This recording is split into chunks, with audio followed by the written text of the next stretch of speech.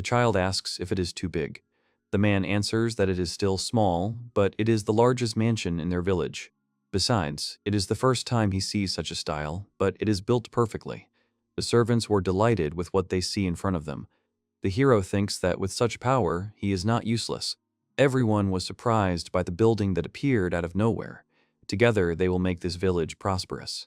It's been about 10 years since the hero graduated from high school and moved from the village to the city. Commuting to work in crowded, shaking train cars has begun. There's a lot more work and all his free time has to be devoted to it. Even on weekends, he has no energy to read his favorite historical novels. The hero comes home and thinks about how he barely made it to the last train. He eats noodles while watching some video and thinks that day after day, it doesn't get any easier. When he lies down on the bed, he thinks that he misses the idol of his native village so much and falls asleep. The next moment, he opened his eyes. He was lying surrounded by pillows on a huge bed. There was a strange interior around him and he had strange feelings. Then he noticed his hands. They were small. Had his body really shrunk? The hero decided to look out the window and check the situation. From the window, one could see the square of the house, enclosed by a fence. In the middle stood a fountain. The hero did not understand where he was at all. Suddenly, someone turned to Mr. Van. Van's personal maid, Till, who was 12 years old, told him that it was dangerous. He agreed with her and apologized. The girl froze in shock and amazement. The girl asked the boy if he had really forgotten everything. The boy noted the amazing view of the garden. It simply fascinated him. Till was surprised that Mr. Wang knew such complex words. After all, he was just over 2 years old. The hero sat on the bed and thought that he was not 2 years old, but almost 30 years old. He thought about these words again and remembered that he was an employee of the Tokyo company. This body, this maid, what is going on here? He does not understand where he got the memories of this life. Is this really the same reincarnation? The hero says that she is Till, his maid. The girl confirms this and rejoices. The boy's name is Van Nai Fertio. Till was amazed that Mr. Van could pronounce the name. He was so smart. His father was Jalpa, Marquis of Fertio, and his brothers were Marcia, Yardo, and Sesto. The girl was amazed again that he had hardly seen Mr. Yardo and Sesto, but knew their names. In the dining room of the Fertio family mansion, the maids are bustling about setting the table and serving dishes for the gentlemen. At the head of the table sits the father, the head of the family, the Marquis of Jalpa Pul Ati Fertio. He is 44 years old. Sitting nearby are the eldest son, Marcia Elago Fertio, who is 14 years old, the second son, Yardo Guy Fertio, who is 10 years old, and the third son, Sesto Ere Fertio, who is 8 years old. Their eyes are glued to the maids cutting, cooling, and feeding little Master Wang. They praise him for eating vegetables well and for sitting quietly without spilling anything. The hero is doing quite well. He's like an honored guest. He assumed that this was a cabaret. He would have given them 30,000 yen each, but he had to stop joking. Apparently, having been reborn in this world, he still retains the memories of his past life, although he still can't believe what is happening. He thought that this homegrown carrot is good. It is very tasty. Father, head of the family, Marquis of Jalpa, Pol At Fertio, asked Yardo what he would be studying today. The boy answered that today he was studying fire magic and battle formation. The brother was nervous while answering. At lunch, the father asks the children up to 10 years old what they will do, and at dinner, he asks how everything went, and so every day. Then the attention shifted to Sesto. He answered proudly that he would study magic. Van thought that he would not be asked as usual, but surprisingly, his father turned to him. He scratched his beard and asked his youngest son what he would do today. The boy was chewing at the time. Then, with the most serious expression on his face, he said that he knew little, so he would first study the culture and history of this country. Marquis of Jalpa, Polatier Fertio, Marcia, Yardo, and Sesto were surprised by such an answer from the youngest member of the family. Surprisingly, the Marquis did not swear, but on the contrary, burst into laughter. He said that they spoiled the boy, since he was the last child of his wife Mura, but he is a wonderful baby. Jalpa Polati Fertio assumed that his fire magic was as strong as his and the world's. Their family was in good hands. He would wait for a fair assessment of his magic at the test in 6 years.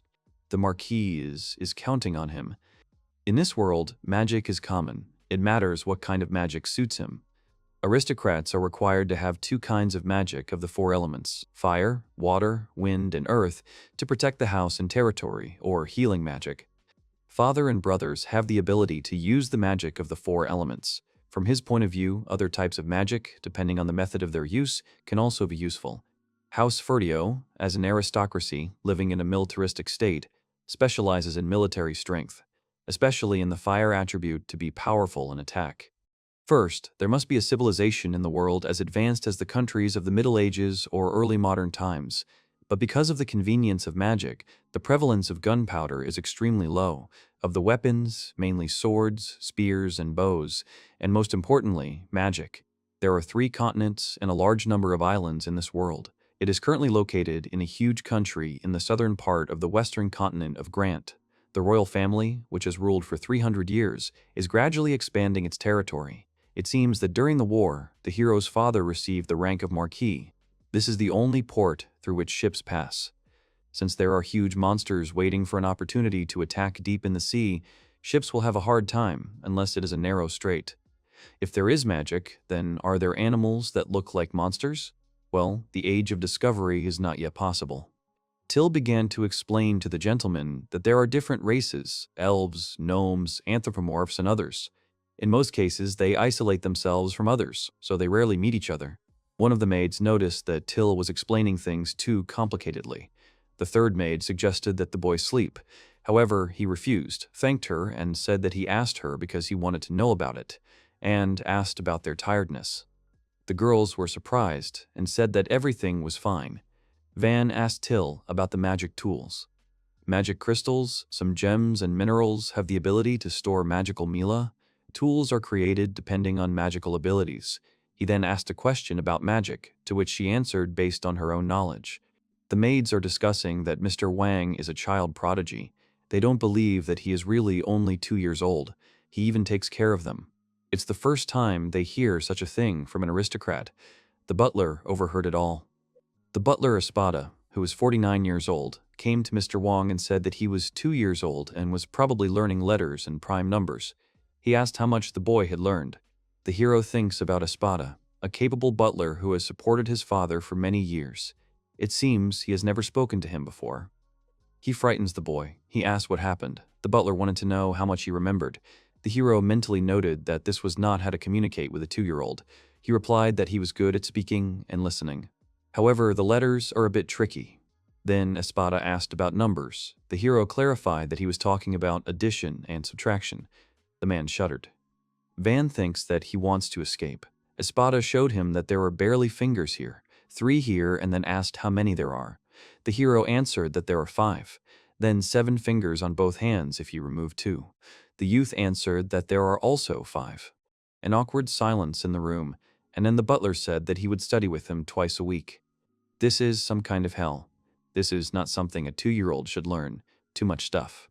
These are the thoughts that go through the protagonist's head. The Espada stood there with a stony expression. If he was a demonic creature, he would probably be a golem or an undead. As a result, he continued to take his hellish lessons. Learned to read and write after a few weeks. Learned many things, namely, the rules of war, the system of aristocracy, the management of the kingdom. Thus, the main character spent 2 years of his life studying. He stood on the training ground and held a wooden sword in his hands. As soon as he swung his stick, the maids immediately began to praise him for his good reflexes. The hero seemed to be fooling around in the room with Maiko. He would have thrown them 50,000 yen. Fencing is quite a fun activity. Suddenly, Till came up to Mr. Wang, took his sword and said with a smile that she had defeated him. He puffed out his cheeks and ran after the girl. One of the maids stopped Till and said that she had insulted the master and should regret it. Another maid suggested that the master punish her. The hero agreed to punish her. Till asked him not to do it. She admits that she committed a mortal sin by insulting him. The boy came up to her and did a shalban. That was all the punishment. As expected, he only fooled around with the maids for half a year. By the time he was 5 and training was done every day, he could already fight with the young future warriors. He took judo and karate at school, so he likes martial arts. He wins if he strikes first. Surprisingly, it's quite entertaining. In judo, it's important to knock your opponent off balance. In karate, you need to anticipate your opponent's movement to deliver an effective blow. These 2 points can be used in fencing as well. His opponent is about 10 years old, tall, and his arms and legs are long. He holds a stick in his hands and swings it, keeping his distance. However, he is a child, so his attacks are always the same. They have their own habits and movements. Watching them over and over again, you can win. Considering his huge 30-year experience, Van won and everyone began to rejoice, praising the hero. Unlike Mr. Yardo and Sesto, he talks to them more easily.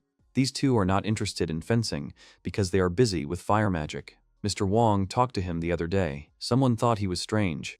The vice chief of the knights, D, who was 35 years old, decided to ask the young master Wong a question. The boy thought that in front of him was one of the strongest members of the Marquis family. The man asked the boy to show him his hands. He obeyed, but did not understand the reason for this. Dai examined his hands and realized that the gentleman had no calluses. His skin was soft, his nails were growing. The hero replied that he would train more when he grew up. The man thought that Wang was losing to their students and training at night, but it seems he was wrong.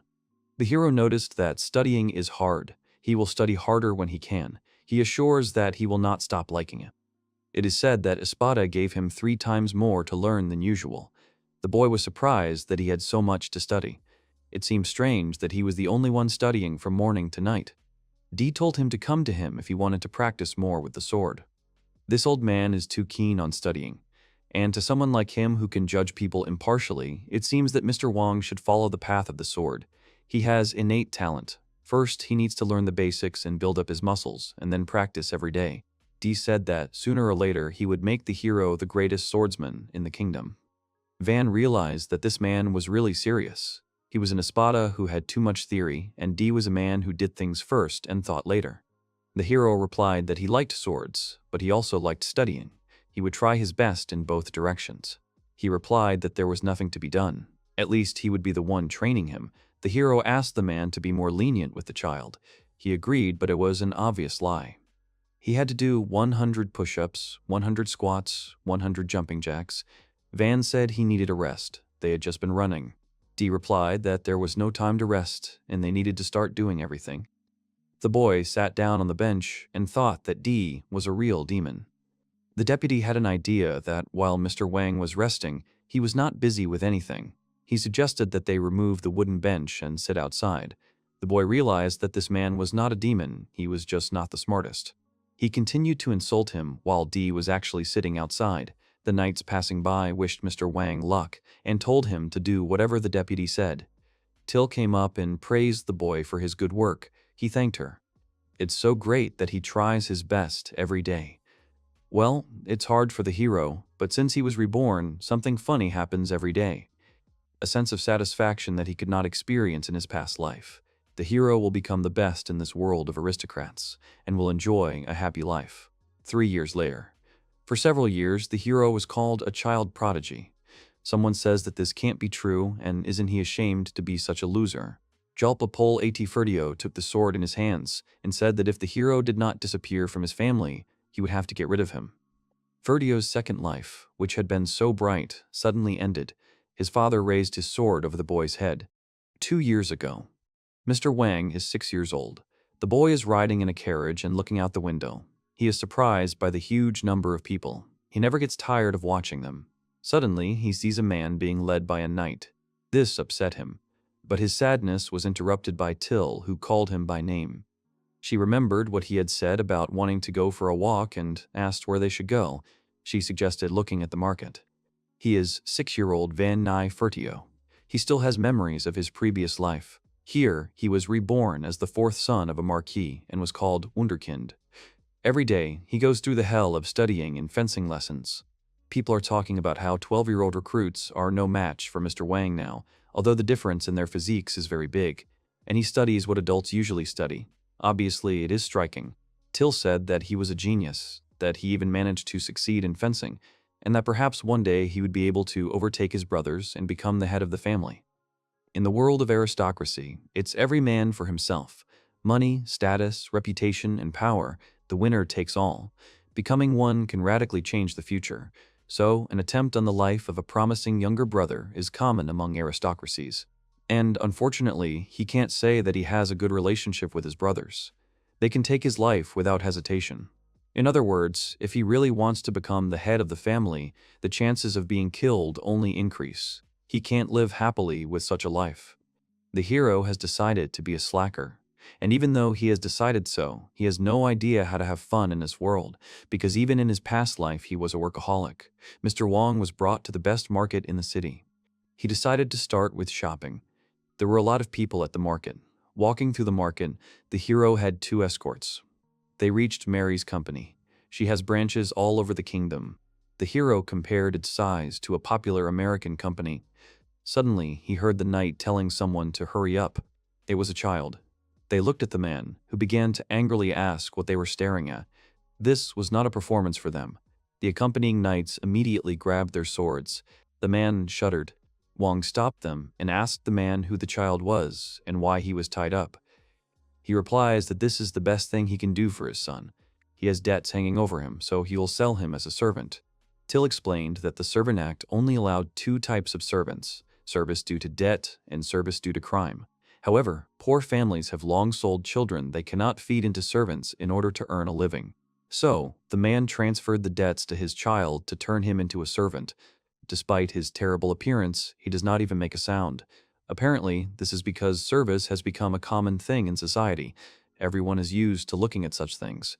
Suddenly, a woman appeared and asked if this was the Marquise's son. Till confirmed it. She showed the hero's robe and said that he was the famous wunderkind, Mr. Van Fertio. The girl introduced herself as Rosalie and welcomed him to Mary's company. If he was looking for something, they would prepare anything for him. The man realized that the boy was from the Marquis's family and began to tremble. The hero assumed that he was worried about the punishment for abusing the servant system. Van turned to Rosalie and said that it seemed that the man had come to sell a child as a servant and asked for his price. The child looked about 8 years old. The girl asked about magic. He replied that the boy had thief's magic. She declared that he was worth no more than 3 silver coins. The man pointed to a shop nearby and said that they paid more than 5 silver coins for each servant there. The longer a servant could work, the more expensive he was, naturally. Rosalie answered what any shop would buy at a price lower than average. She would pay 3 silver for him. If he were a girl, she would double the price. Since a small boy is of little use, he is worth less, including the cost of raising him. The rope hard and the boy fell. He started saying that he couldn't even get normal money from him. He continued to insult his son. People tried to stop him, but he shouted at them not to interfere. The girl told the man not to be stupid. Now, no one would buy him at all. Who knows, maybe he was even lying about this child. The man shouted that they always made him look like a fool. He was not going to sell him to them anymore. He told the boy to get up and that they would go to another store. Suddenly, someone said that he was buying it. It was Van. Everyone looked at him in shock, but he added that he was buying the child for 5 silver. The boy mentally reassures himself. If things continue like this, the boy will be deprived of his life. The man asked if he had any money. Till replied that they had prepared gold coins. They did not have the silver 5. Rosalie offered to change them. The man was given the coins. He grabbed them and left without even looking at his son. The boy was left sitting all alone on the ground. The hero approached the child, freed his hands, and asked if the boy was injured and could stand up. He introduced himself and asked the boy's name and extended his hand. The boy took him by the hand and said that he was Casman. Van told him that he was now free and could go wherever he wanted. Till asked if he had bought him as a servant. He answered that no, he just thought he could help him. Then the hero realized that he was so irresponsible, he shouldn't walk the streets alone. He suggested that he go home with them. There would definitely be work for him there. The knight said that Marquis would hardly allow God knows who to stay in the mansion, only if it was as his servant. The hero asked him if he was satisfied with everything. The child agreed. Van suggested looking at the clothes first. Since he was now with him, good clothes were needed. Roxana stopped them and said that they had to sign a contract first. She asked them to give her their hands. She took their hands, read some spell, and everything around lit up.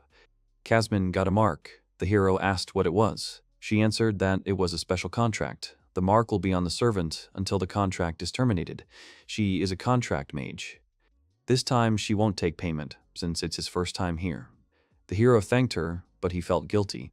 Roxana was surprised by the gratitude from the aristocrat, and then, coming to her senses, invited them to look at the clothes. First, they need to look at clothes for Casman. The hero took the boy by the hand. He was surprised. The boy was very embarrassed. It was the first time for him. The woman praised the boy for his good choice. The hero asked her what clothes would be comfortable for her if she were Till. She answered that this one was made of good fabric. Roxana suggested a special servant's outfit that was most often purchased. The hero replied that he did not want to look like a servant. She understood him. And then, probably, they would choose underwear and shoes. The girl thanked him and said that they had shoes that would go well with his clothes. The boy thought that although anything could happen, he had bought a servant on his first walk. Now, everything is fine. Kazmin entered the room and told the hero that he was looking for him to replace the Knights of D. The hero handed him the liver and asked him to say that he was not there. The boy refused, probably already knowing that he was lying. Van noticed that the boy had no gloves and asked why. He replied that there was no need for them. The hero assumed that he was unlikely to be pleased when she was visible. While eating the cookie, Kazmin replied that it was a connection to him, so let it be seen. Van thought that he shouldn't show it like that. The boy said that he had bought him gloves. The servant decided to put it on anyway. Suddenly someone called him. It was D. Someone explained to him that the master was not there, but he did not believe it, since a witness had recently entered the room. Could his feelings for the master really be just an illusion? Then he noticed crumbs on the boy's face and asked about the reason for their appearance. The boy quickly ate them and asked what kind of crumbs the man was talking about. D shouted that he had bribed him. He needed to stop ignoring his orders. Kazmin replied that he was Master Wang's servant. The deputy said that it took courage to tell him something like that. In that case, he would train him instead of Mr. Wang. He should be flattered. He grabbed the boy by the hand and pulled him along. The hero looked out from behind the door and called his comrade a poor fellow. So he became lazy for the sake of a good future. He wants to be thought of as a normal child, not a prodigy. If Kazmin gets tired, he will replace him. People are talking about the fact that Mr. Wang is already 8 years old, so his magic test will be soon. He's a child prodigy. They are eagerly awaiting his results. The boy said that he wants Mr. Wang to become a lord. He is very kind to them and often visits. Fertio's sons have fire and wind elemental magic. They are all sure that he also has fire magic. Standing in the middle of the room, someone shouts that he does not master any of the elements. The eyes of his father and brothers are on Wang, outraged that he does not possess any of the 4 elements. He has production magic. The brothers laugh at him. It is a magic that allows you to create objects. It is often called one of the most unsuccessful magics. Magic, also known as alchemy. You can prepare materials like iron and copper, and then imagine the shape in your mind to create a sword or accessory. It is impossible to create something big with this magic, because even weapons and jewelry require a lot of magical power.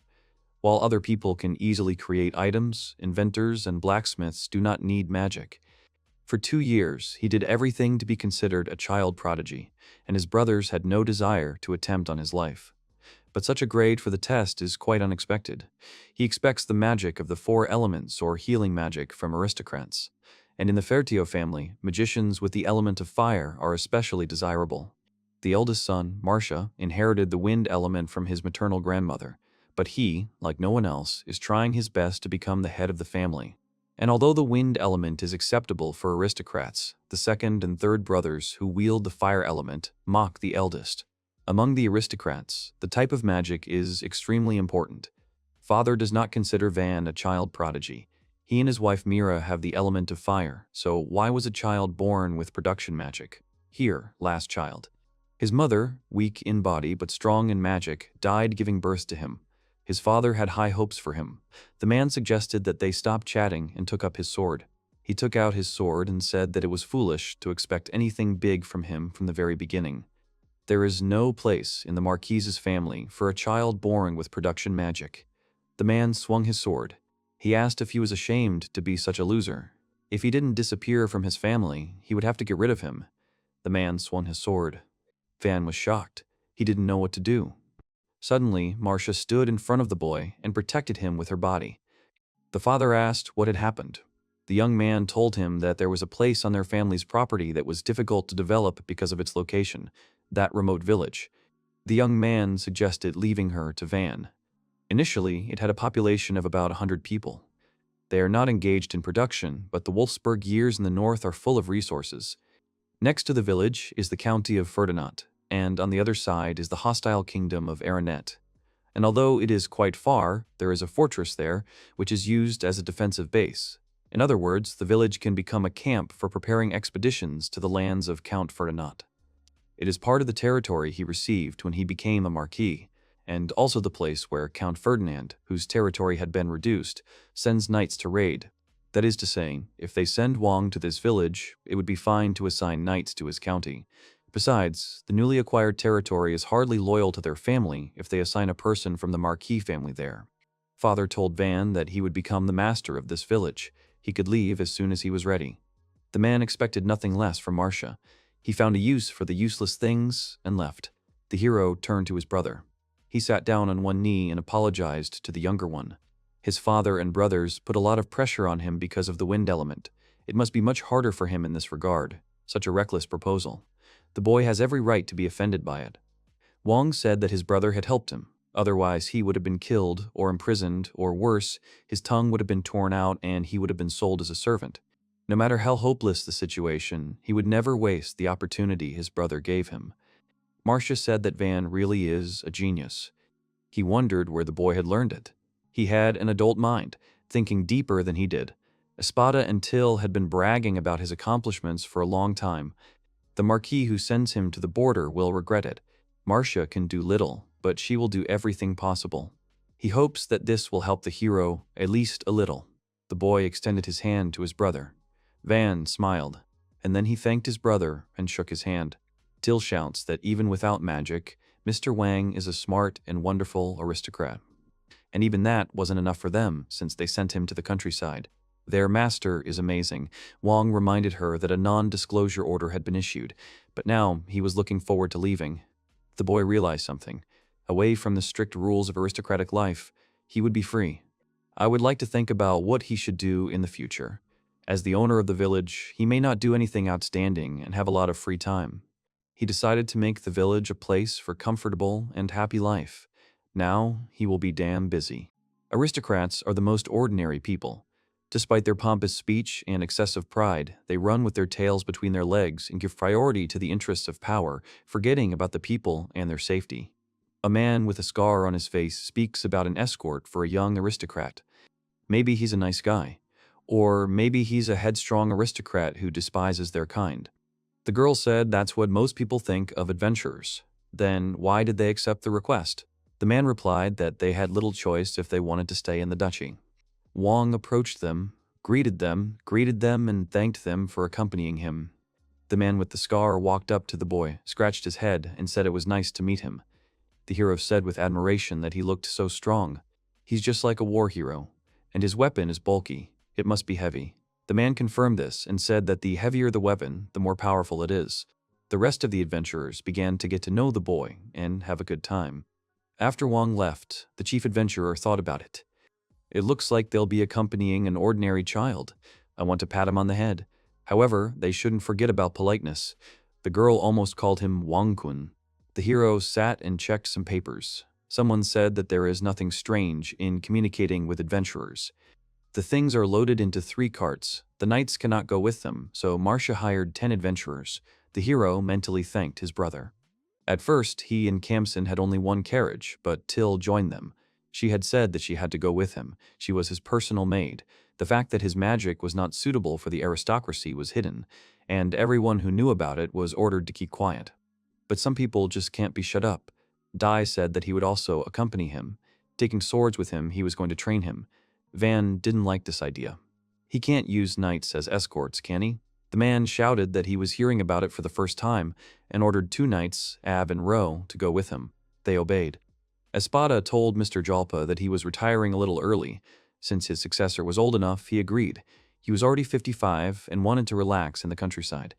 The hero doesn't understand how the hero could let go of the Espada who worked for him for so many years so easily. It must be hard to find a successor who can replace him. As he got into the carriage, the man said that they would see if he could learn anything from the young gentleman in his old age. The boy mentally asked him to stop. The hero doesn't understand why they both follow him to a remote village. Well, but he is glad that D, who is strong in battle, and Espada, who knows many things, will be on his side. Till asked the boy if something good happened. She noticed that he was smiling. The hero didn't think this would happen, but now this trip to the border worries him. Wang replied that he was glad that they were with him. Smiling, he thanked them.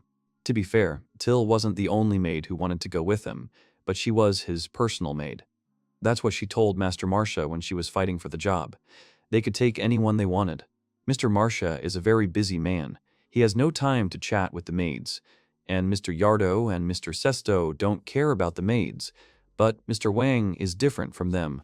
Always greets them, treats them sometimes, and even helps with cleaning. They even practice swordplay together. All the maids love him very much. Van said that this also applies to Kazman. If he doesn't want to, he can stay. The service contract can be terminated or changed. He can ask Marcia to look after him. Kamen said that he decided to dedicate his whole life to him, and will always serve him faithfully and truly. The hero felt awkward and asked what he was talking about. Did he really like him that much? He answered that he liked him very much. He literally adored him. The hero blushed very deeply. There is no coat of arms of the Marquis's family on this carriage because the father does not want anyone to know of his departure. He must simply pretend that it does not exist. He had been in the city often for the past 2 years, so it was sad to leave. The daughter of one of the guards called Mr. Wang. He greeted her. She asked him where he was going. The hero did not understand who told her about it. She pointed to the carts that were labeled Mr. Wang's departure. This is an order from Mr. D. He thought it was sad that they were running away like criminals in the middle of the night. So he decided to reveal his departure to everyone around. The hero noticed that his father had told him not to tell anyone about this. Probably D didn't even know about it. He must be sleeping in the carriage now, but when he wakes up, he will tell him about it. However, Dai himself was shouting at that time that the youngest son of Marquis Van Ney Fertio was leaving. The boy understands that he must stop him. The residents began to approach Mr. Van and ask about his departure.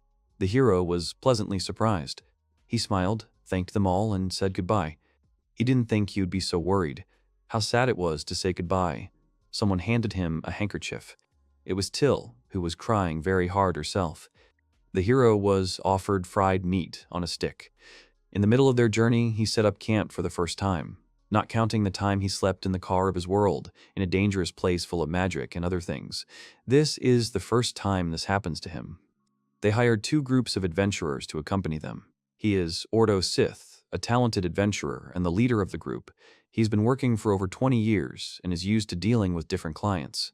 Even though he was an 8-year-old child, he was acting professionally. Wang thanked him for guarding the perimeter, but he should not forget to rest. The man looked at the hero intently. He asked him what had happened. Ortho said that nothing like that. He would return later with a report. The hero asked Till what was going on. She answered that even an adventurer could see his kindness. He could name over 100 good things about them. The journey continues. Leaving one city and going to another, they set up many camps. He visited 4 cities, small and large, and because of the luggage they moved slowly.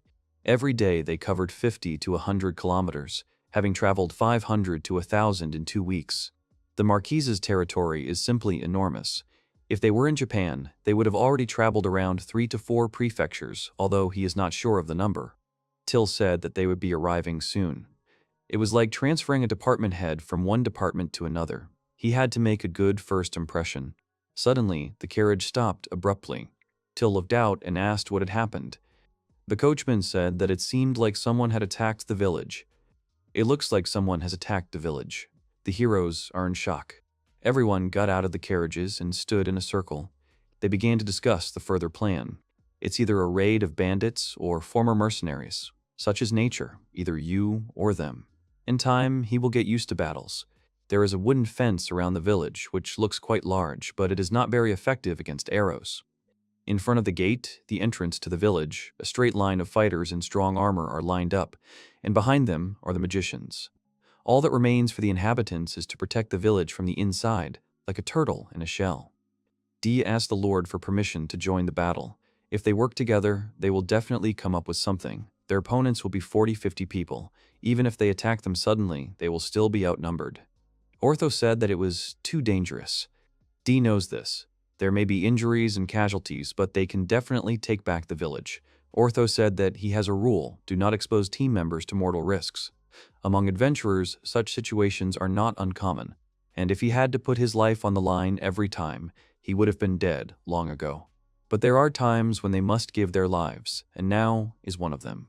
These are his lord's first holdings and his first inhabitants. Ortho noted that he was a noble knight, but unfortunately, the same cannot be said about them. Even if they pay more money, he does not intend to die. In that case, D wants to ask them for something. If the situation worsens, they should run. Besides him, the remaining 2 knights will also die. Espada said that he was against it. More than 30 people would fight against him, including mages, as it seemed to him. Mages are half of them. And then D would die too. After that, there would be no point in recapturing the village. He is the true mage of the 4 elements. The ground beneath their feet is just right, so they can count on his support. Ortho asked if he would really fight. He replied that they should not take risks. First, he will build a wall, and the adventurers will attack from behind the wall at some distance. When the enemies pay attention to them, D and his knights will attack from the side. If both surprise attacks are successful, they will be able to win. But what should they do with the mages? And if the archers show up, they will also be at a loss. This carriage is lined with iron plates in some places. After making the first attack, you can get in and drive away. The only task is to attract the enemy. Van asked if the butler also wanted to stay and fight. He confirmed and added that if he stayed behind the wall, Dai and the others would die. The hero objected. In that case, he would die too. The young man was not going to give him up. Espada asked the boy for permission to be selfish this time. The boy suggested using himself as bait. Everyone looked at him and categorically refused. Till shouted that she was definitely against it. She would not forgive him. If he became bait, she would personally go to the enemy. She would also join the battle. Then they would definitely win. Casman said that he would go too, if they were together with Till. Van told them all to listen. He asked about the fact that he was now the owner of this village, so they should listen to him. They only hired adventurers to escort him to the village. They are not required to participate in the fighting. Espada is retired now. Having contributed so much to the Marquis family, he cannot die in a place like this. D and the others still belong to his father, and they serve him first and foremost. His father wouldn't like it if anything happened to them. Till is like an older sister to him, with whom he has spent more time than with anyone else. He does not want to see his dear person die. Casman, he is happy with his feelings, but even if he is a servant, he himself must choose to live or to die. He will be happy knowing that he is satisfied with his life. They were ready to follow someone who was labeled as unworthy and kicked out of the family. Such wonderful people as they should not perish. He will just give them orders without doing anything himself. But he will never be like the boss in his past life. He must be responsible and do something himself first, for which he asks for their forgiveness. First, he will ride forward on the carriage, and they will attack from different sides. Concentrating forces on long-range attacks will be pointless. If nothing works, they must flee. They can leave his body. It's okay if they take his life. Since they don't know their names, they won't bother the Marquis. Suddenly, someone sighed. It was Ortho. He said that only this time they would put their lives on the line. The child said that he would sacrifice his life. If he does it again, they will get angry. To be honest, the girl expected something completely different from the aristocrat. Everyone she met did nothing but scratch their tongues. The boy said the name Plurial. She laughed and said that he even remembered their names. The girl thinks that she can give her life for him. Everyone else was thinking the same thing. The hero was thinking that he couldn't say he remembered her name just because she was cute. Abe and Ruth said that they were noble knights serving the Marquis. Serving Lord Wang was the same as serving the future heir, and now they would protect him as if they were protecting the future of the family. Espada said that when all this is over, he would like the hero to think about all the responsibility that falls on the shoulders of a candidate for succession. He assures the boy that they will manage in 3 days. The hero thought that he was very tall and scary. The old man suggested using his strategy. First, he would create a wall and attack from a distance. D and his knights will attack from the left, and Orto's team will attack from the right. The rest who can defend themselves will remain here. The knights rushed to attack. Espada began to create a wall. The adventurers watch what is happening with shock on their faces. They are shocked that he has already created walls. They note that this old man is not a bad mage.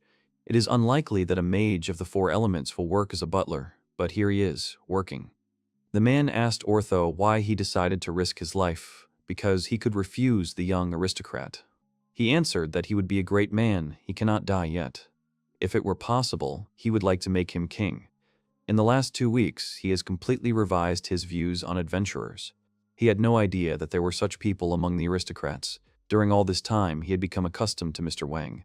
If the master was in trouble, he would come to the rescue. But then, he did not know.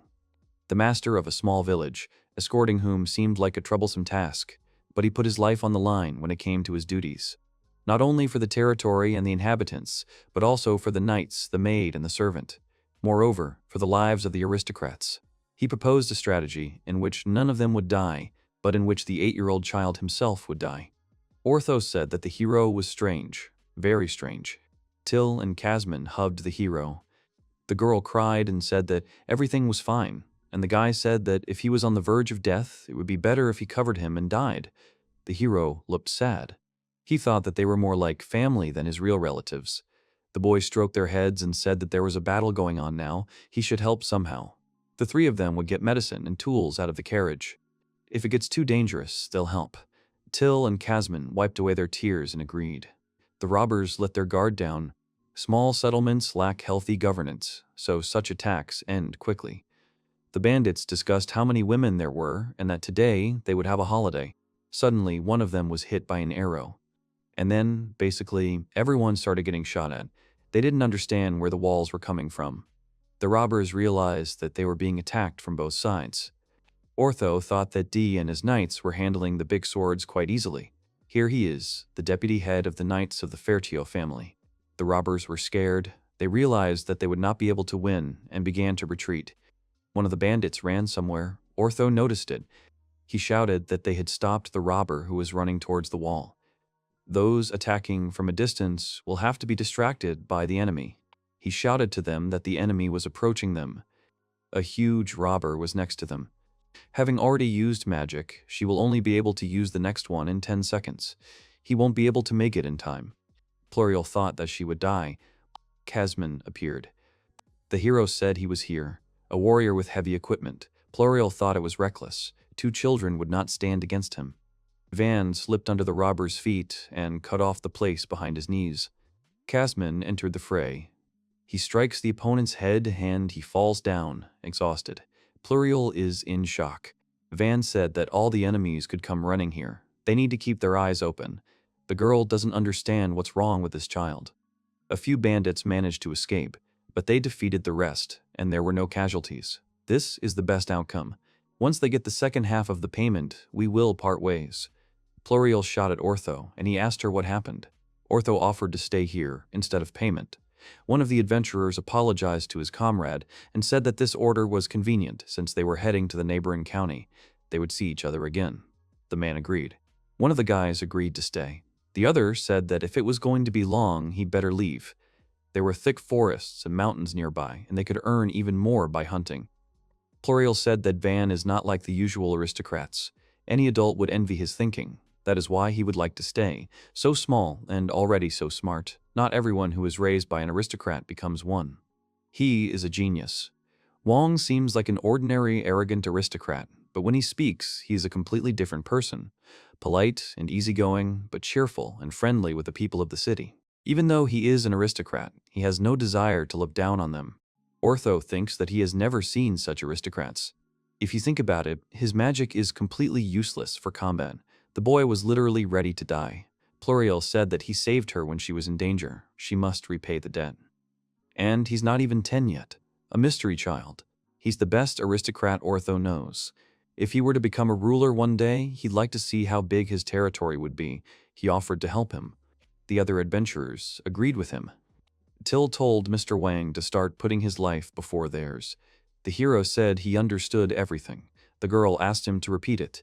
Kasman understood that he needed to make an effort. Pluriel approached them and asked if everything was okay. He is so young, and he has already brought a girl to tears. Van said that he tries to be honest with girls, especially with those who are dear to him. The adventuress asked if the gentleman was an elf. As children, they are not particularly different from humans. Both then and now, she is not very polite to the aristocrat. The hero said that Till has been taking care of her since childhood, so he is an ordinary person. The girl realized that he does not care about impolite treatment. She asked about fencing. Wang pointed at D and said that he trained him even though he was too small, said that he was training him to become stronger than him. Pluriel suggested that his butler Espada was training him. The hero confirmed this. His way of thinking is formed by the people around him. The adventuress bowed her knee and head before the boy and said that his actions and swordsmanship would save her in a moment of danger. She thanked him and said that she would never forget it. The hero smiled and said that everything was fine. If you think about it, as an aristocrat, he is very charismatic. He has already managed to win the hearts of adventurers. Espada said that it looked like the villagers were gathered at the gate. Till noted that, while it wasn't what they were expecting, they had finally arrived. Wang said that this was their first meeting, and they needed to make a good impression. The villagers looked very shabby, and their houses were in disrepair. The hero introduced himself to them. He said that he was sent here by Lord Fertio, who has recently been ruling this territory, including this village. From now on, he will rule this village. An elder came forward and said that his name was Rhonda, and that he was very grateful for their help to the village. The hero heard rumors that in this village, neither the owners nor the soldiers take command. He wants to protect this village, so from now on he takes on the role of the leader. He hopes for his understanding and help. It was too formal an apology. Ortho tried to hold back his laughter. Rondo remarked that it was very kind of him. He invited him into the house. He tells him that once upon a time, 150 people lived in this village. 6 months ago, and last month, the village was attacked by bandits, so now only 100 people are left. And today was the third attack. Each one was different. The boy asked why they were their main target. He thinks it has something to do with the kingdom of Geronetta. It's close to the village. The Knights of the Border Guard patrolled the border during the time of Count Ferdinand, but now that the Lord has changed, the border has been abandoned. Simply put, the village is in danger because it now belongs to Lord Fertio, the Lord's influence. Other aristocrats would have cut off Rhonda's head. The former ruler, Count Ferdinand, had supporters in every city. It turns out that his father, Lord Fertio, appointed governors only for the big cities, and the situation in the small villages is still unknown. A small village is a village that does not need to be protected and pays almost no taxes. Wang stopped him and said that from now on he would notify him of everything. There is no point in complaining, bemoaning, or criticizing the state of this country. He may not believe it, but it will not change anything. Rhonda's son, Malaga, jumped up and asked what they were telling the nobles. The hero thought that he had a healthy body, and his eyes were quite bright, but with such a hot-tempered personality, the village had no future. The boy asked him to sit down. He speaks for this village. The nobility must be responsible. If you think about it, perhaps the founder of the kingdom, King Berlinet, left a flaw by making a mistake in the law. Everyone looked at the hero carefully. Espada cleared his throat. Van understands that he has nothing to fear, even though he will become the ruler of a village that is on the brink of destruction. But this village has them. However, nothing will change by complaining about the laws of the kingdom and what it should be. There are 3 specific measures. The girl was surprised that there are 3 solutions to the problem. First, you need to create something valuable that the kingdom can't ignore. Second, make money regularly and hire mercenaries. Third, reconstruct the village yourself. The girl said that they had also thought about this, however, none of them could be accomplished so easily. If they are in such a remote place, even if they sell wood or stone, it is impossible to make a profit due to the problem of transportation costs. However, due to the low level of education, it will be difficult for the villagers to produce handicrafts that have a market value. And if so, they will not be able to make a profit. And therefore, there is no need to reconstruct the village. However, they appeared in this village. The hero knows that they were not easy. But now he has come, having received the necessary education, and he will do everything possible for the defense and development of this village. They were silent. Espada decided to intervene. He introduced himself as the butler of the Fertio house. Master Wang, despite being only 8 years old, was entrusted with the management of the land. Many people consider him a gifted child for this reason, although it was too bold of him, but therefore he and the deputy leader of the knightly order, D, came to faithfully befriend them. The villagers do not understand why such high-ranking officials are in their village. It is like a dream. Malaga asked if they really want to help. They asked him if he really possessed the 4 elements. He said that he did not possess any. Therefore, they should not expect fighting power. The residents were despondent. Wang said that first of all, they should strengthen the wall so that no one could get through. The fence is strong enough, but it is made of wood and vulnerable to fire. Same with the houses. He asked Espada about the fact that the stone remains hard. He said that as long as the magic is active, it will remain hard, but later it will become an ordinary lump of earth. Then they can use the lumps to strengthen the walls. Any size will do. He is confident that they will have time to make a strong wall. They could use a ditch. It would help keep out the bandits. D said they would take care of that. They were already used to digging trenches. He also suggested making some traps. And prepare for an attack from the wall. They will need bows and arrows. Or stones, they are easier for the peasants. The hero asked Rhonda to gather the villagers. They should greet them and explain the plan. The hero stood before the residents and said that this was all he could say. He would do everything possible for the development of the village, and he thanked them for their support. Even though he is a child, but he has strong and smart people behind him. If bandits come, they will be able to fight back together. They must build a prosperous village. Now the hero looked like a politician. One of the residents addressed the boy. He asked about their taxes. Until now, they paid 30% of their harvest, as well as monster skins and fangs. The boy thought it was too much, so they lowered it to 10%. If it wasn't enough, he could pay it once. First of all, it is important that they have a stable life. There are cases where people sell their children because of debts. They will be happy to have their taxes reduced. The woman asked if they could call the nightly order. The hero explains that the message will take 2 weeks, a week for confirmation, 3 weeks for the knights to travel. It is too late to call for help. They will most likely not come because of the distance. The residents began to resent. The hero understands their anger. But at present, the marquises have neither the budget nor the knights to protect the vast territory. Even if they could persuade the knights, there would be too few of them to help them. They would need 200 men. You would have to pay for food, horses, armor, tools. The costs for mercenaries would be even higher. The hero asked Espada to build a wall behind the wooden fence. He did so. All the inhabitants were surprised. Now, more than ever, they need their help. But if they are with them, this village will survive and become much stronger.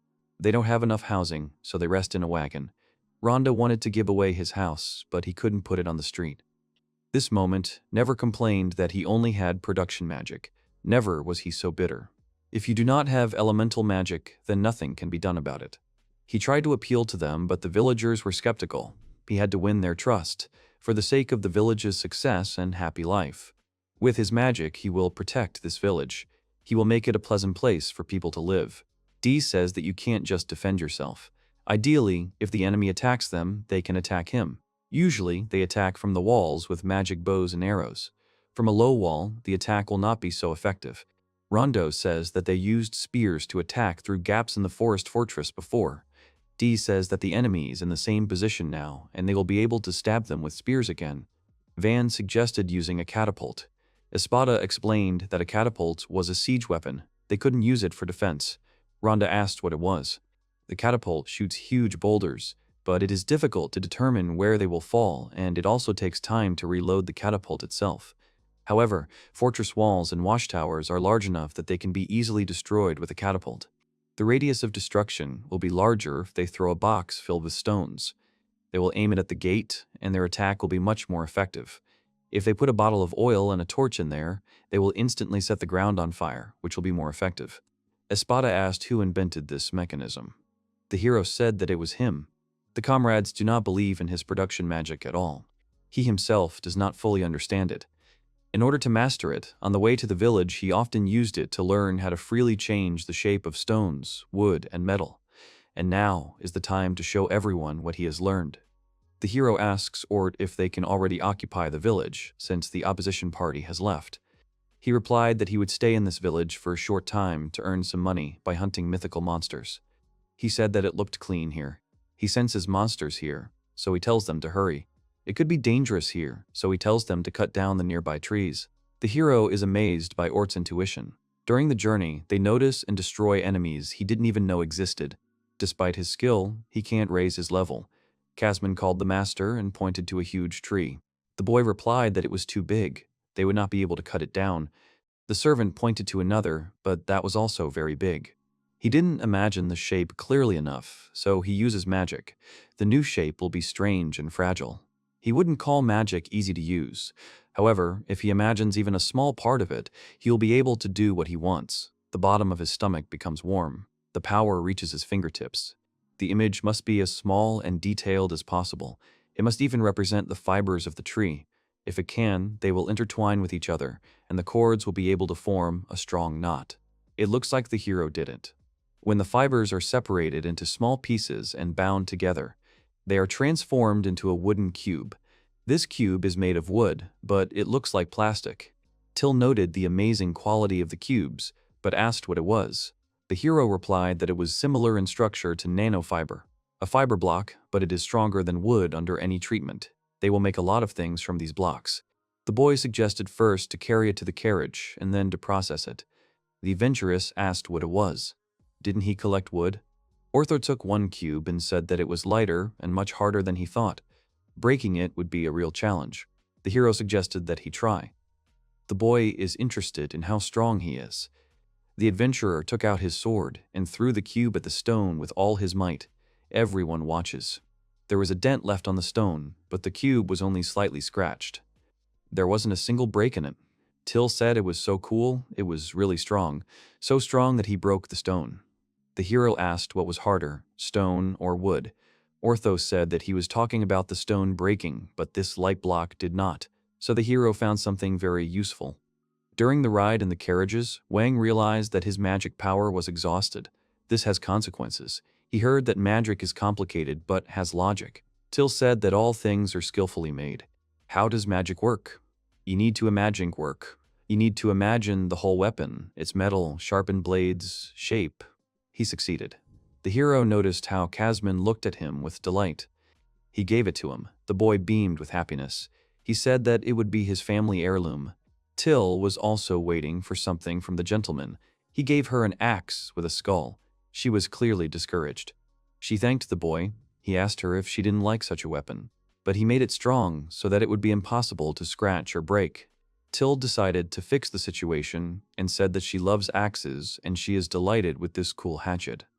The boy is glad that she liked it. He apologizes to her in his mind and says that he will make her an ornament, but a little later. He is not sure how much magic power is consumed, but wouldn't it improve his production magic? Looking at all the things he had created, the hero thought that all of this could be used in an unusual way. Espada began to build the wall. It takes shape once every half day. Orto says that this butler is a little crazy, but a very good mage. The hero is glad that they put him on the same level as Espada. The mage is a good butler. He supported the Marquis in difficult times. The adventurer also finds it strange. Such mages are usually attracted to the army. If he was an adventurer, he would be of the highest rank. The hero says that he is glad that he followed him, even though he was going to retire. The future is as important to him as the past. He hopes that Espada will have a happy old age.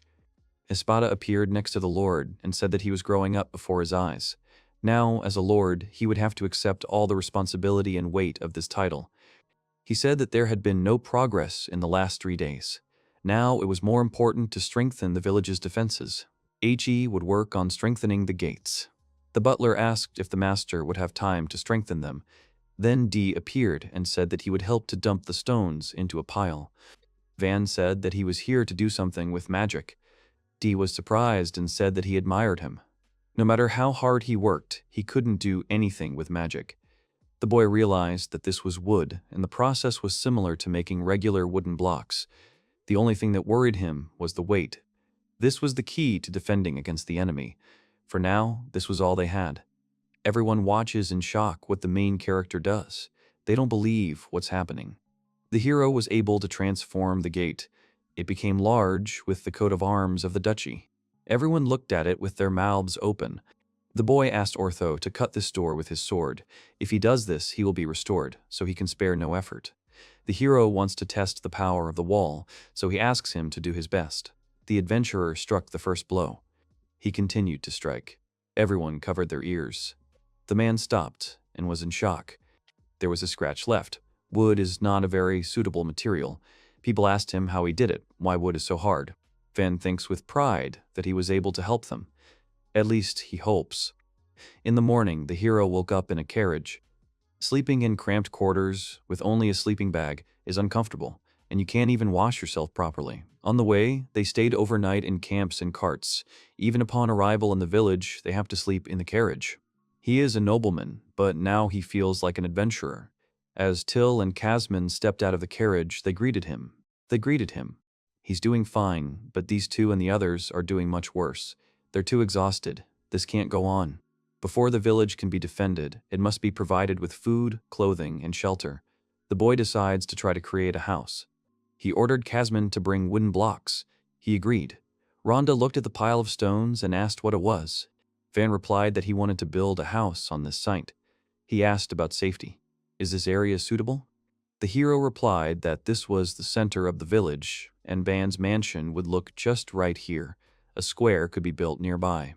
When they have free time, they can organize some festival. He is strong enough, but will he ever be able to build something bigger than a house? He, Till, Kazman, and Espada could live there, and Dee and the Knights could have their own quarters. 4 support beams to start with, and then he would decide on the size. Imagine it as a wire, and insert it into the ground. The thicker the column, the better. Then you need the floor and the walls. Only then can you assemble the roof. You also need the interior walls. He had imagined it in his head, but now it seems much bigger. He used up all the blocks, but the house is finished. It now has a kitchen and a toilet, 1 large bedroom and a second smaller one. There are still 2 small rooms left. Something needs to be done with them, otherwise Espada will be angry. He'll hang shutters on the windows for now. He'll have to ask the merchant about quartz sand. The hero asked if he was too big. Espada replied that it was too small. However, it was the largest mansion in the area. It didn't look like wood at all, but it looked great. Till admired it. Kasmin said that Mr. Wang's magic resembled the abilities of kings. Wang shook his head and said that magic was interesting, but he still thought that strong attack magic was much better. The citizens should feel like they are behind a stone wall behind their lord. Till said that she would rather live in his city than in the city of Marquise Jalba. The hero thought that these were 100% personal feelings. Espada said that the hero is right when it comes to war, but in times of peace, people want a ruler who will make their lives better. And he can't name a person who would be better suited for this role than he is. Kazman said that he would always follow him. The hero awkwardly thanked him. Suddenly, they heard a cry about what it was. The hero replied that it was a house built with magic. The knights were shocked because he wasn't here a few minutes ago. Wang said that if they could get more wood, they could build houses for everyone. Dai gave the order to carry the wood. If necessary, they could use the carts. But everything had to be here by noon. The knights obeyed the order. The hero had never seen such speed. Where was the usual relaxed atmosphere? Orto said that they were also going into the forest right now. He would chop, and they would transport everything on carts. They must not let the knights overtake them. The hero thinks that they live in a village. Why do they need a house? Residents looked at the house in shock. Rhonda said that he was told that he could build houses. People started complaining about their homes. As he thought, one house wouldn't do, but their houses are really flimsy. He told them to stand in line. They will provide them with new housing. The residents were genuinely happy. If his magic can make these people happy, then he has no choice. Espada and the villagers build barricades. Dee, along with Mr. Orto and the others, gather wood. And the hero took Till and Kazman with him to build houses. He's already gotten used to his powers, so he can handle creating these kinds of things. He really would like to be able to design his own interior. He feels like he's taking orders from someone else. And it's depressing because it brings back memories of his corporate days. But once he starts, he can't stop. Dee said it was a masterpiece. Ichi was amazed. In essence, the buildings are grouped in 4s, and the alleys and streets are arranged in a grid. This type of development is called block. In the future, it will be expanded. The houses of the common people were built uniformly, so that there were no special differences. For now, this is enough. But when they have enough building stone, they will rebuild these houses individually for each family, although they are extremely grateful even without this. In addition, he also built a small, simple bathhouse near the main mansion. The girls were happy. The hero just wanted to wash himself, but he's glad that they're happy. Pluriel used her water magic to purify the water, and her retro alternative for heating water with fire. Till and Pluriel invited him to the bath with them. The maid said that Kazman looked quite grown up, so that 10-year-old Kazman would go with the adults. He was only 8, but he should not be mistaken for a little child. In fact, he's over 20. Van said that he's actually an adult too. The girls laughed at him and agreed. However, later the hero deeply regretted it. The hero took a bath and was glad that he finally had a place to sleep. When he went out into the room, he noticed an empty room. He mentally asked himself what kind of sadness it was to use sleeping bags indoors. He had to hurry and make beds for everyone. He would at least make simple beds from the hay and straw that the locals had shared. The bed turned out soft and fluffy. The hero is happy. I wished myself good night and fell asleep. In the morning, the boy has breakfast and says that it is delicious. After a good night's sleep, he is full of energy. Till said she was a little worried because they didn't have enough ingredients. How wonderful it is to have a delicious breakfast in your own home, and laugh carefree with Till. Defending the village is also important, but in addition to that, they need to find a way to get regular income. Espada said that they were currently arriving once a month or so. As far as he could tell, their only contact with the outside world was through traders. The hero thinks about how Espada speaks in such a serious tone, even though he has an omelet on his mustache. The boy believes that he can manage the house, furniture, clothes, and other household items. They have plenty of provisions, so perhaps they should focus on building up their defenses. The butler said that they don't have any seasonings. In addition, they also don't have the ingredients for his favorite sweet pastry. The hero was surprised and looked at Till. She looked away. He decided to make something to sell in this village right now. He asks her to give him an idea. Kasman suggested wooden blocks made by the master. Van rejected the idea, as he was the only one capable of making them. Till suggested going hunting and getting some useful materials. The proposal was rejected. Espada said that the solution should be to sell the harvest. But given the peculiarities of this village, there are difficulties, and this method will not bring in income in the short term anyway. Someone asked about Mr. Wong being in love. Xara said that he had already offered to try it out to see how it worked. He may be a scout, but he was actually responsible for disarming traps. But they are worried that they might easily ruin Mr. Wang's precious gift. The hero tells Till and Cosman that he appreciates their gratitude, but everything will be fine. Oak Knight's shield. It is tightly covered with leather on the inside and along the edges, which makes it strong and elastic. Cosman hit the shield lightly. Xara said that he understood that he didn't want to hurt him, but the blow was too weak. However, Kusov flew away from the shield. Everyone is in shock. The adventurer started crying and saying that he had just received it. It was brand new. Van came up to him and told him to hold the shield for a bit. He would make it stronger than before. The shield became whole again. Kazara was happy. Ortho asked what all the fuss was about. He noticed that they were just in time. He asked if they could sell the ore. There are quite a lot of powerful evil spirits in the depths of the forest. He believes that it is because of the Wolfsburg Mountains nearby. Either way, they can extract rare minerals without going deep into the mountains. It's iron ore, but there's also silver and copper. He even managed to get some gold. He showed it to Mr. Wang. This is mithril ore. The hero is very happy and surprised. Ortho has a suggestion. Until now, the problem of extraction was the great remoteness and difficult terrain. It seems that the only thing that was undertaken was nightly expeditions, but for them, herbs and minerals are of no interest. For experienced adventurers, this is a good chance to set up ore mining. And if there are such rich deposits in the foothills, then in the Wolfsburg Mountains themselves, you can definitely find even more.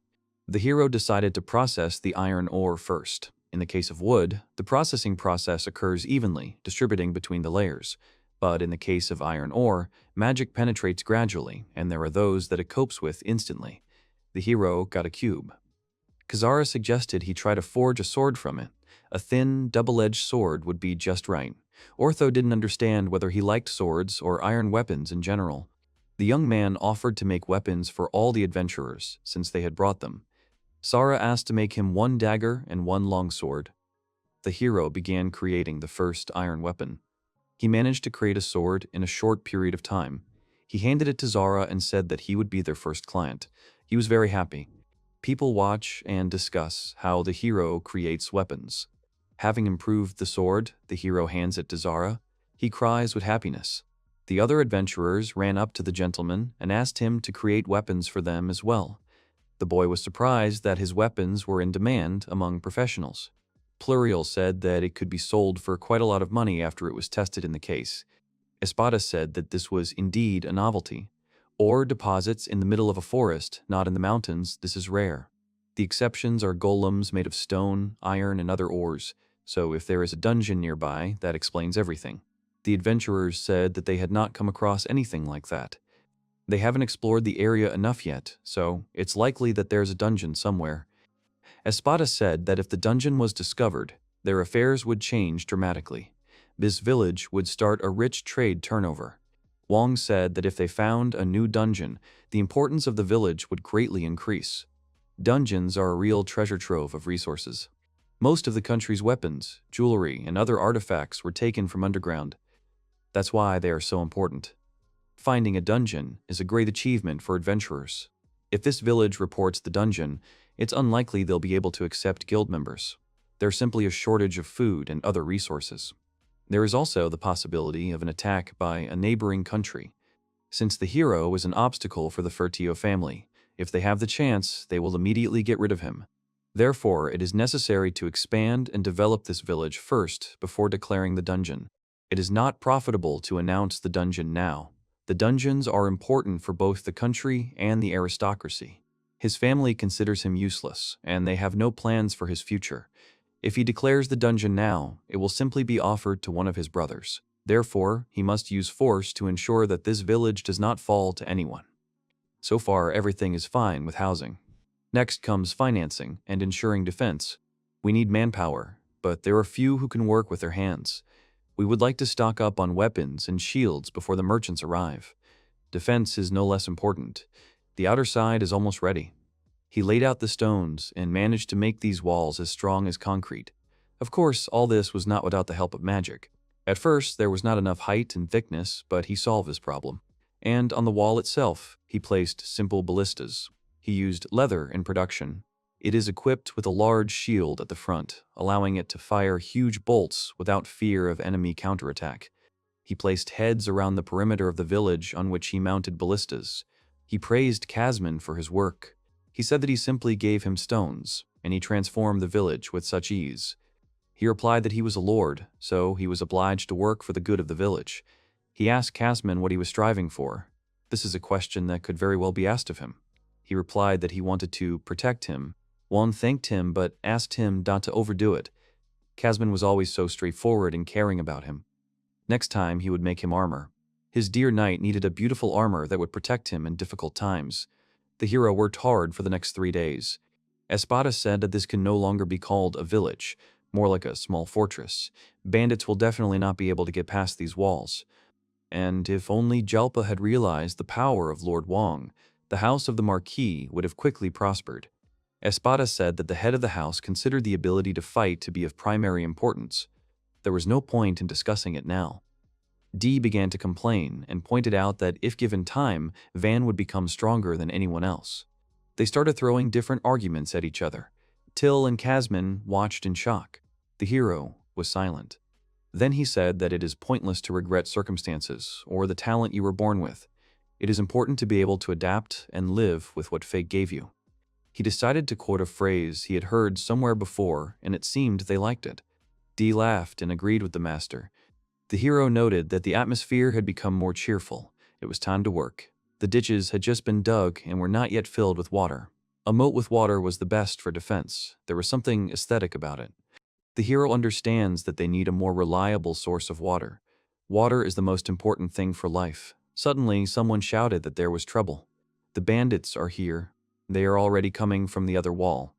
The hero told everyone to go behind the walls, and also to raise the bridge and close the gates. He said to check if there was anyone left outside. The boy noticed that people followed his orders, but were still afraid to fight. It was the same in the last fight. He's a little scared himself. As a lord, he can't afford to look scared. He will take charge and lead them. He knows they are scared, but this is an important battle for the future of the village. He will fight for it too. He definitely won't be able to cope alone. He asks the residents to help. Together, they will protect the village. Everyone agreed to fight together. The hero thanked them. He told them to go up to the watchtowers. At least 5 people in each direction. At least 10 people at the gates. He also ran up the stairs, but Till stopped him. He told her that he had to go too. Dee passed by. The hero asked him to take his men and find out what the enemy was planning. He would continue to give instructions. Dee said that the master can rely on him. Dee can confidently say that he is an outstanding leader, a genius, and generally the best of the best 44-6. Even if he is surrounded, he will still win. All this is the result of the high training of his soldiers and the choice of the best tactics for fighting. He is proud of the fact that he has achieved greater success than Commander Stradale. He will now serve Mr. Wang. All this time, Mr. Wang surprised him again and again. He will trust him and risk his life. What happens next? What a sight. It finally became clear who that group was in the distance. It looked like bandits. The hero asked what was going on. He said that there were about 50 or 100 of them. The distance to them was several hundred meters, and it looked like they were confidently running towards them. They needed to prepare for defense. The boy assumed that they were being followed by someone. It seems the scout noticed the tail. The bandits were being chased by an armored dragon, and it wasn't alone. There weren't even two of them. This is bad. Experienced knights have a hard time fighting armored dragons, and there is not a single experienced fighter in this village. Regular weapons will not be able to penetrate them. This magic is effective, but the only mages who can fight now are Espada and the daughter of that adventurer, and the adventurers themselves went to get materials. Even if there is no mage, a heavy knight could slow him down, and then strike at his weak point. But the locals are unlikely to succeed. They will not withstand heavy attacks with tail and claws. The hero ordered everyone to stand behind the ballistas and place the bolts from the ballistas nearby 559.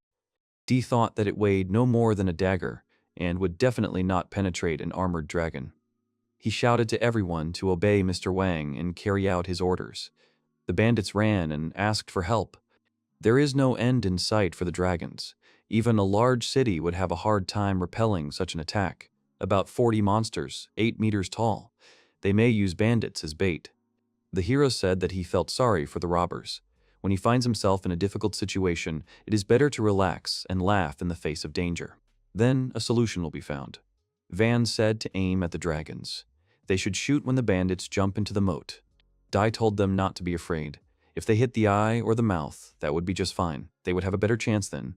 Today, none of them, Mr. Wang's subjects, would die. They would win this battle. They have to show what they can do. They have dragon shashlik for dinner tonight. Frightened people ran away, breathing heavily.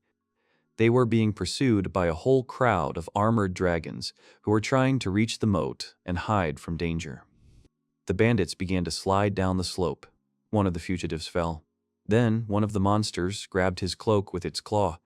Screaming, the man found himself in the air near huge, toothy mouths. The rest of the robbers were very frightened by what they saw.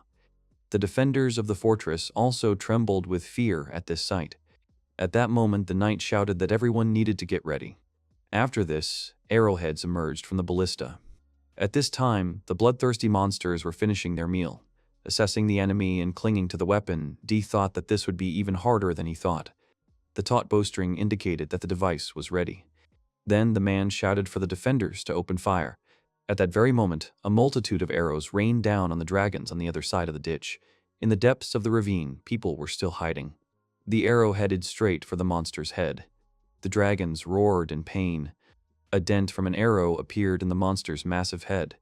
The knight was taken aback by the lightning strike and mentally thought that the arrows had disappeared. But the dragon's head had already swayed and fallen to the side. The dragons were wounded. Not understanding what was happening, the knight only saw an arrow sticking out of the monster. The armored dragon with an arrow in its paw roared in pain. When the dragon freed his paw, D was amazed. The knight realized that the arrow had pierced the paw right through. The man mentally clarified that she had fallen into the paw of the rear dragon, and only after she had pierced the paw did she stick into the ground. D mentally noted that he had expected fewer defeats. At this time, Wang on the other side shouted to the knight, asking how things were going. A startled knight called out from the wall.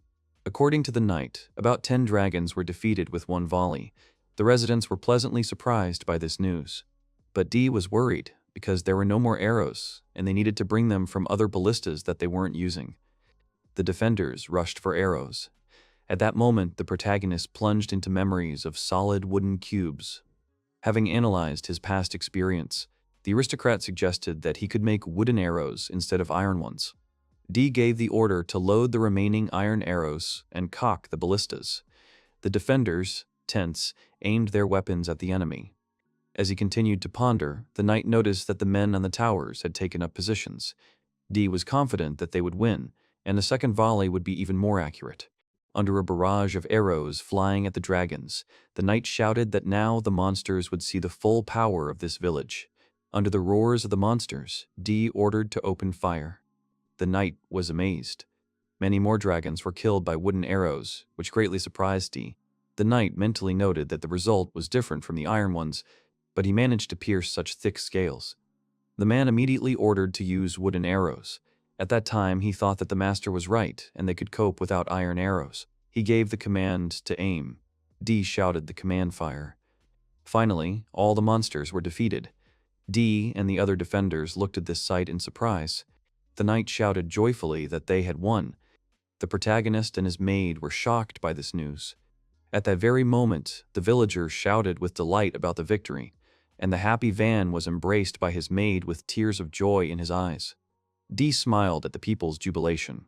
He noted in his mind that the enemy had been destroyed, while they did not even have any wounded, and they had spent about 60 arrows. The knight said out loud that if he had told Commander Stradale about this, he would definitely not have believed it. With a gentle smile, the man thought that such a result seemed simply impossible. Turning to Stradale, he noticed that Wang had grown noticeably. While the happy protagonist rejoiced next to his friends, the knight said that it was hard to even imagine. After a while, Wang went up to die. With his arms spread wide, the excited knight showed his master the results of their battle, happy that they had succeeded. The boy approvingly patted the knight. He noted that it was all thanks to D and thanked him for it. Looking at the battlefield, the hero was perplexed. The amazed Wang counted 44 monsters and praised his men. The knight laughed good-naturedly, clapping the boy on the back. He replied that it was all thanks to the nobleman's ballistae. The man was amazed that simple wooden arrows were able to pierce the steel scales. With a good-natured smile, D praised the ballistas and patted Wang on the back too hard. Wang, horrified, asked him to stop or he would fall. When the knight stopped, the hero turned his attention to the ditch. There were still bandits in it. He noted that about 30 people survived. D had completely forgotten about them. At that moment, a rope fell towards the frightened people. The knight threateningly ordered them to tie each other up, warning that otherwise they would be hit by the same rain of arrows. The people, in fear, immediately agreed. When the bandits appeared before Van, they swore that they would change. They begged him not to hand them over to the authorities, otherwise they would be made slaves or simply imprisoned. The aristocrat, surrounded by a crowd of citizens, pondered their words. They asked to be allowed to work for him. At this time, an old man stepped forward. The village elder said that these people often robbed their village. One of the villagers came out of the crowd and grabbed one of the bandits by the collar. He was indignant that they seemed to have forgotten that they had taken the lives of his parents and taken many lives from his village. Enraged, he shouted that he would kill him and prepared to hit the thief, but a small hand stopped him. Holding the attacker's fist, Wang apologized and asked him not to dirty his hands with it. The main character said and asked to leave it to him. With tears in his eyes, the man agreed. Addressing the crowd of tied-up people, he said that they would still have to face the law, and as soon as someone arrived here, they would be taken away. Wang ended by saying that for now, they would work for the benefit of the village. New workers worked on the dragons. The frightened robbers meekly agreed. Van and Ortho stood on the wall watching them work. The adventurer noted how many surprises there had been this week. Van just chuckled, good-naturedly. Pluriel noted how many swords were in perfect condition without a spot of magic. Another adventurer questioned how difficult it was to deal with even one dragon. The girl noticed that even if 30 people used Master Wang's excellent swords, they would still only be able to handle 5 to 6 dragons at most. Ortho replied that we need to do it while everything is fresh. The next day, Orto, D, Kamsen, and some of the villagers joined in butchering the carcasses. Wang changed the material of the stripping knife and it became sharper. All teams completed the task in 3 days. Then the next night, in front of his estate, the aristocrat addressed the residents with a speech, noting the improvements in the village. The main character organized many fires and assured that now you can not worry about money and enjoy delicious meat. Wang allowed everyone to drink as much sake as they wanted, but no more than 2 glasses per person. He himself raised his mug and congratulated everyone on their great victory. The residents raised their mugs and drank to the health of their master. The boy's friends were also there. The crowd roared, happy that they had managed to do it. People were happy with drinks that they had not had for a long time. The main character really liked the meat. Ortho noted that dragon meat was delicious. Van agreed.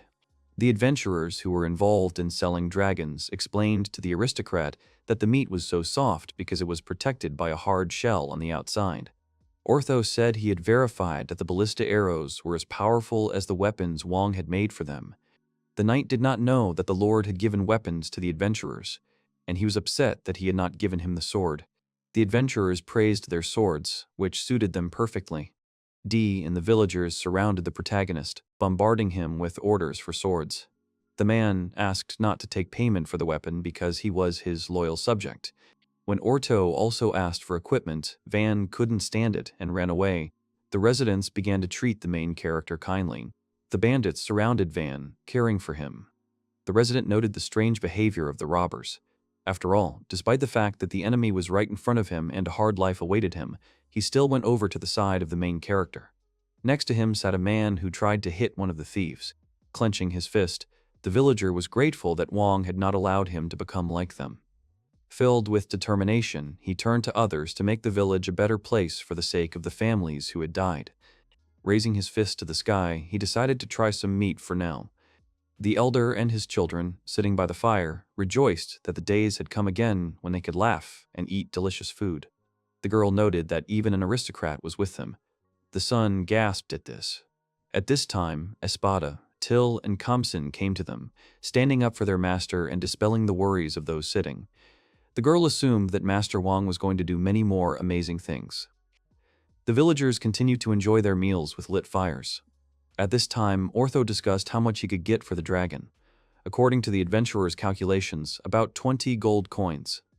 Ban was surprised by such a large sum, but the man did not take into account the expenses. Together with them, one monster could get about 8 gold. However, the aristocrat was satisfied with this amount since they had 40 such dragons, so they would receive more than 300 coins. Having converted it into yen, the boy was amazed at the sum of 300 million. The butler approached and congratulated Van on his successful defense. The boy thanked him and offered Espada some meat, since he had also helped with the protective barrier, but the butler looked excited. He noted that this was an excellent result, but there were some difficulties. After clearing his throat, Espada disappointed the young man by telling him about the 50% tax they would have to pay to the Marquise's treasury. Van was not happy with this news. He remembered the tax system of his world and was mentally upset that even here it existed. The protagonist anxiously asked the butler if there was a way to hide their victory, but Espada doubted that it was possible with such a number. Van was very upset. Besides that, he remembered something. The nobleman was horrified and realized that they would learn about the state of the village. Wong thought that it would be difficult to keep it a secret. However, at that moment, a thought flashed through his mind. The protagonist reasoned that he did not know anyone who served the Marquis with such devotion for decades as Espada. He kept thinking that he would have to hide the truth, and that would be a betrayal of his father. But the hero had doubts because the butler had previously preferred a peaceful life with the protagonist rather than his father. Then he decided to trust and find out what could be done. Espada suggested informing the hero's older brother about this. Wong repeated the idea as he thought about the proposal. He then understood what the butler had meant, noting the shrewdness of this plan. The credit for the dragons must be attributed to Marcia. The aristocrat thought over the details of the plan. He decided that they would stumble upon the herd in the forest, destroying them separately. This idea, as the boy noted, was convenient for both of them.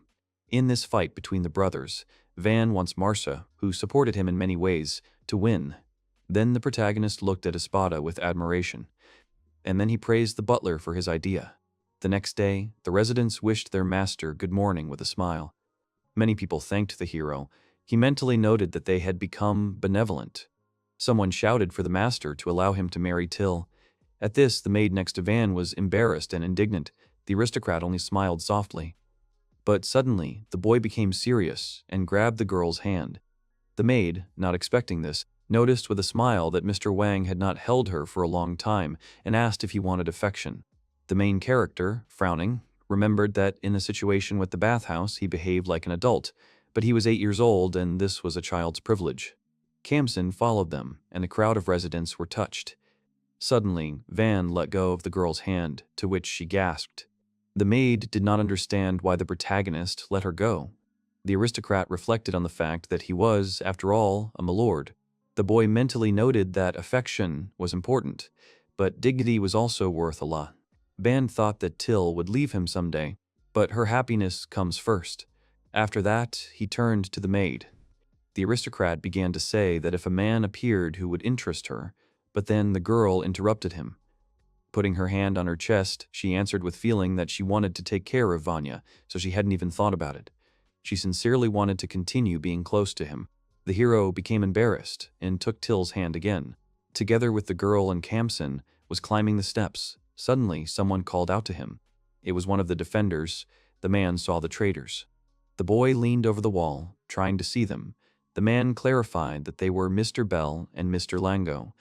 Seeing two small dots in the distance, he was surprised by the defenders' abilities, because he could barely make out their silhouettes, let alone their faces. Glancing at his companions, Van noticed that they were also looking questioningly into the distance. First of all, the aristocrat suggested raising the bridge and preparing the ballistas. The protagonist explained his behavior by saying that there could be bandits in and around the wagon. He said that one should be skeptical if they want to protect the village. After this, he ordered his companions to call Ortho and D. As he reflected, Wang noted that there was much to do, and it was up to him to make the most of each opportunity. He said out loud that the opportunity had finally arrived. The cart moved across the field, its wheels creaking. The two carts, with riders surrounding them, were slowly moving towards the village. The man driving the horses noted with concern that this time they were in trouble. One of the people in the cart continued the thought, saying that the cart had been damaged along the way, so many of the goods had become unusable, and then there were the costs of repairs, the cost of the stay, and the convoy. The seated man continued his disappointing conclusions that even after returning to Hashimura, they had not earned much money from selling, and they would not be able to buy elsewhere. This brought the driver to tears. He shouted in despair that there was a huge shortage. Then one of the riders called out to the crying man, asking if it was Hashimura. At this point, the cart stopped near a giant gate, to which the rider rightly noted that in terms of scale, this place did not at all resemble a village. The amazed man looked and agreed. Then the rider suggested that they were on the wrong road, to which the man driving the horses objected, but was himself surprised by the improvements in the village. At this time, from the wall, someone shouted the suggestion that they were traitors. The visitors were presented with a majestic sight of a massive fortress. Wang emerged from the peaks of the tower. He introduced himself and said that he owned this village. He asked them to confirm that they were indeed merchants. The man sitting in the carriage turned to his brother in surprise at this news, explaining that this was the same fourth son of Marquis Fertio, who was rumored to be a child prodigy. The bald rider looked surprised. At this time, the brother continued, telling that their stronghold was the largest city, so they had seen him several times, and people often communicated with him, so he was quite famous. The merchant confidently said that this was definitely the child. The man was surprised, because the boy should be less than 10 years old, and he became the owner of this forgotten village. He thought that he knew that geniuses were shunned, but not so much that the Marquis personally sent him to the borders. He supposed that this village needed to be turned into a fortress, but he did not understand why. The man who was driving the horses stood up and introduced himself and his companions. It turned out that he was the merchant Mary Bell, as was his brother Lango. Along with them was a guard, the adventurer heir, who led the B-rank Silver Spear group. Then the protagonist turned to Orto, asking if he knew this man, to which the man confirmed that he had met him. After this, the aristocrat allowed them to enter. Then the gates were raised, and the merchants drove through the gates in their carts. The amazed brothers were met with a wondrous sight of an improved village. The elder said that they had been waiting for them. Rhonda spoke to the guests, happy to see them back. Mary Bell was relieved that the village was okay. They apologized for the long return, as they had been stopped halfway. At that moment, Wang came down to the merchants, greeting them and apologizing for the wait. Respectfully, placing his hand on his chest, he greeted again and introduced himself. Looking nervously at the aristocrat, the brothers bowed respectfully and introduced themselves. Then the protagonist got down to business, asking if they could sell the dragon parts with the shell as quickly as possible. The inspired merchants immediately agreed and were surprised that they managed to tame these monsters, because even adventurers hate to fight such strong creatures. Crying with joy, the brothers thanked God for such a gift. They were happy that their village had received such a valuable material. The merchants realized that they were wrong about the shortage. Van offered to take them to the warehouse in that case. A surprised sigh was heard in the darkness of the warehouse. A room 10 times larger than theirs, filled to the brim, appeared before the brothers. They could not believe their eyes. According to Lango's calculations, there were about 20-30-meter-long pieces of armored dragon material. His brother, standing next to him, was silently amazed by this spectacle. Huang shared with the merchant all the necessary information about the product and asked his opinion. He clarified that the cart was already ready, while Bell was amazed at the quantity. The man thought that maybe then what the aristocrat had told him was true. Then he replied that it was necessary to attract people to trade as soon as possible. While one of the brothers was looking at the goods behind him, the other asked to give them a month to come up with something. The aristocrat agreed and, being polite, offered them to taste the delicious meat. Then Mary Bell realized that they also had meat, and since this amount was too much for the village to consume, it would soon rot. Realizing this, the merchant immediately agreed to take the meat to a neighboring village for sale, of course reimbursing the cost. The protagonist asked doubtfully whether this village had the opportunity to buy even the meat of such a dragon. Mary explained that the village was actually very poor and would have no savings after paying taxes, so the villagers asked them to get food. The man mentally noted that they were running low on food. The merchant thought that if they gave away even a little meat for free, it would help a little. He asked Van out loud for his consent. Realizing that Mary Bell was sincere in her desire to help, the nobleman decided to give away the dragon meat for free. He noted that despite being a merchant, it seemed that profit was not the most important thing for him. Bell told the main character the required amount, thinking that the rumors were not lying and that the Marquis's son was a very insightful man. The merchant offered to pay for the capture of the criminals, mentally noting that then they would have no profit at all. The man thought that this was at least some payment for their work. The aristocrat thanked them, but instead suggested that they come to him in the future to offer a deal they would not regret. This deal was for good quality armor. This surprised Bell. Mary was surprised to ask Van, who was leaving, that in addition to a highly skilled draftsman and an amazing carpenter, he had also brought a blacksmith here. The main character didn't answer, but just smiled at him. Eyre and Mary Bell both exclaimed in unison that it was amazing.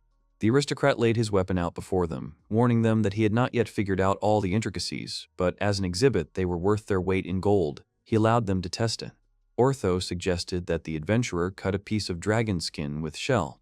The main character's weapon easily cut through the piece. Eyre couldn't believe his eyes, because he cut off a piece without resistance. Satisfied, Ortho praised the weapon and asked if he was sure it was an iron blade. The guard continued to be amazed by the knife's cutting ability, immediately deciding to buy it. Then he asked if they had a spear. Ortho continued to praise Eyre's weapons behind him, while a pleased Van listened to the amazed Mary Bell. The merchant had undoubtedly decided to buy the weapons at their price.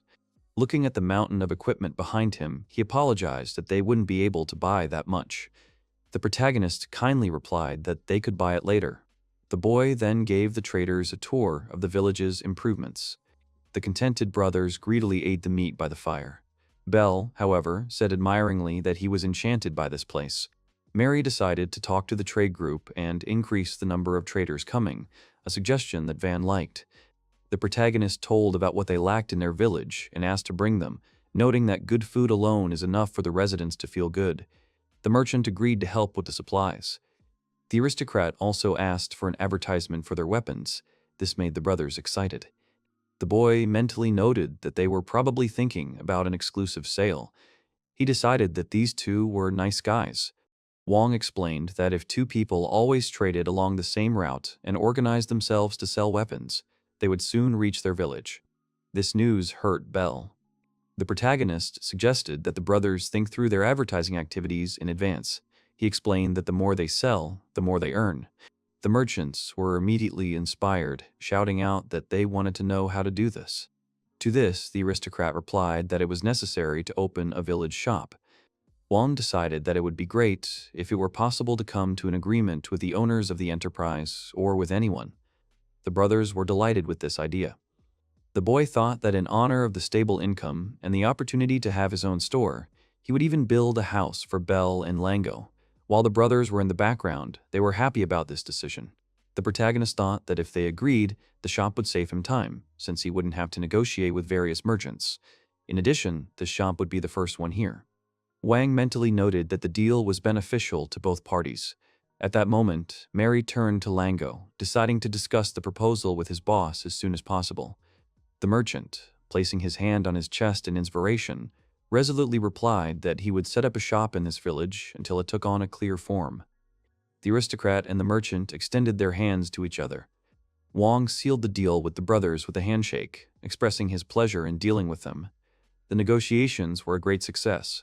Lango and the adventurers quickly left the village to convince the Chamber of Commerce to provide labor and materials for the village. Wang gave them his sword, dragon skin, and magic core to convince the Chamber of Commerce. The main character also asked to deliver a letter to his brother Marcia. Also, near the entrance to the village, the boy did something that amazed Mary. It turned out that the aristocrat had built a beautiful shop for Belle. The surprised merchant was amazed at the speed of construction, because they had just recently discussed the appearance of the shop. At this time, Wang explained the internal structure of the building. The protagonist kindly explained that he tried to do it according to Mary's description, but if he made a mistake somewhere, he could easily redo it. Belle was amazed that the boy had such power. The merchant thanked the nobleman for his work with tears of joy in his eyes. In his mind, Van decided that the goods should be ready in 2 weeks, so the business concerning Belle's shop was finished for now. In the afternoon, the aristocrat and his entourage left the village for the river.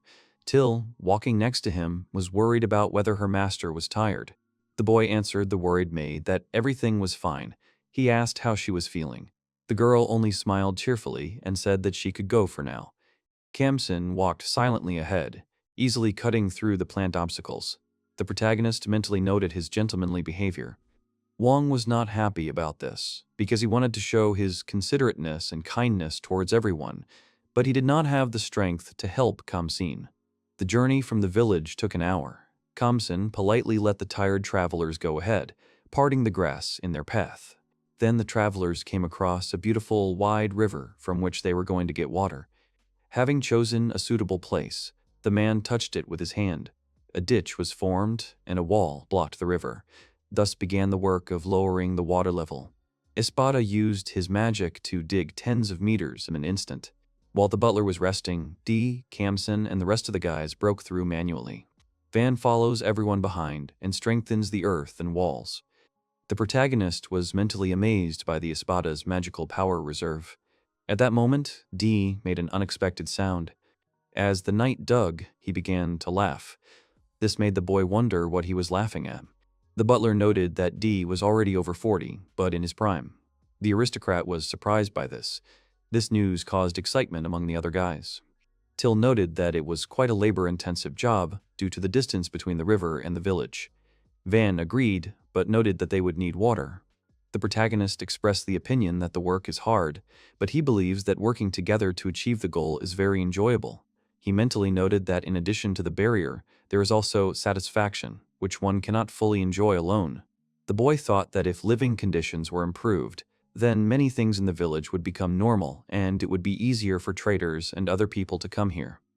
The aristocrat decided that this was what they needed to achieve in order to live comfortably in this place further. About 8 hours later, one of the sweaty and tired workers shouted that he could see the village. This news surprised Van, because according to his plan, it should have taken about a week. However, the main character announced that the work was finished for today. Espada and D were surprised by this decision. The knight commented that at their current pace they would reach the village in a few hours, but the nobleman objected. The boy drew their attention to Ahab, Lo, and Kamsen. They looked like the boys were at the end of their rope and could no longer continue working.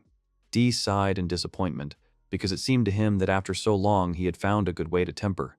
However, he admitted that it was still better not to give too much work. Wang was amazed at the knight's endurance. D's power simply terrified the protagonist. Looking at Espada, he mentally agreed that it was definitely terrifying. This day had shown the hidden strength of the older generation and veterans. The next day, to everyone's surprise, they dug down to the village before the end of the morning.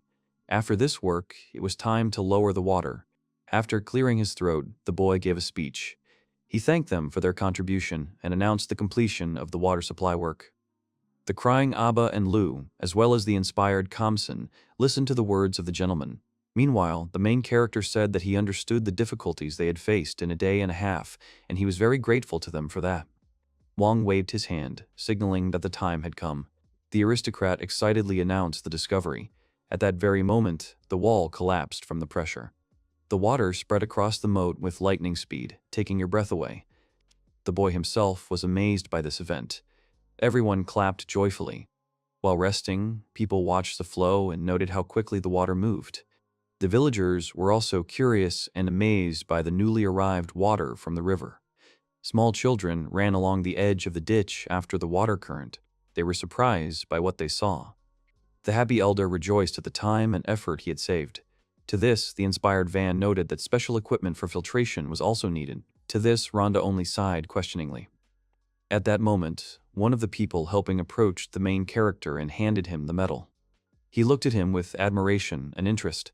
He stood in front of the boy, embarrassed. Not understanding, the aristocrat asked the reason for his behavior.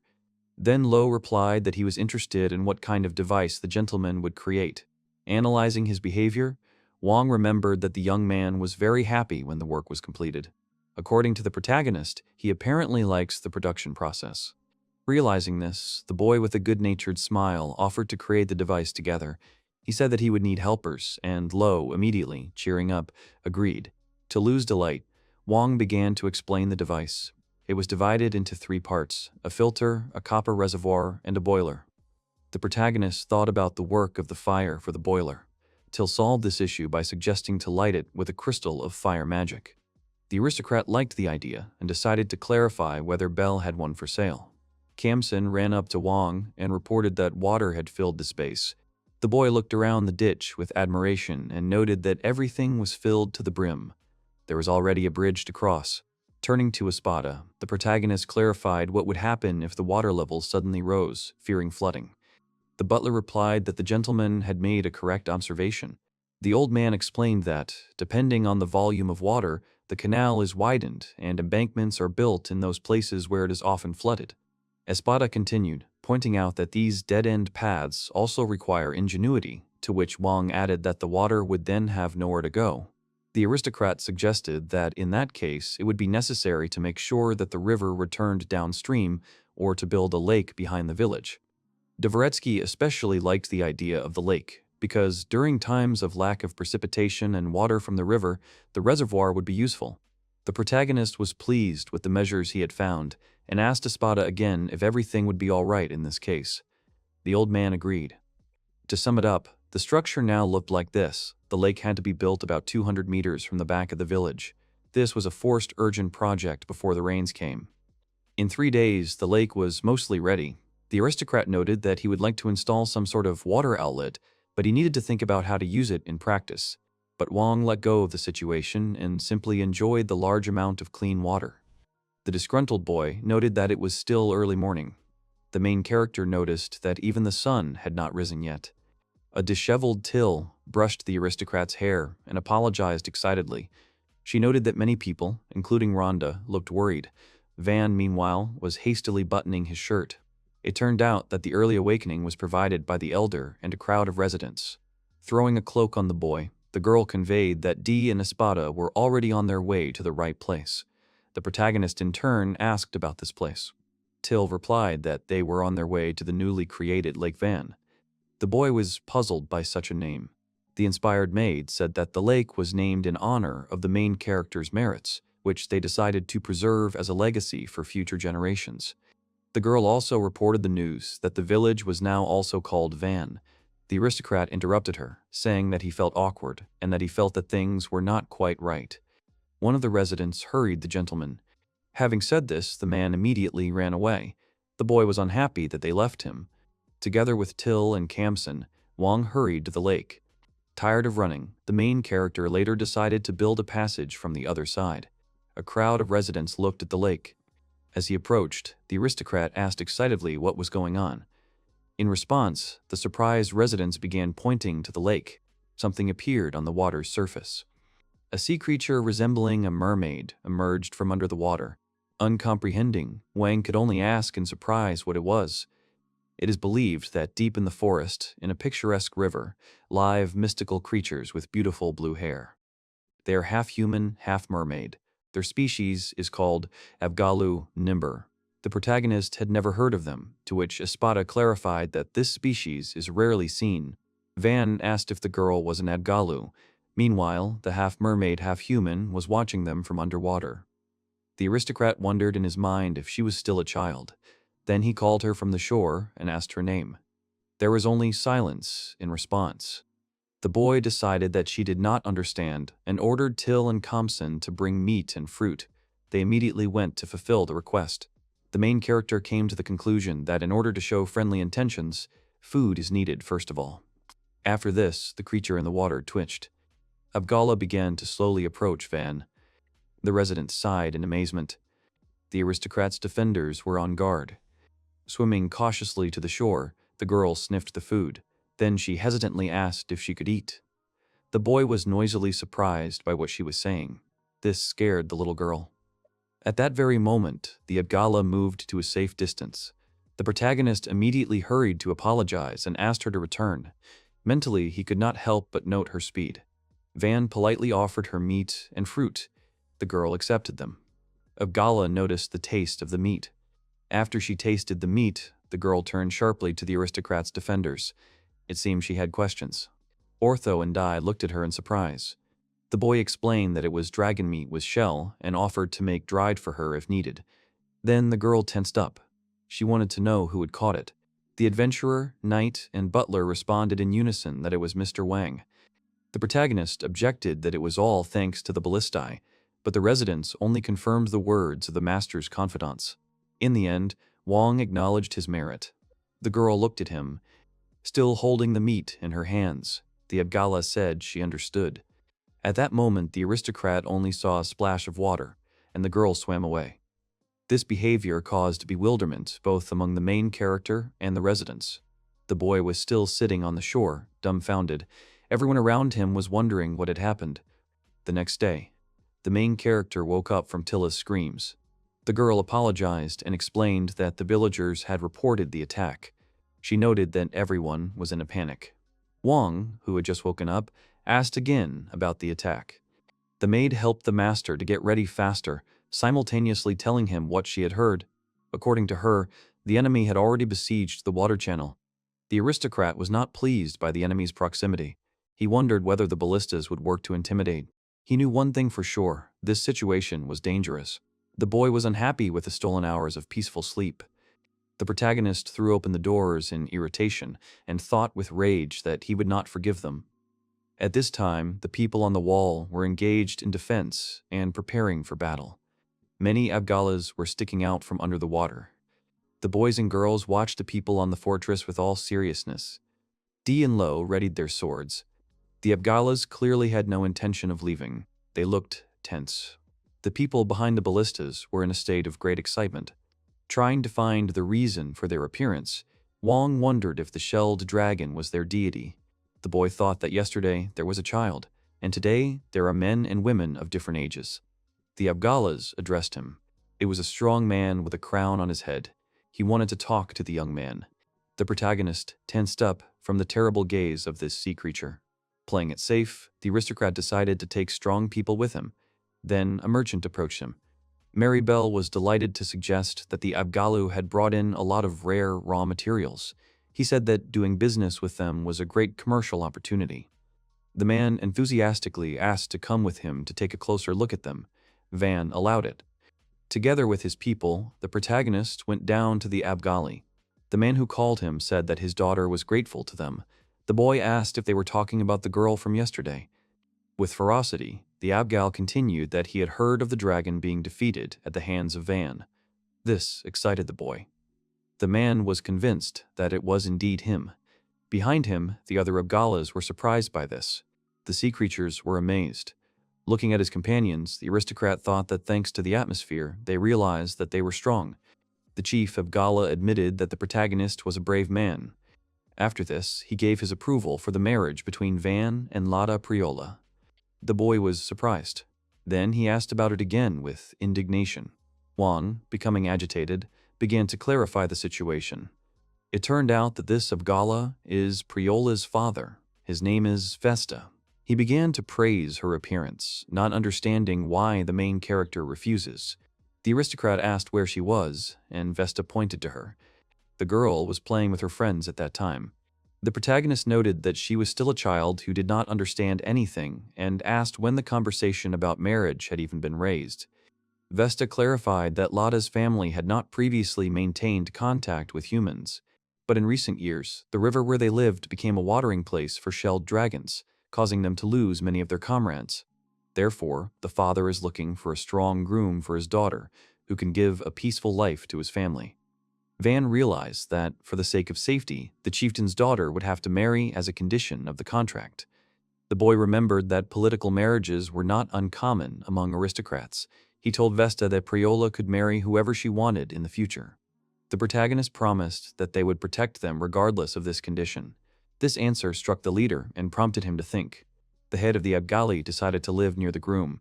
He specified who owned this reservoir.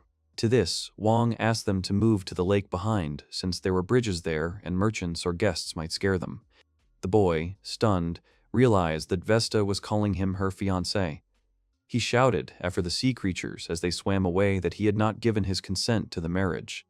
Turning around, Priola waved goodbye, shouting that she and the groom would see each other again. The aristocrat awkwardly continued to insist that he was not her groom. At that moment, a merchant approached him. He asked Wang to bring him a rare material if he could get one. Wang agreed, if it worked out, of course. Espada noted that the protagonist was very lucky to have established good relations with the Abgalu. But there was a nuance here. The butler continued that he could not believe that Mr. Wang's bride was an Abgalu. Even Espada could not predict what kind of reaction this would cause. To this, the boy only sighed wearily. On the other hand, Till, hesitating, thought that if this is the master's choice, but she did not finish the sentence. The old man noted that, despite the refusal, Van's rebellion had failed. Sea creatures rested peacefully on the lake. Adults were relaxing by the shore, and children were splashing in the water. The protagonist was devastated by the thought that the lake was now occupied.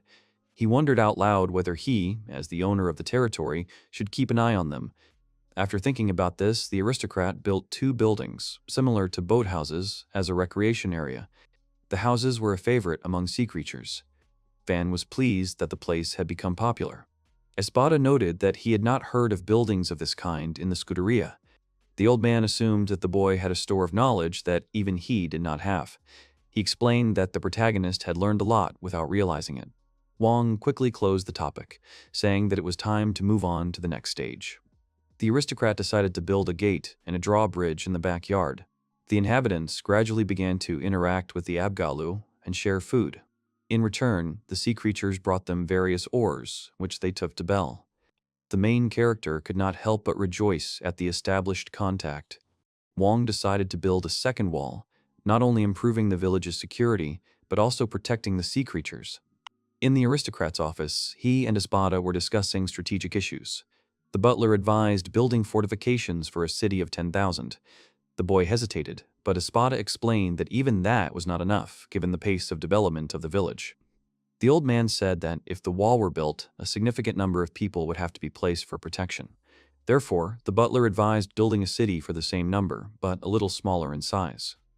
But the aristocrat liked the village life, so he offered a maximum of 2,000. Espada protested. He firmly explained that this had to be planned in advance, otherwise it would take more effort and time. Wang remembered that the butler was known for his stubbornness and just sighed. Even with his father having expressed his opinion, Espada did not back down. The old man calculated that taking into account all the structures, the length should be no less than 600 meters. This thought horrified the main character, because he wanted a height of more than 10 meters, and he would have to build all this.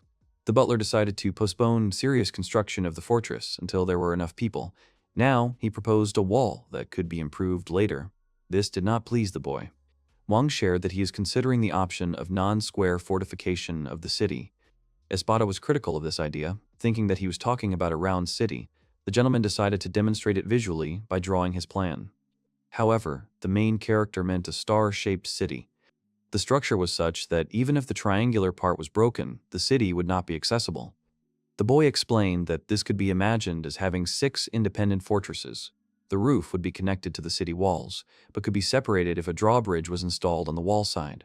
In Wang's plan, the attackers should take their time and attack the corners before they can reach the main body. When they try to attack, they will be attacked from 3 directions.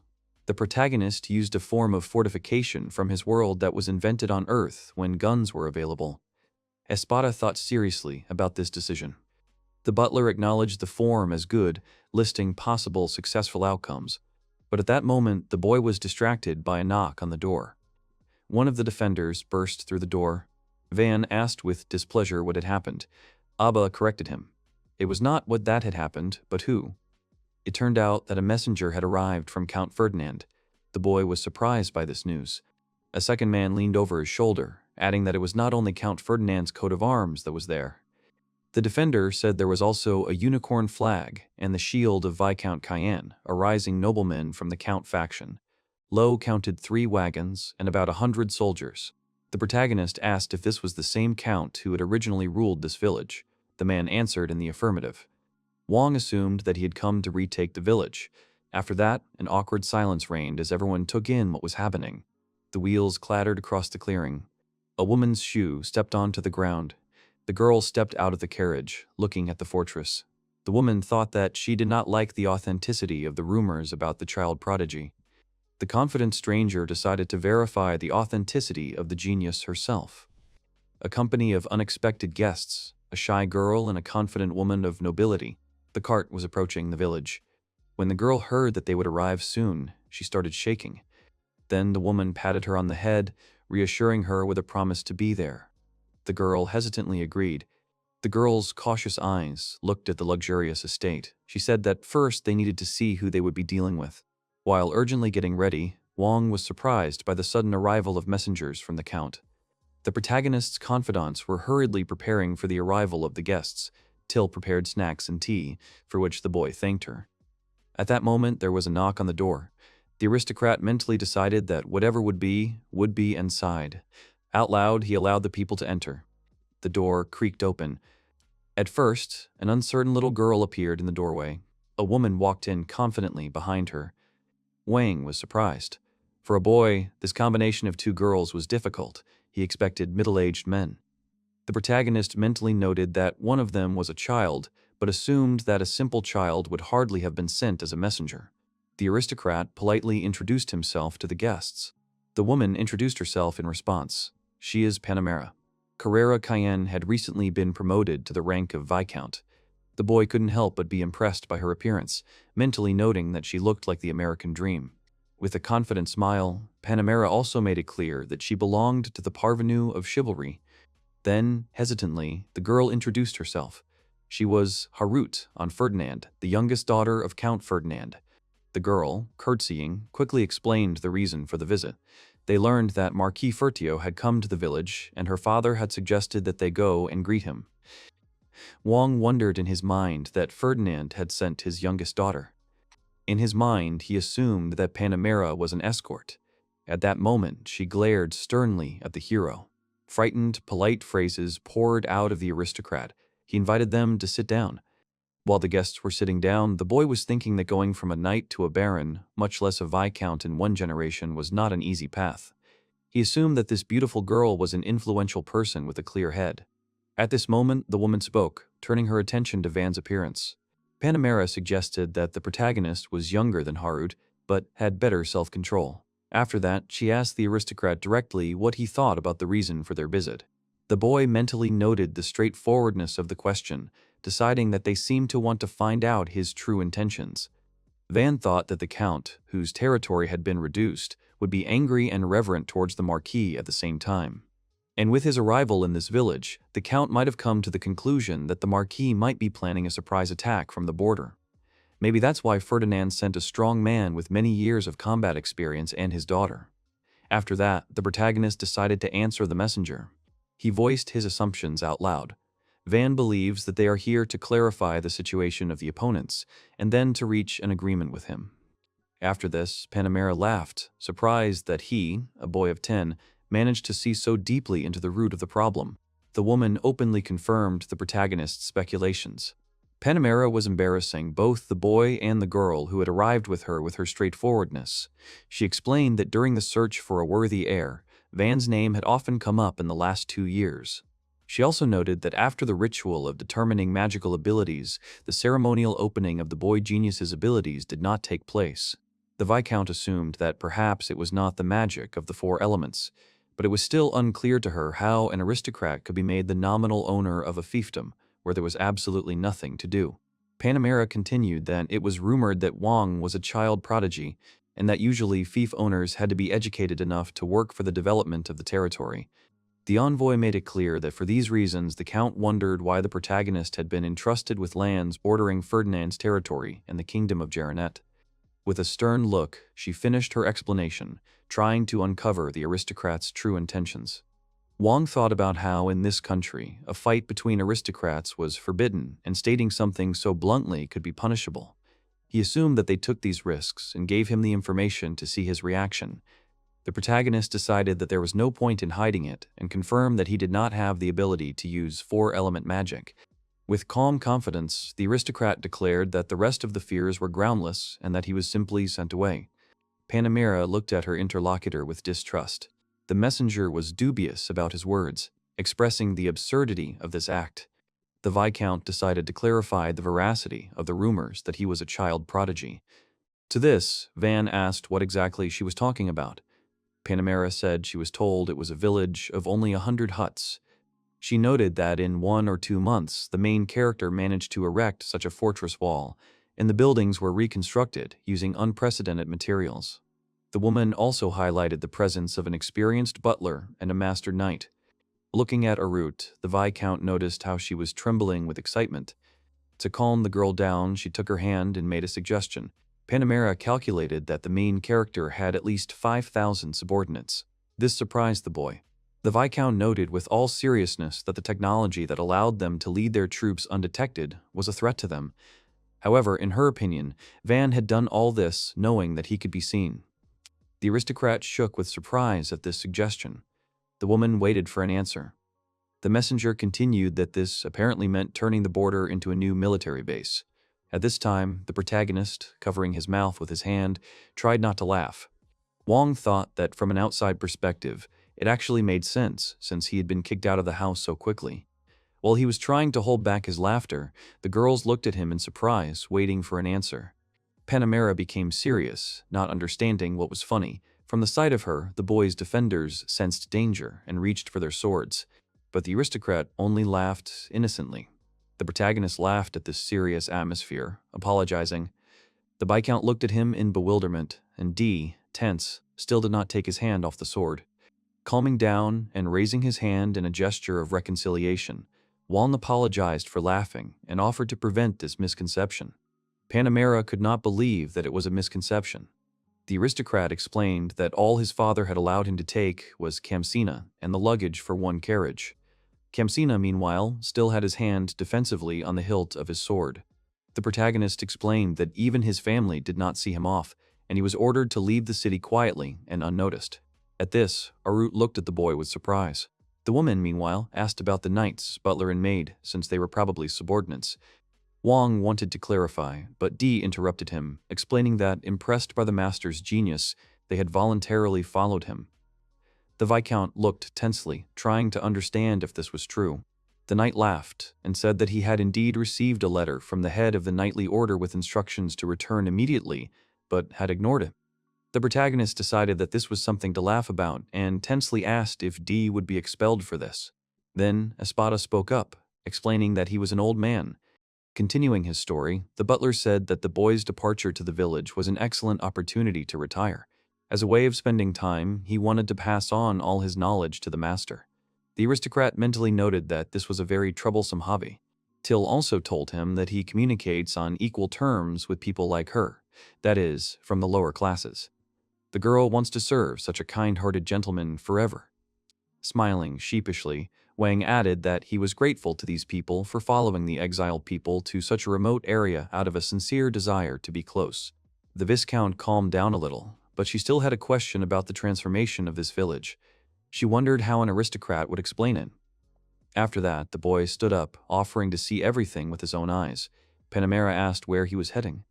Reaching for the door, the protagonist explained that he was going outside, as he was just about to build a new outer fortress wall. This proposal made the messengers nervous. Walking outside, Wang sighed in surprise, amazed at the number of knights. The Viscount, meanwhile, gave orders to her people. The residents crowded in the street in surprise, looking at the crowd of unfamiliar knights passing by. Meanwhile, the main character asked the workers to bring wooden blocks. In a neat column, they, together with the envoys, went out of the gate. Suddenly, the boy noticed that Panamera had stepped forward. The woman with a stern expression asked where exactly they were going. Turning around, the child prodigy mentally assumed that she most likely thought it was some kind of ambush. Then Van turned to Espada, asking if they were there. The butler, looking at the plan, confirmed it, but noted that the corners would be a little further away. To this, the main character suggested making the wall about 2 meters wide so that he could make adjustments later. The old man took this into account. Turning to the envoys, he warned that they would now make a fortress wall. This amazed the girls. At that moment, a noise was heard.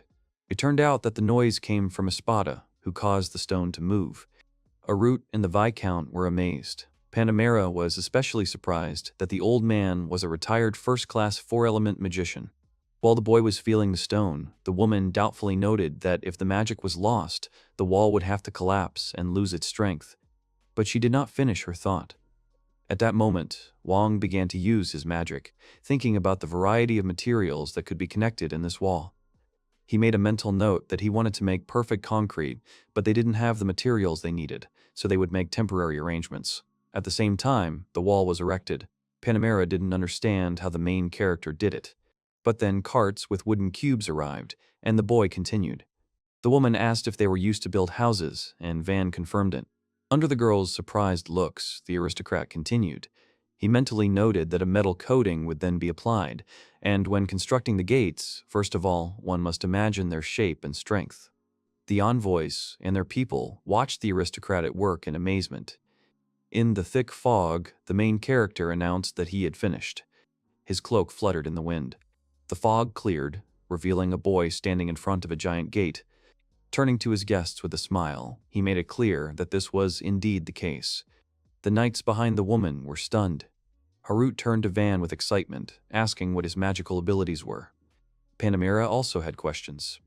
The Viscount asked furiously who he was. The protagonist replied with a smile that, unfortunately, he had production magic and could only create things. The aristocrat explained that this magic was considered the most useless in society. It seemed to impress Arut.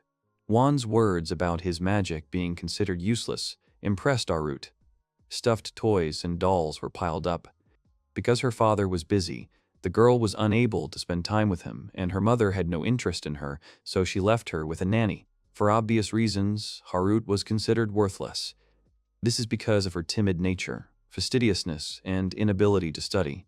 At first, there was nothing for which the girl had a talent. Her only talent turned out to be the magic of doll making. Physically, Harut was not skilled in dancing, but she could control the doll and move it more freely than her own body. The girl wanted to please her mother with this ability. To gain approval from her parents, Harut trained her magic. She dreamed of performing a dance with a doll her size. But everything turned out differently than the girl expected. For her efforts, she only received a slap in the face from her mother, who screamed and called her a talentless child. Then her mother grabbed her by the hair, and little Harut cried from the pain. She recalled that she did not understand what she had done to anger them. The mother threw the girl out the door. Harut continued to remember that she then learned the reason for their anger. It turned out that the magic of puppeteering was considered vicious and despised in high society. The girl cried because magic, as her last hope, also did not come true. After what happened, Harut was left completely alone. People stopped paying attention to her, and her mother stopped visiting her altogether. Because of this, the girl stopped leaving her room. Surrounded only by her toys, she spent her days inactive.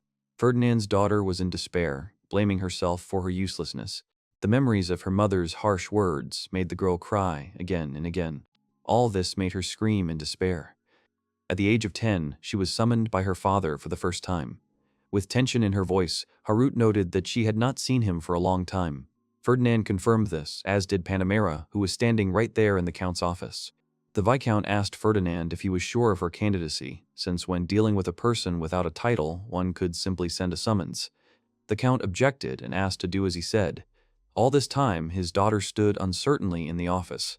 Arut mentally wondered who this woman was. Panamera understood the Count, clarifying that their return would depend on the other side. The Viscount then turned to Ferdinand's daughter. Panamera leaned towards Harut, introducing herself and asking if she had heard about her future marriage.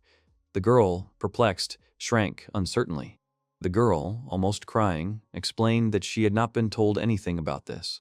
The Viscount said that the marriage would be considered if the groom was capable. To this, Harut despairingly suggested that she was not needed here. The girl thought that she was being kicked out because of her uselessness. The woman objected. Panamera said that her brothers and sisters already have spouses, and she is the last one left. With a joyful smile, the Viscount ruffled Harut's hair, saying that she would be lucky if the man turned out to be good. The girl did not expect this from the woman and, stumbling, could not utter a word. Ferdinand's daughter remembered the powerful, gentle hand that touched her. She looked at the woman smiling at her with joy and embarrassment, thinking that she had met a person who cared about her. The subsequent carriage ride of about 3 days proved to be the most joyful of Harut's life. Mrs. Panamera was kind to her, though she often found cause for anger. The Viscount often showed aggression, but still remained kind. When the girl said that she was good for nothing, the lady would hug her tightly after reading her the lecture. Panamera often started a conversation with Arut, stroking her head. When the girl suddenly began to cry with joy, the Viscount was not at all angry, but only stroked her head again. Squeezing Mrs. Panamera's hands, she thought about how much she loved them. With a soft smile, holding the Viscount's hand, she thought about how gentle, warm, and magical the hand was. However, the woman only joked. The cart approached the village, and Arut thought that she did not want any marriage and wanted to always be close to Panamera. Therefore, the girl decided not to approach this boy and just watch him, as if they had nothing in common. It became obvious to Arut that Van was a special person. The main character was the complete opposite of the girl. The aristocrat amazed her with his confidence and the presence of subordinates who respected him. Despite being younger than her, he already has so much going for him. He is talented and self-confident. Harut had no doubt that he would definitely live up to his parents' expectations. She wondered why he was so lucky, until he told her about his relationship with his parents. Then the girl realized that he was treated the same way as she was, but she did not understand what the difference was. Watching and listening to Van, Arut's feelings slowly changed. She became very interested in the boy. The girl thought that if she hadn't stopped her training after her mother's words, she might have become like Van. Ferdinand's daughter, having gathered herself together, decided something. Looking at the new gate, Arut decided to try her hand as well, while the Viscount declared that this force was a threat. Panamera was concerned about the boy's ability to establish bases in strategic locations, as well as the Marquise's focus on the Count's territory. However, the nobleman made it clear that his father did not know about the power, as he had kicked him out as soon as he learned of his type of magic. Then the Viscount began to reflect on what a waste it was, and if the Marquis had such power, he would be able to rapidly expand his sphere of influence. However, she then corrected herself, realizing that even she would not have thought that industrial magic had such potential. The protagonist suggested that they postpone their departure, as tomorrow they would again begin building the fortress wall. The woman agreed. Then, on the way back, Panamera kept asking Van about his power and the results of his magic. Having answered the girl, she understood but did not agree with everything. The boy happily decided in his mind that the misunderstanding had been successfully resolved. After that, the Viscount brought up the subject of marriage with Arut. Then the boy realized that this was most likely the reason why the girl was sent here. He mentally assumed that they sent their daughter to eliminate the feud.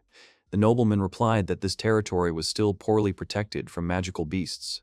Wang made it clear that they intended to continue to develop and strengthen the village not for the sake of competition, but for the sake of security. He said that an arranged marriage was not necessary in such a case. Panamera agreed that the village would continue to develop, but now she had an interest in more than just the village. The woman also became interested in the main character. It turned out that the Viscount was personally worried about Harut, and she was against her marriage. Panamera said that the girl was expected to marry into a potentially hostile Marquis family, and that her partner would be the youngest child who had become a border feudal lord at a young age, regardless of the reason for that person's expulsion. The woman believed that under such circumstances, Harut would likely be unhappy. Van agreed with the Viscount's assumptions. By listing the possible disappointing outcomes, the boy frightened Ferdinand's daughter, who was standing nearby. Panamera summed up that this was precisely why she was traveling and thinking about how not to marry the girl off. After the story, the aristocrat understood why Harut looked so gloomy from the very beginning. He wondered what she felt. Wang thought he could understand her, as he had been in a similar situation himself. At this time, the woman, smiling sarcastically, explained that her mood had changed greatly. Panamera, thinking about Harut's happiness, decided to support the idea of marriage if she married Van. The Viscount listed the advantages that she saw in the main character. The boy, meanwhile, looked at her in surprise. The woman especially highlighted his strength. Panamera said that if they were the same age, she herself would consider him as a groom. This greatly surprised the aristocrat. Wang was embarrassed, but delighted by the praise. After so many compliments, Panamera's impression had clearly improved. Van didn't want her to stop, mentally reminding himself not to reveal his emotions. Then, the Viscount turned to Harut, asking her opinion. The woman let the girl decide for herself, to which Ferdinand's daughter hesitated, not knowing what to say. With tears in her eyes, she agreed that Wang was a good man, but she wasn't sure yet. The worried protagonist at this time replied that he himself was not ready for marriage yet, but was not against Harut settling in the village without marriage. He reflected on the fact that a child at such an age does not know what he is signing up for. Turning to the girl, the aristocrat said that this was an important decision, saying that she could take her time and think it over. However, Panamera did not understand the reason for Van's refusal. Taking a keen look at Wang, the woman noted that his strength was a rare thing that could become a target for other countries, so he should strive for greater protection for himself and his territory. Then the protagonist asked about the advantages that this marriage would bring for development, to which Panamera explained that after marriage he could count on the support of Count Ferdinand, and above all on her own support. With a good-natured smile on her face, the Viscount noted that she shouldn't say this, but the marriage would eliminate the possibility of Count Ferdinand's knightly order attacking in an attempt to reclaim the territory. The boy, worried, mentally noted that she had said it anyway, and it all sounded very much like a hoax. Thoughtfully pondering the proposal, Wang, however, found no advantages for the Count himself. The protagonist could not find any benefit for this man. At this point, Panamera, smiling, noticed that the positions had changed places. The woman expressed her intention to stay the night and gave the boy a whole day to think everything over properly, and if anything happened, he could talk to her or Harut. The shocked aristocrat asked again, to which Panamera only snorted. Laughing, she was glad that she was finally able to see the real boy, noting that he made a much better impression this way. The Viscount said that before that he didn't look like a child at all. Van asked if her soldiers would also stop. She reminded the noble that they were in enemy territory, and for a fragile woman it was dangerous, so she wanted her people with them. In his mind, the protagonist argued that Panamera was fragile, ranking her among the strongest people he had ever met. The woman suggested that if they stayed, Harut would stay in Van's mansion, which greatly embarrassed the girl. Ferdinand's daughter was horrified that she would have to share a bed with a boy. The main character was also tense about this situation. He was mentally surprised that there was a readiness for such a decision, considering that Harut was only 10 years old. While the girl was dying of embarrassment, Panamera chose to let Harut settle in with her this time. She asked if there were any more rooms in his mansion. Wang asked them not to worry about it, as he would immediately begin making the inn. Laughing, the woman thanked him for this. After this, the aristocrat built a hotel for his envoys. The guests did not expect that he would actually do this. The main character made rooms for the soldiers too, which made them happy. They invited the girls to dinner, and until then the envoys were to rest in the house. Till asked the boy if the scaly wolf meat would be suitable. Van saw no reason to refuse it. Orto and his Luli hunt mythical monsters that keep appearing in the area. Scaly wolves have recently appeared, which makes Mary Belle very happy. The maid firmly stated that she would try to make the food tasty for the sake of the main character's marriage to Mrs. Harut. The boy was surprised that she was not against their wedding. She replied that she was certainly sad. But despite the attachment, the girl was ready to serve such a couple, believing that Harut would always support him. The protagonist was amazed. Till continued that if the master's wife turned out to be a kind girl, then it would be easier for her. From how perfect the girl was, Van even became a little confused. Kamsen said that he was not against this girl either, but if there was a chance, he would like someone stronger for the boy, capable of protecting the aristocrat, for example Panamera.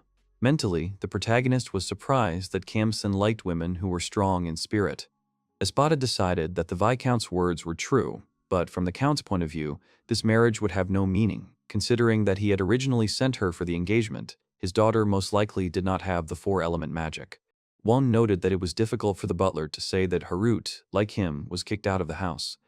The old man reflected that it was quite possible that Panamera had genuinely recognized the hero's strength, but they could not ignore the change in circumstances that would arise if he married Ferdinand's daughter. The boy continued to spot his thought that after the marriage, the Count and Viscount would have access to the village and questions would arise about ballistas, weapons, and other things. Van also noted that one should not forget about the relationship with the Abgalu. The butler also informed that the protagonist would have to talk to his father, as his relationship with Ferdinand had not worked out. Looking to the future, the Marquis might break off the relationship altogether, and this could be a decisive factor. Wang clarified whether there was a possibility that his father would target the Count's territory. The protagonist reasoned that the kingdom of Scuderia had been expanding for over 10 years, but because of this, the neighboring states were afraid and hostile. Therefore, the king did not like the idea of discord among his own people the most. The boy asked if this was even possible now. Espada told about several methods. The old man summed up that there were many ways. This excited Van.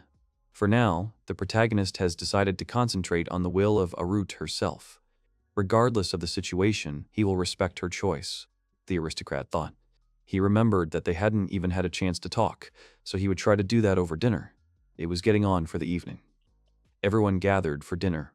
Van turned to Arut, asking how she was enjoying the food. The main character good-naturedly noted that, when they had more ingredients, they would be able to cook sweets too. The girl was embarrassed that the boy spoke to her. She felt she had to answer properly and, embarrassed, admitted that the food was very tasty. Till was pleased with the compliment on her cooking. Even though the girl was getting used to it a little, she still stuttered because she hadn't spoken before without a special need. She was ashamed of it. However, the boy did not look at her with contempt. Panamera also recognized it. Arut couldn't believe she had met such a person. Van asked her what she was interested in. The girl hesitated and then replied that she liked cute things. The aristocrat suggested that she liked small animals. Then Arut said that she liked dolls, but animals only if they didn't move. The boy noted that he had not seen dolls yet. The main character asked to show them to him next time.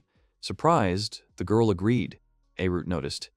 She was struck by the calm atmosphere that Wang managed to maintain despite his age. She was glad that he was not rushing her, and offered to bring the dolls tomorrow. The protagonist thanked her for this with a smile. Harut was charmed. The girl noted a strange, joyful feeling that arose in her. Panamera noticed these changes. Harut was very embarrassed, and the Viscount looked at her with a smile. Then the aristocrat spoke to her some more. The girl began to get used to Van, and mentally noted that she wanted to continue talking. However, she was still troubled by her own insecurity. She wanted to ask for something during dinner herself, but she failed to act more confidently, which upset the girl. After dinner, Panamera, turning to the main character, noted the peacefulness of the village. The woman praised the food. The Viscount also noted that the residents respect the aristocrat. The boy couldn't help but agree with this.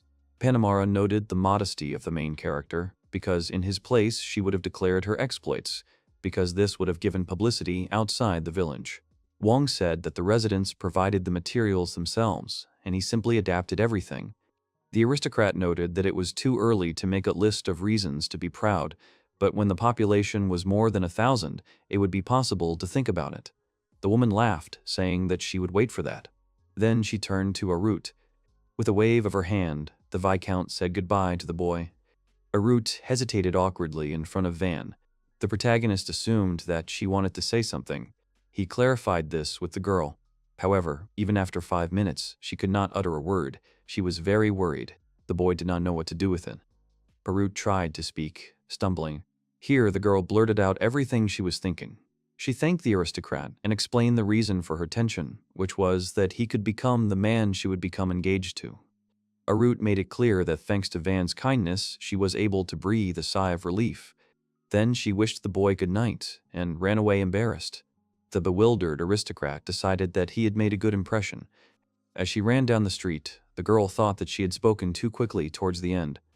She also blamed herself for not listening to him to the end. The residents parted in surprise before the fleeing Arut. The girl was worried that Mr. Wong now thought she was strange. When she ran to the hotel, Arut didn't even know where her room was. Then, one of Panamera's soldiers escorted Ferdinand's excited daughter. Tired Arut finally reached the room. When she went inside, she was very embarrassed to see Panamera without clothes. The girl could not help but notice the woman's attractiveness. Sitting down next to Arut, the Viscount asked what had happened when she left and whether the girl had an answer ready. Ferdinand's daughter was very embarrassed. Looking tenderly at the girl, Panamera suggested that she stay for a few more days. Arut agreed. The woman explained all the details while the girl was thinking. Arut looked embarrassed. After taking a bath, the girl decided to try to talk to Mr. Wang on her own tomorrow. She thought that the aristocrat would probably listen to her. For the first time in a long time, Ferdinand's daughter looked forward to tomorrow. The next day, the main character was giving orders regarding the construction of the fortress wall. The boy asked everyone to be careful, hoping that they would cope without any problems. Wang announced that Team D would be happy to have some laborers. The main character noticed something. It turned out that the adventurers from Orto had come to the morning ceremony. The aristocrat asked him what he was going to do, to which the man good-naturedly replied that he was only interested in this spectacle. Ortho noticed that recently the residents were lining up just like soldiers. The adventurers went hunting again, praising their weapons. Wang promised them more swords if they could get the materials. The main character wished everyone good work and promised a big barbecue. The upcoming barbecue has excited the residents. The aristocrat noted that many previously serene residents had turned into party animals.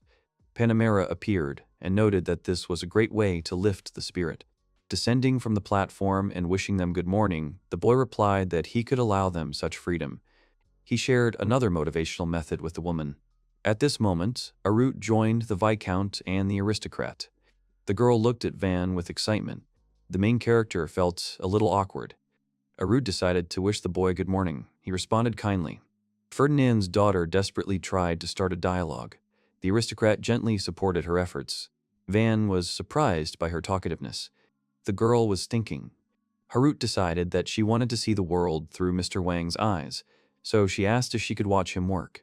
Wang and his company moved to the water supply. Panamera asked what they did when they weren't building walls. The protagonist replied that they were cleaning the drain then. This left the woman puzzled. Meanwhile, the boy and Kamsen leaned over the water. He explained the system of the pipeline, warning that if it was not cleaned, it would be unhygienic and could lead to epidemics. The boy explained that the water eventually returns to the river. At that moment, a tail flashed in the water. It turned out that two young Avgalu had swum up and offered to help ferry the water. The messengers were very surprised. Panamera wondered what these sea creatures were doing here, while Arut was seeing them for the first time. The Avgalu children responded joyfully to the lady. With him was Priola, who, as usual, declared herself Van's bride. The boy felt awkward at this statement. The girls could not believe that he was marrying an Avgala, but the aristocrat made it clear that it was a misunderstanding. The main character once again made it clear to Priol that they were not engaged. Offended, the girl swam away, and the other children were horrified by his actions. They announced that Van was cruel to Lada. However, the aristocrat bribed them again with fruits, and they stopped their exhortations. The boys shared with the Avgali that they were having trouble getting the waterproof slabs out from under the water. The sea creatures immediately helped. After some time, the main character asked to close them. The boys suggested doing this every day, and Wang happily took advantage of the opportunity. Panamera asked about the Avgalas. The boy replied that they had joined the inhabitants. Taking up the materials, he said that they were now going to the city walls that were being built. The Viscount noted that they are considered a ghost race. Aruth also commented on the Avgala. The construction work was in full swing, as expected from Espada. Wang clarified how construction is progressing, noting the speed of work. The main character immediately found a solution to the problem with the corners. The boy ordered that this wall be built as well, and Espada took note. The aristocrat admired the butler's immediate acceptance of the unprocessed instruction. Wang continued to think about what was the best course of action. Panamera approached him, asking about the fortress. The woman offered to help, choosing a fairly effective method. The Viscount left with her soldiers without listening to the main character. Then a root came up to him. The boy became worried that they had left her alone. He asked the girl. She nodded awkwardly in response. Then the aristocrat decided to improve relations. Fan took Ferdinand's daughter to see the ballistas. The girl was very surprised by this huge weapon. The boy explained to her what it was and how it worked. The surface of the wall was made wider, the ballista larger. Arrows, the size of a man's hand, were lined up in 2 rows. The main character wanted to do something new, but being afraid of being embarrassed because it might not work the first time, he decided to create a proven ballista. Van wanted to surprise. The boy decided to test the weapon with Kamsen. Pointing the ballista towards the forest, a powerful blow of arrows passed through the trees, breaking many of them. Looking into the distance, the aristocrat admitted that the blow was not bad. Till and Arut were amazed. Arut was amazed that a bow could be so powerful. Panamera ran up to them, alarmed by the noise. Van clarified the situation, and the Viscount was also surprised by the bulky weapon. Panamera had an idea.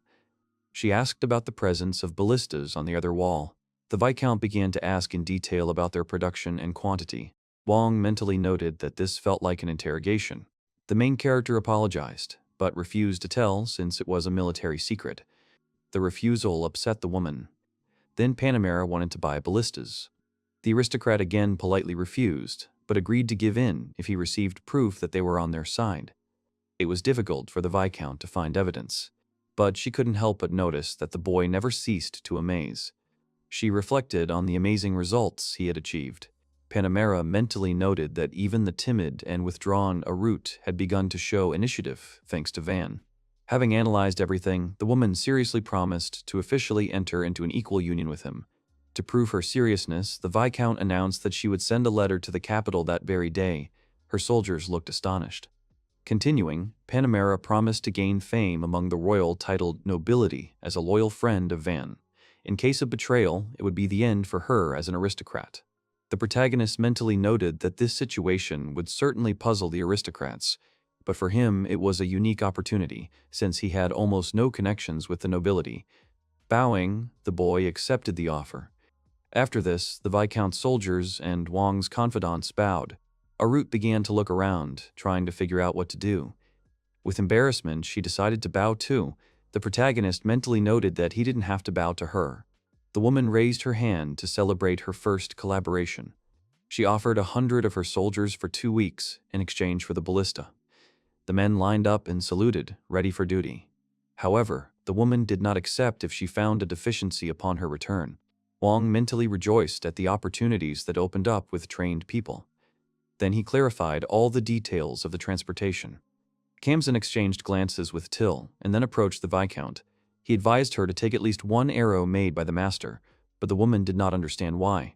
Then the boy handed her the sword made by the main character. Wang mentally noted that he had been very happy about this sword when he had received it just recently. He had been discussing it with Panamera in the meantime. The protagonist was curious to see new sides of Kamsen, as he had recently learned that he admired Panamera. Panamera noticed that against a man with armor and shields, the sword seemed less reliable. Then Kamsen asked for an unnecessary sword to test. The woman pulled out her spare sword. The Viscount said excitedly that if even 1 chip appeared on it, it would be amazing.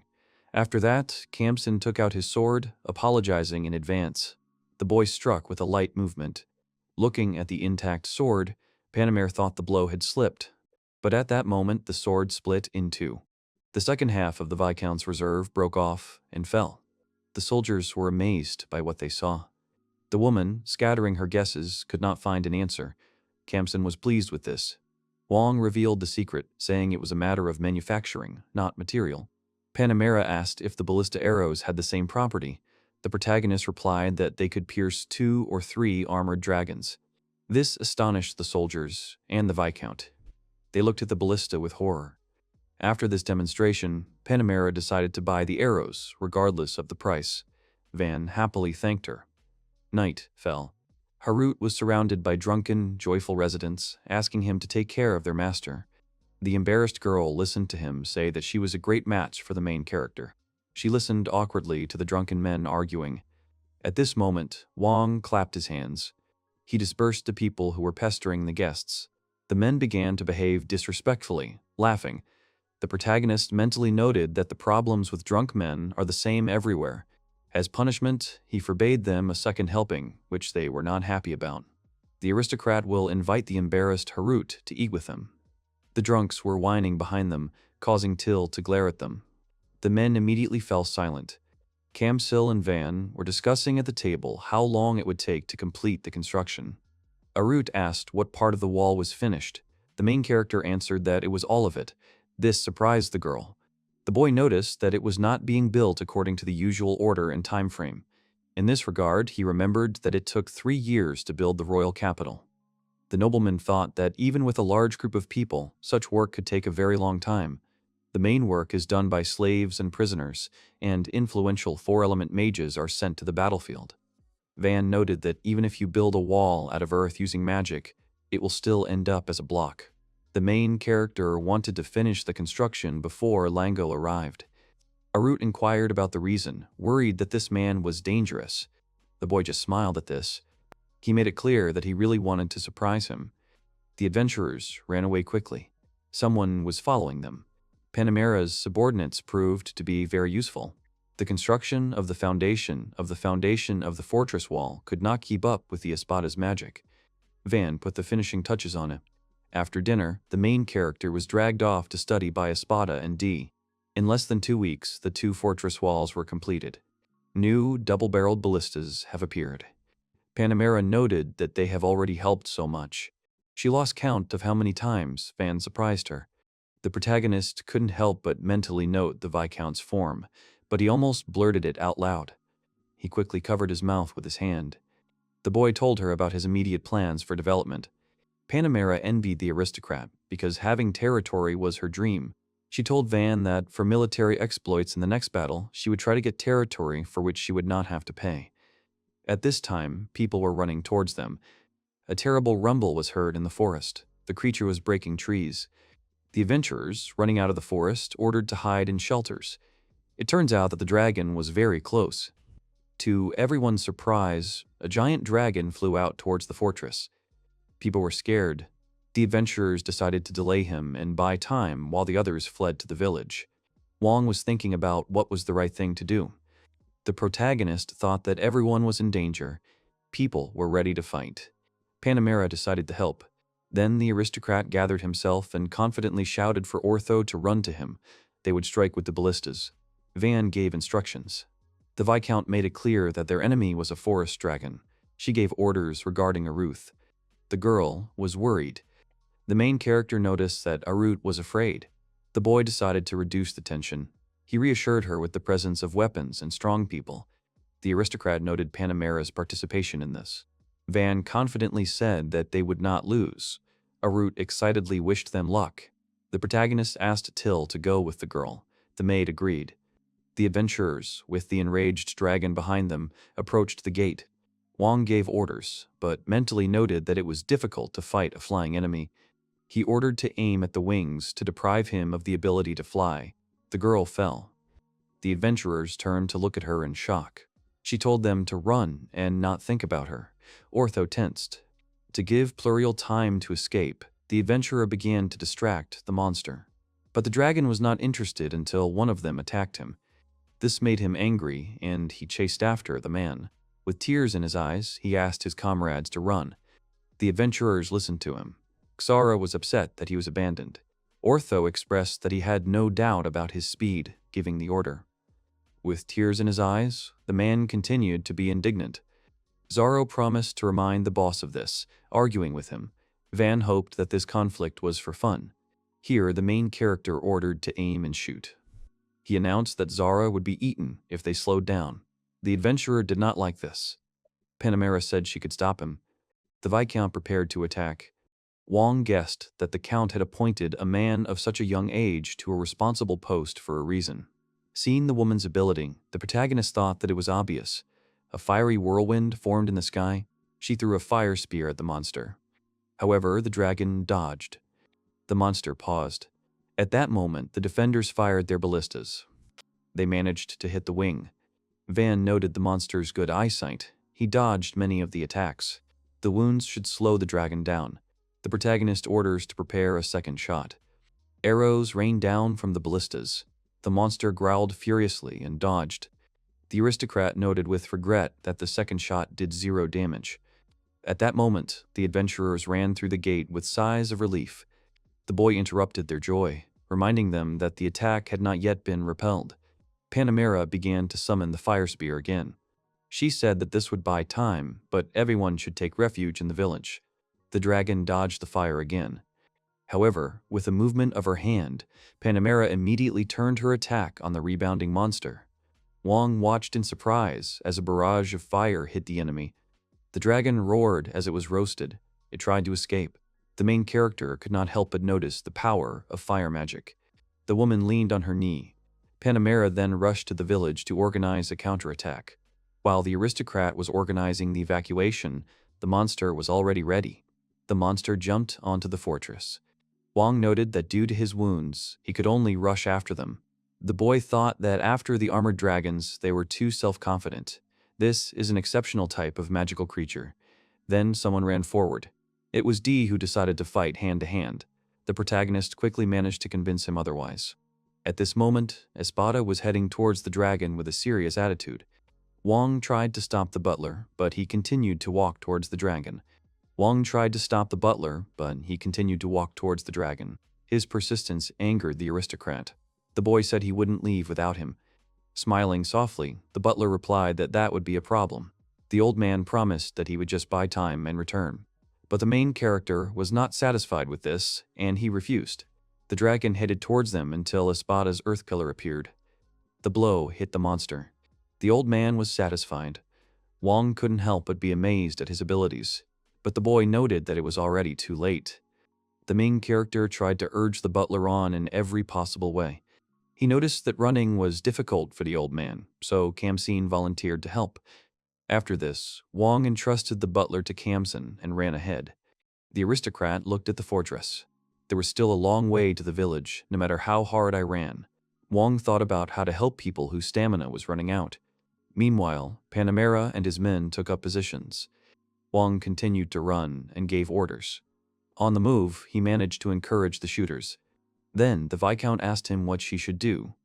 The boy was amazed to realize that Panamera was waiting for his instructions. The protagonist asked the woman to restrain the dragon with her magic and direct a volley of ballistas.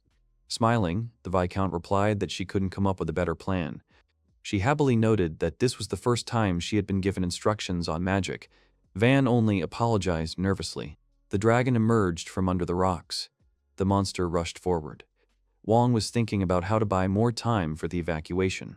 At that moment, a cloak flashed in front of him. It was D and his knights. He decided to buy time. Wong was amazed by the courage of these three. D approached the monster. The dragon saw him and roared, and the knight screamed. The knight slashed at the monster's paw. The monster's claws flew off. The dragon roared and tried to hit the attacker with its tail, but his assistants were already ready with shields in their hands. The monster targeted people. Espada and Wong exchanged glances, after which the mage attacked the monster. The butler covered the dragon with a stone again, thus saving the knights. This time, the monster cut off the attack. Worried, Wong asked Espada and Kamsin to hurry. The butler and Kamsin quickly left. Dai rose and ordered a retreat. Wong was amazed that despite their injuries, they quickly ran forward. Suddenly, the dragon chased the knights. Having come close enough, the protagonist gave the order to Panamera. The fiery spear rushed towards the monster. But the dragon managed to defend itself with its wings. The fire raged. The aristocrat ordered a volley from the western side of the village. The monster dispelled the fire from the previous attack. A barrage of arrows rained down on the dragon. Most of the arrows missed, but those that did caused significant damage. Waiting for the right moment, Wong ordered everyone to fire, and the dragon roared in pain. Everyone watched the monster with hope. The monster fell. The protagonist noted that he protected his head, but the arrows still passed through his body. The wounds must be fatal. Just in case, the aristocrat ordered more volleys to be prepared. Panamera looked at him tensely. Wang asked D to check. The knight carefully approached the dragon. People watched fearfully as D slowly approached the monster. Pointing his sword, the knight saw an open eye. At that moment, the toothy mouth opened, trying to eat D. The man managed to dodge the closing jaws. After this, the knight finished off the monster. The dragon was defeated. The knights began to rejoice in their victory. Having assessed the danger, Wang sighed. The main character confidently turned towards the fortress. He informed the defenders that the enemy had been defeated. The people greeted the victory with an enthusiastic cry of victory. The main participants in the battle breathed a sigh of relief. The residents rejoiced at the victory. Arut and Till worriedly asked if Van was okay. He replied with a smile that he was fine, but he singled out those who really needed to be checked. The boy was exhausted. Panamera approached him. She praised his leadership skills. The Viscount congratulated the aristocrat on yet another dragon conquest. Wang objected while the villagers behind him discussed the battle. The protagonist made it clear that he was lucky, and without all of them he would not have succeeded. The woman agreed with this. However, she pointed out that the Count's area would have suffered much more in such an attack. The aristocrat believed that the defense there was much better. Panamera replied that such heroic people could not be found there. D and Espada were just resting behind. Smiling, Wang said that everyone on their team is something to be proud of. The Viscount particularly highlighted the combat power of the ballistas. The protagonist replied that they still had room for improvement. The woman suggested holding a celebration to celebrate the achievements of D, Van, and Espada. Wang was amazed by the knight's new title, Dragon Slayer. Van announced the victory from the balcony of the estate. On this occasion, the main character decided to reward people who played an important role. The first was Panamera Carrera Cayenne. Under the stern gaze of the Viscount, the people fell silent and stood at attention. To the surprise of the people, the woman noted that another village or city would have been destroyed, but thanks to the help of everyone present, they achieved this result. Panamera highlighted the absence of casualties and minimal damage. The residents were inspired. Then, the Viscount decided to announce the people who had made a huge contribution to the victory. The woman called D, declaring his merits. The second was Espada. Panamera smiled and looked at the last hero. To the roar of the crowd, she announced Van. To the embarrassment of the main character, she listed his merits. Then the Viscount told what the aristocrat's feat was in the battle. Children and adults chanted his name. Surprised by the amount of love, the boy waved amiably. At this point, the ceremony ended. Meanwhile, the cutting of the raw materials began. Panamera was still amazed by the sharpness of the weapon. The Viscount, amazed, counted hundreds of such swords. But the aristocrat cooled her down, asking for 5 gold pieces for their manufacture. This upset the woman. Thanks to the Viscount and her soldiers, they quickly collected material, but the warehouse was full. Then an even larger warehouse was built. When most of the fortress wall was completed, the merchant Lango returned to the village. The man was certainly amazed by the changes. Then his brother made it clear that this was not the only problem. Wang greeted Lango. The man brought with him a large group of traders. Mary Belle asked to accompany her brother to the new warehouse. The protagonist politely invited the merchants to get into the carriage. The merchants couldn't believe there was a dragon inside. While the merchants were amazed, the boy blissfully talked about future profits. Belle counted at least 100 white gold coins. Wang was amazed at the huge amount. He then asked the merchant about the trades he had mentioned. The man explained that this was a public auction in the capital for particularly expensive items. The protagonist made it clear to Bella that he and his brother would also profit. The merchant praised the boy's intelligence and empathy. Mary noted that he was ready to put his life on the line for such a profit. The aristocrat proposed to organize a trading company. This proposal struck Belle as a shock. The merchants were amazed at the improvements in the village. They showered the boy with offers. One of them suggested opening a store. It was a merchant from Mary's company. Wang clarified how much they were willing to buy it for and how much it would be sold for later. So one of the merchants asked for a moderate price for the dragon with the shell, giving them future advantages in return. However, the main character understood what this conversation was really about. The results of this battle are perceived as something special, and no one seriously thinks about further relations. If we assume further development of the village, they would buy raw materials at a higher price. In fact, they have no interest in such a distant village, and all they care about is profit. After analyzing this, he thanked them for the conversation. Wang started to walk away when one of the merchants said that there was no point in counting on those two. They tried to prove to the main character that they were the best option. To get rid of them, he loudly announced, so that the brothers could hear, the price that the merchants had offered them. At this, Lengo was surprised. The man made it clear that the price should be higher. At this, the traders pounced on Lengo to shut him up. The merchant was upset by such anger. Then Bell stood up for his brother. Under the angry glances of the traders, Mary revealed the scheme. Mary Bell continued. The merchants were unhappy about this. One of the merchants tried to bribe Bell. Wang noted that he could hear them perfectly well, but the brothers proved their honesty. Honesty was much more important to Mary. It is trust, according to the brothers, that will bring the greatest profit in the future. One of the traders went on to threaten to expel him from the trading company. After the altercation, the boy asked if everything was okay. The brothers were unhappy with the greed of the merchants. Bell decided to continue as an independent trader. The merchants took up their goods and began to clarify the details. It turned out that to create a trading company, you need a recommendation from an aristocrat. However, in return, aristocrats receive a large profit from this. Such an ability can get money without doing anything. Then Van asked about the collection. Mary Bell made it clear that everyone has their own. The protagonist asked who had recommended Mary's company. The question excited the brothers. Mary's recommendation came from the Berlin royal family, which rules the country. The boy noted that this was bad. The brothers agreed. In the background is a tall, beautiful building with columns belonging to a trading company. Wang reasons that the higher the title of the aristocrat who supports the foundation of a trading company, the stronger and larger it is.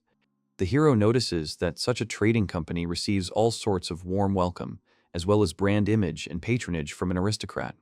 Wang sits on a wooden bench, crossing his legs, and does not quite agree with such rules. The boy rested his chin on his right hand and said that it was unfair for the king to have a favorite. Opposite Van are the manager and his brother. The former says that Mary's enterprise can open a store in any city on favorable terms.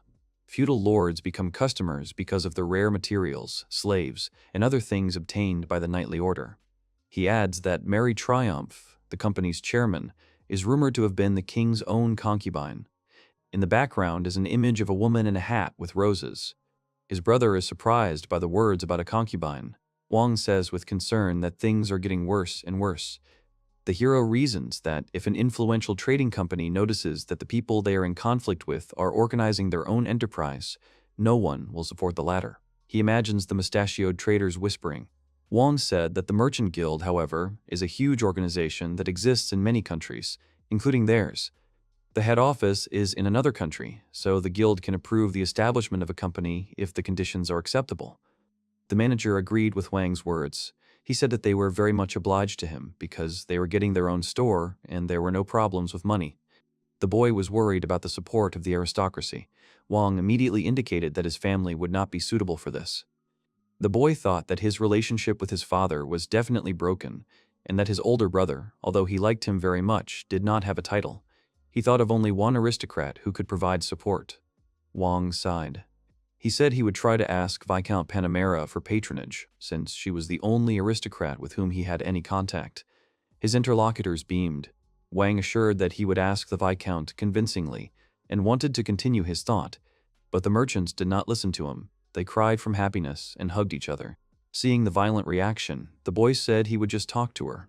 The brothers continued to rejoice, and Wang asked if they could hear him. The hero thought that this would probably be very disadvantageous for Mrs. Panamera. When Wang came to ask the Viscount herself about it, she replied that she had no objection. The boy couldn't believe it. His reaction made Mrs. Panamera laugh. She began to explain her decision with a smile. In the background, knights are training. They are fighting with swords.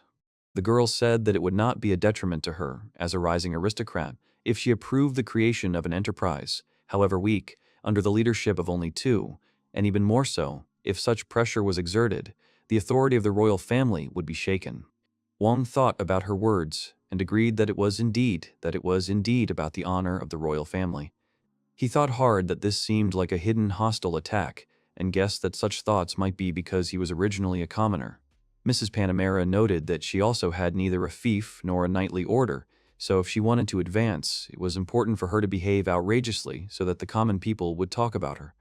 The Viscount concluded that this proposal was advantageous to her. She said about herself that, after all, some upstart with a personal army of 100 people after defeating the dragon was going to go to the royal capital. Mrs. Panamera added that this event would undoubtedly be the subject of discussion among many. It dawned on the boy that, indeed, no one would think that in a border village there was equipment capable of exterminating a dragon. Wang happily exclaimed that this was very good, because if he pretended that this was the work of the Viscountess, he would be able to avoid the attention of his family. The girl responded that he was thinking very strangely. She says that the overthrow of dragons is rare.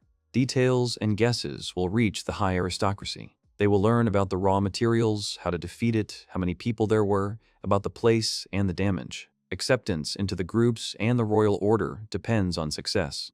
Mrs. Panamera added that even if she was declared the one who had defeated the dragon, various checks would definitely lead to Van. The boy was not pleased with these words. Van was upset by how much trouble this was causing. He'd been kicked out of his home, and now they could call him back, and he liked to develop the village. The girl said that he was worried like a child who had run away from home. Then she remembered that Van really was a child. Mrs. Panamera leaned over and said that if the boy asked, she would tell him how to make sure he was never returned. Van was interested. Excitedly, he asked if this was really possible. The Viscount replied that it was as easy as pie. She looked at the boy with a confident grin and told him to get a title, as it would make him independent and allow him to start a new family. Wang had not expected such advice.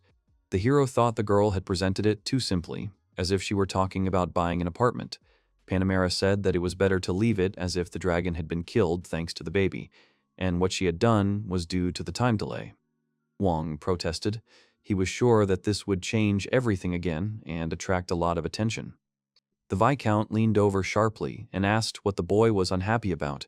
He made a frightened face, because he did not expect such a quick movement. Wang thought excitedly that there was cause for concern in the conferment of a title. He pictured the faces of his family. He didn't know how his father would react and assumed that he should expect hostile attacks from the second and third sons. The boy also imagined his older brother's face and thought that, besides everything else, it would be awkward if he became an aristocrat faster than Marcia, with whom he had developed a good relationship. Seeing Van's dejected expression, Panamera continued her thought. She reasoned that he would receive the nickname of a dragon slayer at the age of only 8, and for that he would surely be given a title. The hero was tense about the Viscount's words. The girl said that he would receive a lot of money and a trading enterprise that she would support from the very beginning, and here one could only talk about advantages. But she also understood his excitement. Mrs. Panamera shared her experience. Immediately after receiving the title, the number of her enemies and comrades who tried to take advantage of her increased. A sinister smile appeared on her face, brought on by the memories.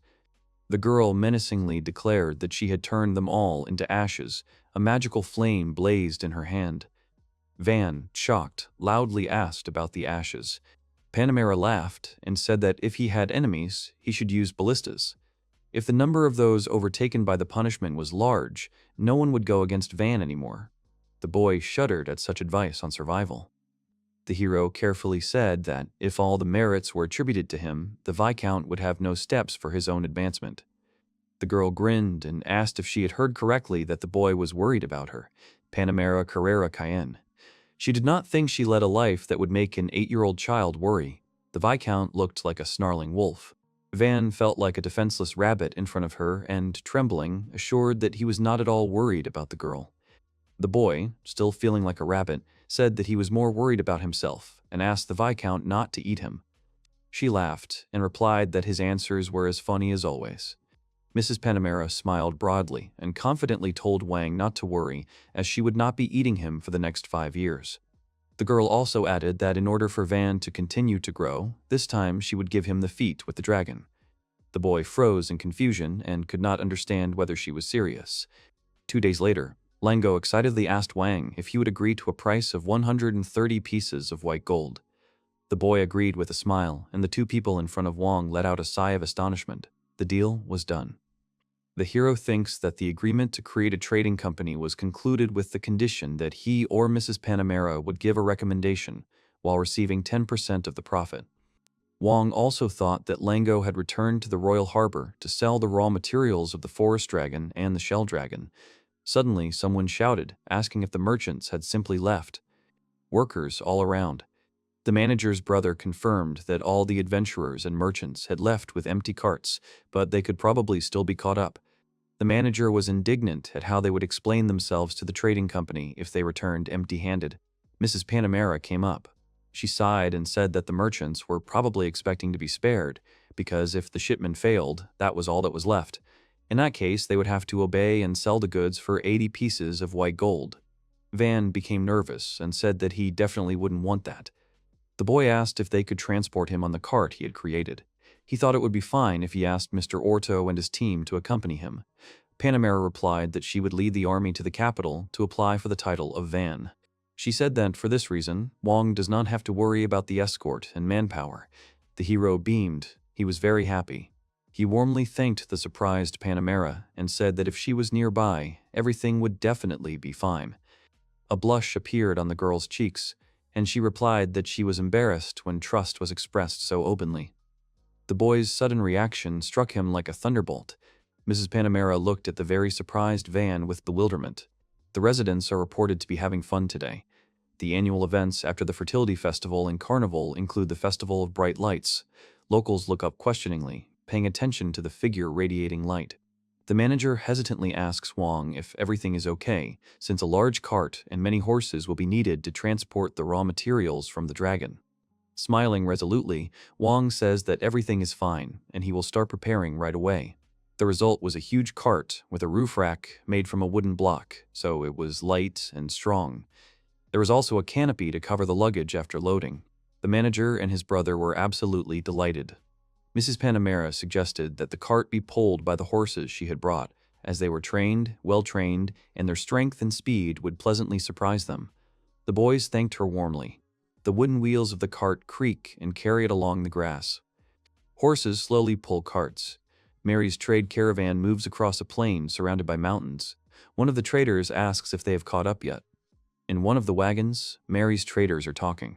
One of them says that those brothers are stubborn and can do stupid things. The second agrees about the stupidity and specifies that in such a wilderness they will not be able to sell raw materials anywhere. The merchant continues with irritation that if the brothers do not ask them, they will not be able to assemble a caravan, which means they will soon understand that they should not have refused. Suddenly, there was a commotion. Someone said to move to the edge and that a cart had appeared that had never been seen before. The merchants anxiously asked what was going on. A loaded cart passed them. The stunned merchants asked what an order of knights was doing in such a village. One wondered if this was Marquis Fertio's carriage. The other cut him off abruptly and said that Van Fertio was simply the youngest son who had been cast out of the family. Besides, this was not the carriage that aristocrats rode in. There were many large carts passing by the caravan. One of the caravan members pointed at something with a startled expression and called on the others to look at it. A unicorn flag was flying over the large carts. The caravan couldn't believe it. Mary's traders looked out of the carriage with very surprised faces. Viscount Cayenne rode past them quickly on horseback. Her face was very calm. The traders also noticed Lango with her and were also very surprised. The guy confidently held the reins and smiled. The members of Mary's caravan froze with identical shocked expressions. One called Mrs. Panamera a precocious rich woman and remembered that she was supposed to be in the Count's territory. He didn't understand why she was here with Lango. The merchants were actively speculating that if these two were cooperating, then Bell and Lango had formed their own firm. They realized that they had been mistaken in thinking that they had no means of transportation and no guaranteed buyers. The merchants thought that if all this was true, then they had traveled so far in vain and would also lose profit. They had agreed with the head of the company to sponsor a caravan for the delivery of 40 dragons with shells. They are very worried about this. Everyone thought that they would lose their position as merchants if they returned to the city empty-handed. If they had agreed earlier to 100 pieces of white gold, then everyone would have had a huge profit of 1 or 2 pieces. The merchants were pondering what to do. One said that even with a large number of carts, they would have to make 2 trips, and they should apologize and offer help. Another rejected this and said that they had addressed the leader of the caravan with kindness. Developing his thought, he added that the head should be told that Bell and Lango had thwarted their good deeds and deceived them. Sweat rolled down the man's face from the strain. He resolutely ordered to return. The others were in shock. The merchant expressed hope that they would be understood and forgiven. The horses continued to pull the carts across the plain between the mountains. Before you is the ruler of the kingdom of Scuderia Dino, Anzola Berlinete. He became king at only 16 years old, and already at 20 he carried out a significant military reform, acquiring armed forces more powerful than ever before. All officers of adjutant rank and below, except for the commander, who is obliged to prevent betrayal and attach great importance to blood kinship, must be brave warriors with many years of combat service in the troops. Giving the highest priority to the military is the main idea of King Dino's reforms. This reform requires time, effort, and a lot of bloodshed. Previously, it was considered the norm that anyone born into an aristocratic family became an adjutant of a knightly order, which meant that many incapable children were left without work. At the same time, those families that could afford cuts, such as the Count of Ferdinand, or those who specialized in military affairs, such as the Marquises of Fertio, progressed rapidly. In recognition of her military service, she became commander of the Count's Guard at the age of 16. She then survived several battles and fought with distinction in the war against the Kingdom of Aranet. The platoon under her command performed a feat that had an important impact on the course of this battle. And so she became an aristocrat. She is grateful to Count Ferdinand, who appointed her simple knight to a high position and petitioned to grant her a title. His Majesty was so pleased with her active work that he elevated her to the title of Viscount with extraordinary speed after 6 years. The man said that without a doubt he believed that she had come to ask for her own promotion to the title based on new military achievements. With a menacing face, he said that she was saying that she was asking for the title to be given to another person, wasn't she? But he couldn't see the person to whom it should be given. It was the ruler of the kingdom of Scuderia Dino and Zola Berlinate, who was already 43 years old. The girl said that this man is the owner of a royal fiefdom. He protects a border village where there is not even a deputy, so it was not possible for him to come to the royal capital. The king asked why the owner of such a fiefdom should be elevated for his great achievements, even if the prospects are vague as they may seem. The king chuckled and added that if she was a man whose fame in military affairs was known to them, recommending him, then they must be talking about something promising. But how did he achieve military success in a remote village, without having any knights or even guards? She had aroused his interest, but this question required a proper answer. The girl spoke about the conquest of dragons. All the men present in the throne room whispered in disbelief. They were surprised that this was not a rebuff, but a conquest. The man standing near the king asked again and said that if it was true, it was really amazing that a mage who owned 4 elemental magic grew up in this village. The girl said that this man owned production magic in his family. He was not favored and was expelled. The man, near the ship, asked if the man had dealt with the dragons. The king interrupted him, asking seriously who this man was. The girl replied that he was the son of Marquis Fertio, Van Nie Fertio. He was a hero who had defeated dragons when he was only 8 years old. Kroll asked what she was talking about, since the Marquis had not reported anything to him about it. The girl explained that she knew nothing about the report, but in fact the information could be confirmed by the person who was the main figure in this conversation, the villagers, and also by herself. She said that on the day the boy had made his way, with some difficulty, to this nameless village of only 100 people, it had been attacked by a group of robbers. But the group had been crushed, and the village had been cleared thanks to him, and the modest number of subordinates and adventurers who had previously acted as escorts. The king said in surprise that despite his young age, he was able to fight and win, no matter how you look at it, and not everyone is capable of that. The girl thought that she had aroused the king's exceptional interest. She said that the first thing the boy did was to build clay walls to strengthen the village's defenses and restore the destroyed houses. People wondered if it was too strange that an 8-year-old child had done all this. She said that the ancients' fighting capacity consisted of 100 commoners, the deputy commander of the knightly order, the marquis, 2 of his knights, a butler, an elderly mage, and 5 adventurers. She also took part in the battle with one of the dragons, but only to the extent that she held the enemy back a couple of times. She added that in the end, thanks to the feudal lord Van Nye Fertio and his subordinates, the battle was won without a single casualty. The advisor replied that it was hard to believe something like that right away, but she must have had proof. She replied that she had raw materials from the slain dragons. She decided to clarify that there was also raw material from 40 dragon carcasses with shells. The men screamed when they heard about the shells and 40 dragons. Even for the capital knights, such a battle is not an easy task. The girls saw the commotion she had caused, but they were understandable. She said that she had also heard oral testimony from the villagers that the boy had led the battle, but some details were different from those given in the report, so they could confirm this when they checked the dragon. The advisor said that he doubted that she had done without exaggeration. Perhaps the man wanted to indirectly obtain the fief by assigning the achievements to the child, since he is easy to control, and not to another person with whom she has no connection. The king said not to test him, since there is no doubt. The king asked if the boy was asking for the transfer of the fief directly to him, and she replied that it was so. The king said that the people who would carry out the check would arrive to them in the coming days. In such a matter, it would not be possible to deceive. The advisor relayed that His Majesty said he trusted her. If all this turned out to be an attempt to mislead, then her title would be taken away and, what's more, she would be severely punished. He repeated this, asking if she understood this. The girl replied that she understood, and she would like His Majesty to see this place firsthand. How much this boy Wang had transformed the village in a short period of time. Perhaps His prudent Majesty would appoint a new owner of the prosperous fiefdom to defend the state. The king rose from his throne, saying that this was interesting and he wished to see Van Nye Fertio as soon as possible. A huge dragon skull was being carried through the square in the middle of the crowd. People watched in shock. One of the guys called out from the crowd to Mrs. Panamera, who was walking towards him. The girl said that a decision had been made to grant Van Nye Fertio the title of Baron, and that a reward for subduing the forest dragon would be determined later.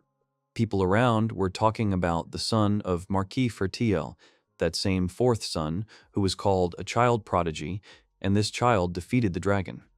Panamera said that it was now possible to organize their trading company. She would file an application for its creation today. She asked what its name would be. The guy with shining eyes, clenching his fists, suggested the name Lango. The girl was surprised that there wouldn't even be the name of the older brother. The guy said that he was sure that he would be pleased to see the name of his beloved youngest, even after death. Panamera responded that she did not want to change the name later due to the conflict, so she would register it as Belle and Lango. In the following days, the name of the new trading company and rumors about the new Baron Van Nye Fertio became the hottest topics of conversation in the capital. They spread as a heroic tale, and somehow the ending changed to the dragon being surrounded on the battlefield and having his head cut off by a boy who was a powerful swordsman. The girl thought that the rumors were having the desired effect. She said that her participation in this was also vividly adapted, so they would think that everything was going well. She told the boy that this is where the most interesting things begin, and she asked what about gratitude. Since the day when Mrs. Panamera and the others left the village, the construction of the fortress walls was completed, and more ballistas were created, and since 100 people live in the village, not all of them will work at the same time. The standard houses were rebuilt in a modern style, and the village center became picturesque and functional. Moreover, the hero built 2 towers. The hero asked the others, what about a meal with a beautiful view? The girl with black hair said that she liked the Oligo Tower so much because it overlooked the main road. The hero answered Kamsin that it seemed she liked high places. The second girl said that she liked the Budo Tower more because from there you can take in the lake with one glance. The man called out to the hero, asking if he was going to climb Oligo Tower. The 2 knights behind him winced at the mention of another bathhouse, as they were already exhausted. The knight said that they were thinking of climbing it as a form of training, but in that case they would go to Budo Tower and drag the soldiers along with him. The hero was surprised. To rise in the top of the tower takes 10 minutes. The hero was pretty tired of climbing the stairs. Kamsim climbed more vigorously than the others. The hero turned to the girl behind him, saying that she was also quite resilient. Till replied that this was for now and that once they got up, they wouldn't be able to move anymore. Finally, they all reached the tower balcony. The trio watched the scenery from above with a smile. Wang said that the village only had 100 residents. It was quite large for that number. Till agreed, saying that you couldn't tell it was a village. Looking at the buildings and various equipment, it would probably be renamed a city soon. It was Van who had given up the idea of calling the village Vanna Village, Vanna Village. But people were not satisfied. He would not be surprised if everyone started joking again and suggested Vanna City. Till asked if that was a bad idea. She also thought that the name would sound wonderful. Nay asked if the girl had decided to joke about him too. He was sure that she was speaking mockingly. The girl denied it. Kamsen called the hero, pointing to the side. The hero said that recently his vision had become as sharp as that of the villagers. He could not see anything so far away. He could not see anything. Kamsen said that this was because he began to look into the distance often. To Kamsen that these were not soldiers or adventurers, but many children and old people, as well as a number of servants. The hero asked if he was serious and asked how much the young man's eyesight had improved, the talent of their settlement. The hero thinks that there is still more than an hour before their arrival, so why not have lunch for now? Till agrees, saying that today she's prepared his favorite sandwich with a fried egg. She assures him that it is very tasty because thanks to Mr. Bell they now have the best quality bread. The boys were saying how delicious it was. At that moment, someone ran up to them. The young girl called out to Mr. Wang. The hero thought about how lovely she was and smiled. Lady Panamera left for the royal capital, and Aruth did not follow her, deciding to live in this place for a while. She was trained by Espada.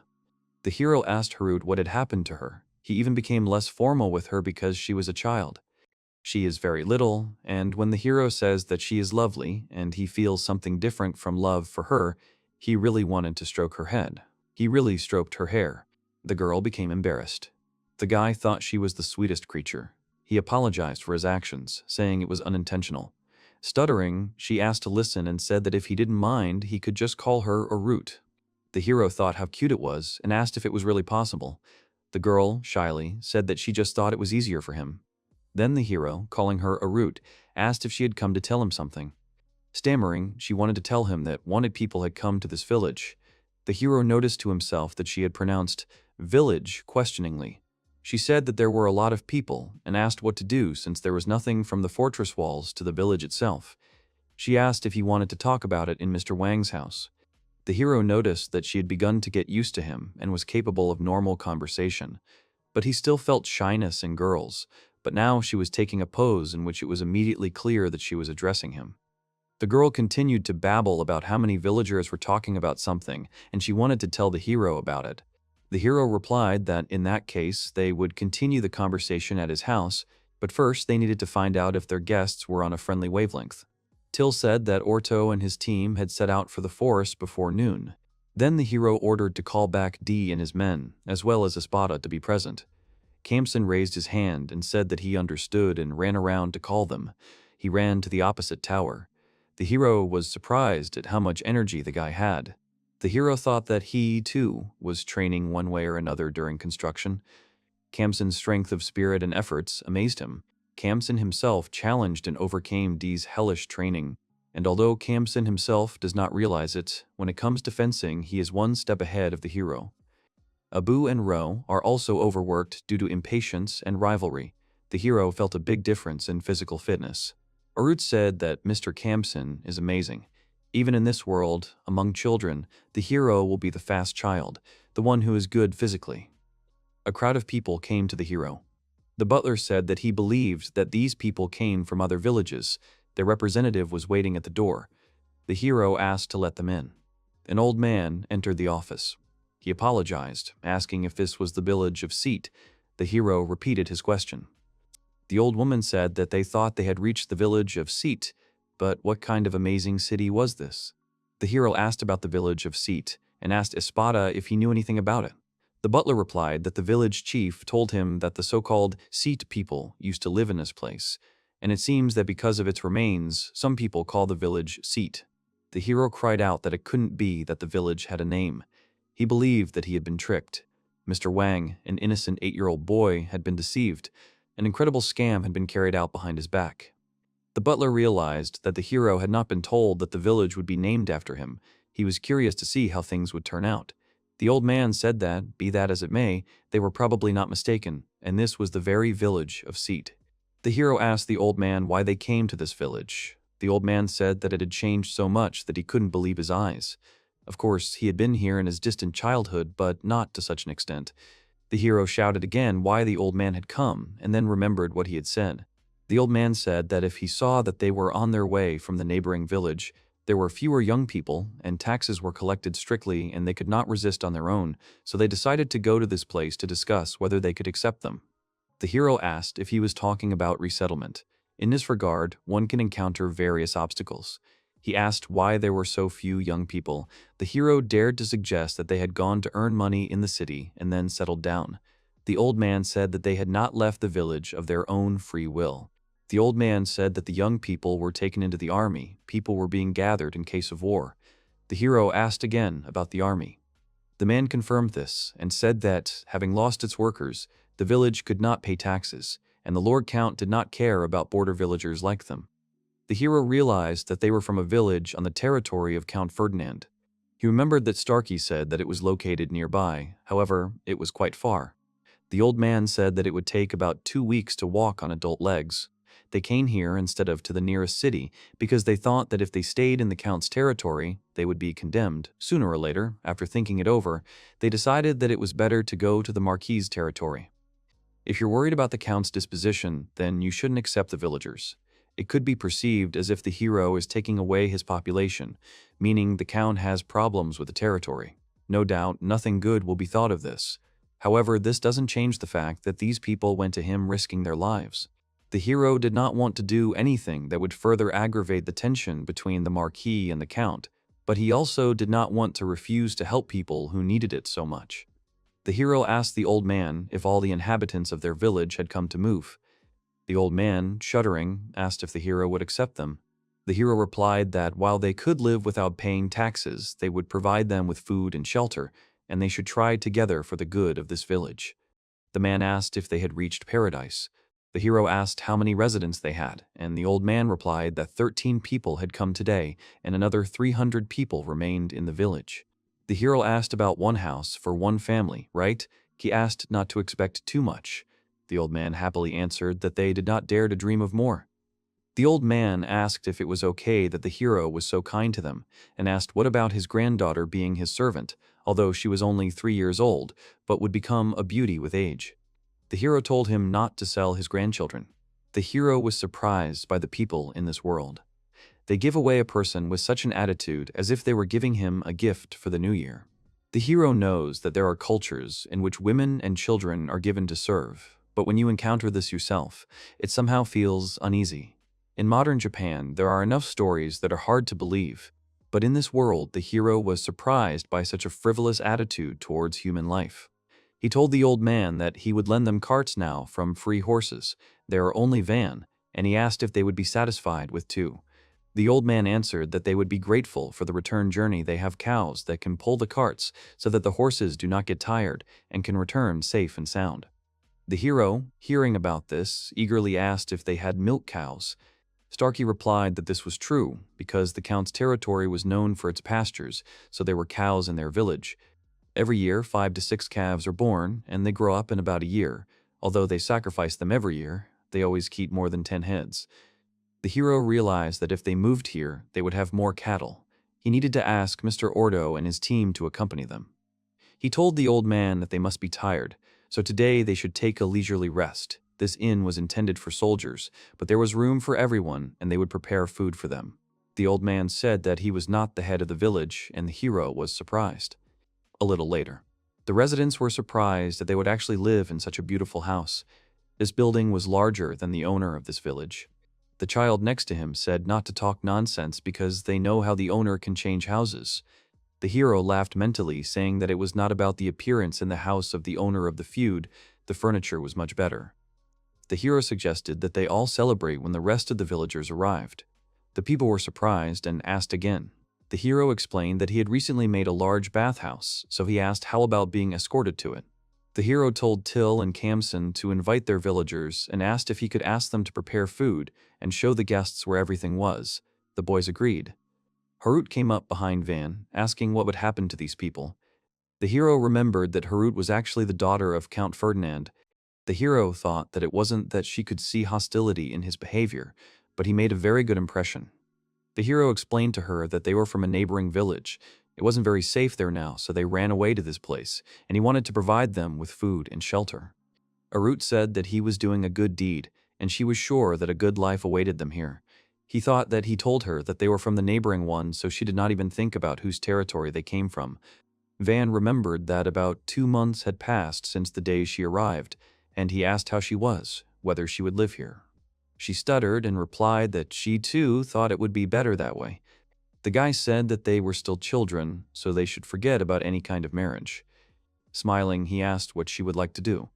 He wanted her to think carefully. She repeated his question about what she wanted to do.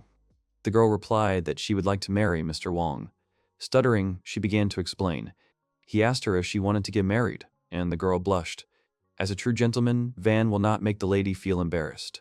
The girl, blushing, covered her red face with her hands, covering her eyes, when the hero asked if he should pretend that he hadn't heard it. The girl agreed to this. The guy understood. The girl called out to Mr. Wang, saying that he had an unusual gait. The guy, smiling, replied that she imagined it. When a man understands that he is not indifferent, he is at the height of bliss. People crowded around the tables. Mr. Wang was called, saying that they had returned. The boy congratulated Ortho on his return. Seeing the state of the people, he asks what happened to them, because they are all covered in blood. He said not to worry, because it was the blood of monsters, and asked for forgiveness. The hero did not understand what he was apologizing for. Ortho said that they had accidentally discovered the entrance to the dungeon. The hero was a little surprised to hear about the dungeon. Everyone fell silent, and only later did it dawn on the hero. The hero realized that this was the very thing they had tried so hard not to find. For some reason, yellowbirds, fat merchants, and pocket monsters adore them. When Espada was nearby, he called the gentleman and he shuddered in fear. The man said that since they had discovered the dungeon, they needed to report it immediately and send a messenger to the capital. The hero asked that if they didn't hurry now, Daddy would take everything into his hands. Espada replied that it was definitely the best thing they could do to report to the capital in secret from everyone else. Ideally, the hero would like to first receive the title and this village as lands, and only then tell about the dungeon, but there was nothing to be done about it. A branch of the Adventurers Guild will appear here, so a weapon shop and an inn are needed. They have a character, so an entertainment place and a gambling house would not hurt either. To maintain public safety, a nightly order will be needed, and we also need to prepare for an influx of new residents and livestock from the village. Ortho called him. The hero said that they had already found him so that he could wish for nothing. He would give him a horse, so he asked him to go with a report to the capital of Khazar. He was surprised, crying out whether Van really wanted to send him alone. The hero asked if he, as a lookout, had found that dungeon. Clutching his heart, Sar asked how he had guessed. Ortho didn't argue that Khazara could handle such a task, but said that it would be better if they went too. The hero said that the problem was that they already had a task to escort residents from a neighboring village. As for the reward, it would most likely take them about 2 weeks, so he asked how about a large gold coin. Ortho immediately, without thinking, wished Khazara to be careful on the way to the capital. He shouted that they have no conscience. The hero of the herd felt sorry for Khazara, so he handed him a mithril sword and asked if such a reward would suit him. Now the others were dissatisfied, telling him to stand, and telling him to change with them, expressing a desire to go to the capital themselves. Others considered it unfair. Khazara shouted joyfully that the master had given this task to him and waved to his comrades. Thus, Orto's group went to meet the villagers, and Khazara went to the capital with a report about the dungeon. Sarah joyfully waved his sword, hummed a song, and said that good deeds are rewarded after all. He looked at the sword, saying that the young master knows his business. This dagger is very light and comfortable. A little later, the boy made a halt with the horse. Afterwards, he moved on. Some time later, Sarah said that while he was admiring the new weapon, the time on the journey to the capital flew by unnoticed. After a few kilometers, it would become visible. Khazara saw an overturned carriage. To the side of the carriage, a group of orcs were devouring a horse. Sarah tensed as he watched them. He thought that they had a good appetite. Any orc is always driven by one of the basic needs: appetite, fatigue, lust, and finally, bloodlust. Simply put, this orc feels arousal or a desire to kill towards whoever is currently in the carriage. The guy started twirling his dagger, saying that normally he would be a tough opponent. He grabbed the dagger, adding that now it seemed to him that the fight would be even too boring. The orcs continued to eat the horse, not reacting to Kesar. The guy started attacking the monsters, cutting them. The monsters growled as the boy attacked. The boy told them they should have stayed still, but they attacked. He hit them one after another by saying that they were no good as a team.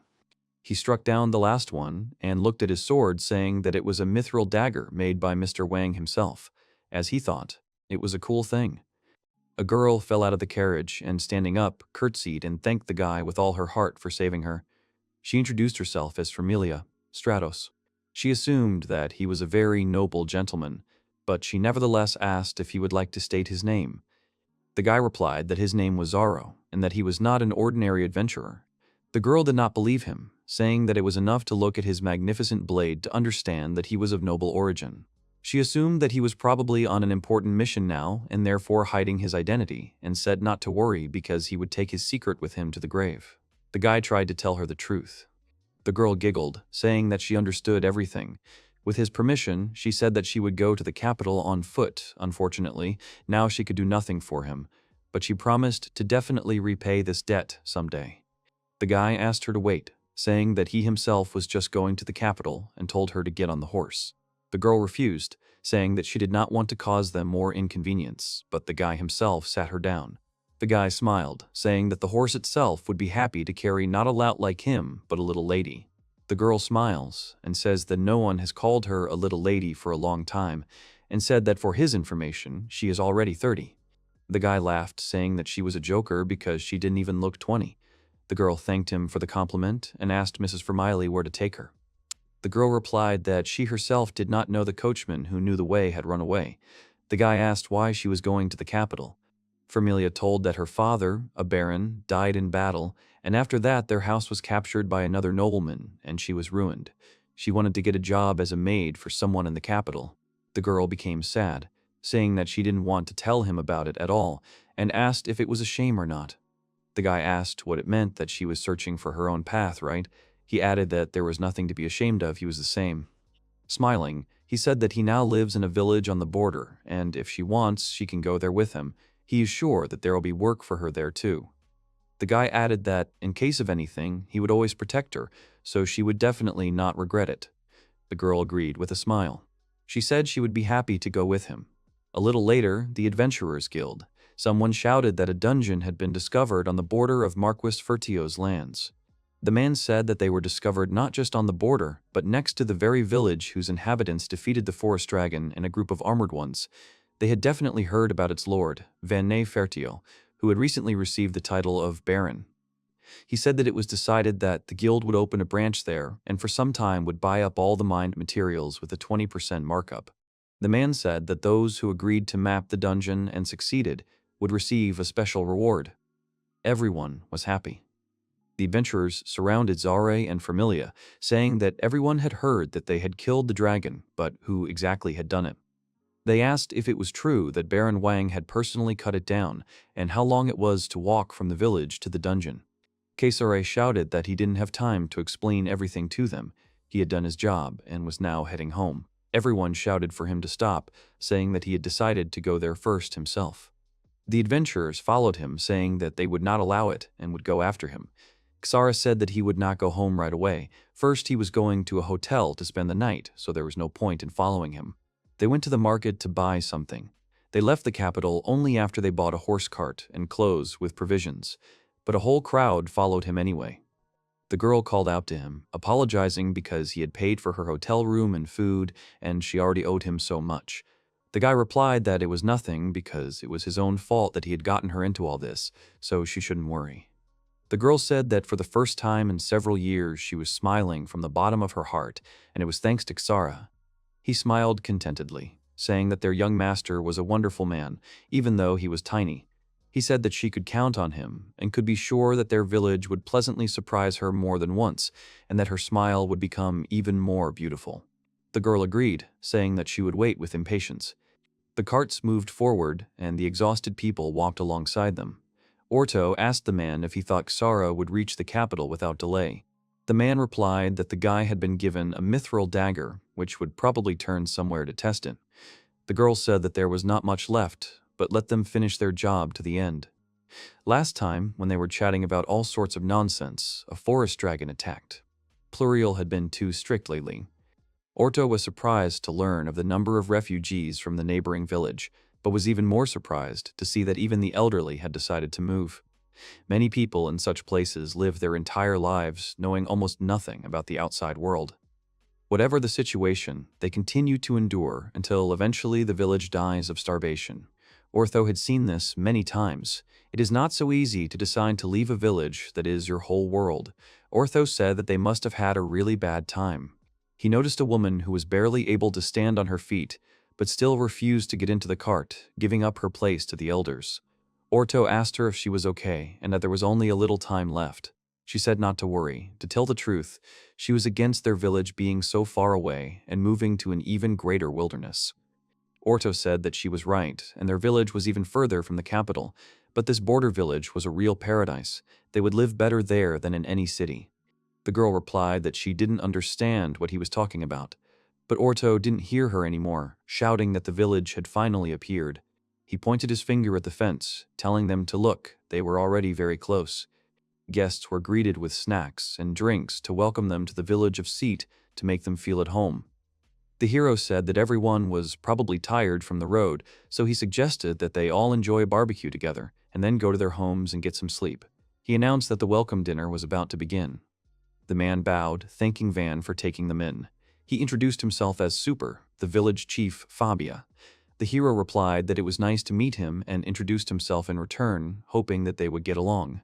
The hero praised Ortho, saying that he was also a good man. Thanks to them, all these people are alive and well.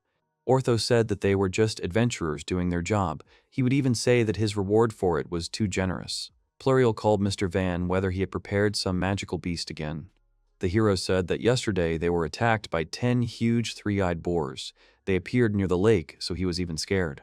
Orto said that these creatures use special magic. When you get too close to them, it's as if you are paralyzed. Your body stops obeying. The hero didn't know that they were so dangerous. The hero said that it was good that 10 shots from the ballista were enough. They laughed, and Ortho said that he himself had not been taking monsters seriously lately. A child approached the hero and stuttered and asked if they could eat. The hero replied that of course it was possible and told Till to give them the soup he had spoken of and some finely chopped meat. Till asked them to rely on her and told the children to come. She told everyone else to come and eat slowly. There was no need to hurry. The children were surprised at how much food there was. The hero said that they could set such a table for them every day for a whole week. The children asked if it was true that they could eat it all. The hero shouted to everyone not to be shy, as there was enough food for everyone. People finally began to eat slowly. Children and adults cried, saying how delicious it was. Other people also agreed with their words. The hero, Plurial, Ortho, and the other villagers watched the guests with smiles. Someone was shouting for the others to pull the rope towards him. The number of residents of the village of Seat was growing, and it was planned that the flow of people would only increase. And now, about a kilometer away from the village, with the help of local strongmen, they are building a new city for adventurers. Espada announced that there was a small detour to the right. The hero commanded the people to go to the right. The old men of the neighboring village were used to taking care of the cows and the farm. Abgalu provided water and grass to help take care of the animals. Surprisingly, the old men and Abgalu seemed to have a good chemistry. The children from the neighboring village were delighted to see the new houses. In addition, in awe of the size of the fortress wall, they explored the inner territory of the village together with the children from Seat. The hero thought about how incredibly happy he was that it was so crowded. He was casting a spell when someone called him. D approached him, asking if he needed more logs. The hero replied that he really needed another 100. D said to rely on him and promised that he would prepare 100 today. D shouted to the people, calling them to get into the carts and go to the forest. Everyone supported him. The hero was surprised, thinking that he could collect a nightly order like that. Recruitment to the ranks of members of the order. Everyone fell silent. One of the guys raised his hand, saying, frankly, that he had already been invited by Mr. Espada, and now he needed to sign some kind of agreement about joining the ranks. D cried out in surprise. Espada also called the other guys. D cried out if Espada was serious. The hero thought that he could have guessed earlier that he was late. The other guys waved, saying that they were still free. The hero was happy, saying how great that was. Then the hero decided to appoint Dai as the head of the order, and Aba and Rao as his deputies, and so it would be possible to form an order of about 20 people. The hero shouted that this was not enough, and they were building a new city. If so, they would create an exclusive squad for this village and let the Espada be stunned. Kamsin ran to the hero, calling out to him. He said that there was a medium-sized cart with one horse to the side, and that Mr. Kizara was there. He had finally returned. It was quite far, but many more carts were following him. The hero thanked him, saying that when the distance was decent, nothing could be seen. Till replied that everything was fine since she couldn't see anything either, just like Arut. The guy thanked her dryly, saying how kind they were. Finally, the hero saw a guy accompanied by a girl. The hero was surprised, asking who it was. Till screamed that it couldn't be either.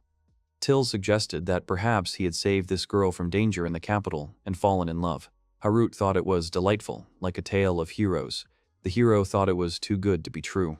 Kamsin said that Mr. Kizara is an amazing person. He runs fast, senses someone's presence better than anyone, finds and disarms traps, and he has a specific way of wielding a sword, and he is a skilled swordsman.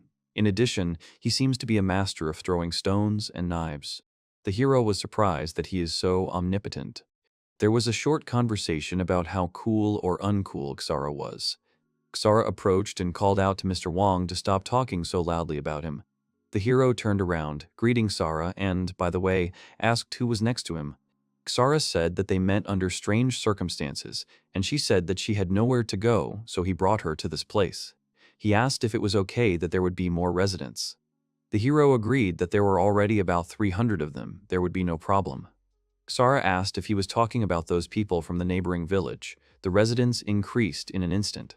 Till introduced herself to the new girl in a friendly manner and introduced her to the Lord, Vene Fertio.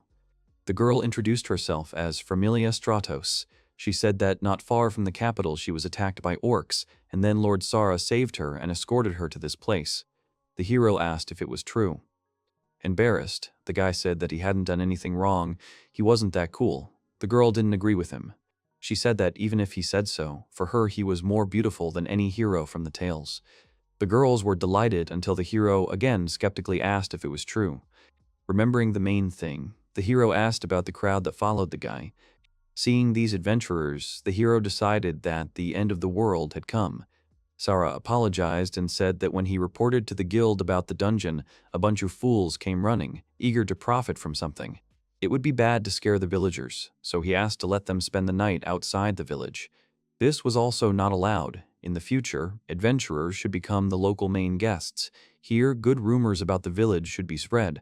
The adventurers liked it. The hero said that the guy was probably tired and said that he could return to the village with the others. He asked to wait a little longer and an inn would be ready for the night, and the hero would build a small fortress around it. Sara agreed and asked where the boss was. Van said that Orto and the others were currently exploring the perimeter of the dungeon, and it looked like the area was in poor condition. Apparently, it would not be possible to build a stronghold there. Sara said that it would be his turn here. Sarah said that he would rest today and set an example for them tomorrow. He and the girl bowed as they left. The hero noticed that the girl was definitely from a noble family. Arut said that it was Baron Stratos' daughter. The hero asked again, asking if she knew her. Arut said that she only heard what the maid said, that the Baron had died, and the family had fallen into disrepair. The house had been destroyed. Till said that it was a nightmare because she looked like her age and had already suffered such hardships. Arut said that this is not so, and said that Familia is about 30. Everyone froze in shock and asked again. Kamsin responded that the world was full of miracles. The hero thought she was a teenager and decided to leave it without comment because it was better not to say anything unnecessary about a girl's age. After all this, the hero then suggested returning to the creation of the city. The shops were still not working, and perhaps a protective wall could be built as a temporary measure. The hero said that there should be a wall that could stop a medium-sized magical creature. If someone dangerous approaches, it would be possible to run to the village. Someone called the boys, and they turned around. The men hovered over them asking if they were playing here. They said that their village was of course nearby, but it was dangerous outside. They had to see that. They said that the girl was very beautiful, and different people would look at a girl like her. She had to understand that. He added that even they were looking at her, and she should go home. The hero thought that the foul-mouthed bandits were like those that happen in the post-apocalypse. The hero asked his friends if these men were worried about them or if it seemed so to him. Kamsen thought so too. Till replied that it was strange, but it seemed that these people were kind. But their faces scared Arut a little. A man came out of the crowd, telling his comrades that they scared the children. He apologized to the guys and said that these guys from the White Oath were terrible to look at, but they were very capable. The hero thought about the man's words, about the guild's name. The man asked what the children were really doing in this place, since it would be dangerous if magical beasts came here. The hero thanked them and said that if they found anything, they would immediately return to the village and they could not worry. The man asked if this was the border village. Judging by the stories he had heard in the guild, a fairly young baron rules there. He has enough money and people, so it turns out that such a village is a very important stronghold for the Marquis. The hero wondered in his mind who this baron was, and whether there was such a young and capable aristocrat in the Marquis's faction. The man leaned towards him with a smile and asked what he was playing. The hero answered questioningly that he was waiting for timber. The man repeated his words and asked what he was talking about. Van turned back to the cubes and said that this was all that was left. They didn't look very good to him, but he decided not to dwell on it. Van began to use magic. Right in front of the adventurers, the hero used strong magic, and they were not very shocked. Wong said it was a temporary measure, but it would do for today. The adventurers trembled and stuttered, wondering what it was. The hero sighed, saying if they understood, but it looked unreliable. He added that it was much stronger than it looked, but in about a week it would create a good defensive wall. The adventurers shouted that they were not talking about this at all. They did not understand what kind of cool magic it was. They called Mr. Wang from the side. Dai threw the logs on the ground, saying that he had brought 30 logs so far. Hearing the hero's name, the adventurers cried out in shock, asking if this boy was really Van Nai Fertio. Dee pointed his sword at them and angrily asked who it was that told him to step forward. The man said he was a knight of the Marquis Fertio family and then corrected himself, saying he was the head of the Saitian Knights Order of D and he would punish the culprit. The hero noticed that he was beside himself with anger. It was scary. The adventurers began to warm up for the fight, and one of them called D an old man, asking if he really thought he could beat them, and said that he could try. D cut through his opponent's sword with one swing. The adventurers were shocked and froze. And so, the name of D, the Dragon Slayer and the strongest knight, instantly spread among the adventurers who had arrived in the village. Kohai, from the baseball club, among them. D told the men that if they committed atrocities, they would not be spared. The men stuttered and promised that they did not want him to hack them to death. The hero thought that public safety would be fine, so why not, with D's impression of him. And the hero, on the contrary, was apparently of interest, because even a child can be a lord. One man asked the hero how he ended up in the border region. The hero answered that he was driven out of his home. The men felt sorry for the child. Wang replied by saying that an aristocrat can also be sad. The men were surprised that the boy knew such complicated words. He reminded them that he was actually a lord. Ortho saw this and panicked, asking when so many competitors had managed to appear. The hero saw Ortho and asked when he and the others had managed to return. Ortho said that they had been too busy exploring the dungeon's surroundings and had only recently returned. Ortho assumed that since there were so many adventurers around, Zara had already reported. Van confirmed this and added that he had, by the way, returned with a beautiful girl. Everyone was surprised. Pluriel asked again about the girl and at the same time as the others said that it was a lie. They were called from the outside. It turned out to be Kesare saying that they were so late that he was already going to check on them. A researcher would arrive in a day, and the staff from the guild could go to explore the dungeon tomorrow. Familia called Mr. Kazar, and he remembered her. He introduced Mrs. Familia to the boys. Stratos said that she had kept him company on the way from the capital to the village. He introduced his adventurer partners to the girl and said that he was going to help them, but since they had already returned, he would not go today. He waved, saying that they would stay at the hotel until tomorrow, and decided to take his leave. Everyone watched and began asking Van if it seemed to them now and what it was. Van said that it seemed that Zara had bravely saved this girl when she was attacked by orcs, and now he, as a hero, can only be a support for her. The guys were shocked. The fact remains a fact. They need to accept it. Van added that therefore should they build a small house for the two of them, they should build it next door. They were surprised to hear about housing for two and began to shout why they did not go to the capital instead of Sar. The hero decided to leave them. Van approached Pluriel asking what was going on with the dungeon, and she told him that there were practically no magical beasts in the area.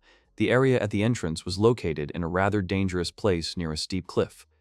The hero asked if the cliff was deep there, and the girl replied that she thought it was quite deep. She said that the entrance itself is like a cave. Two people can enter at the same time. They went inside to see if it was a cave or a dungeon.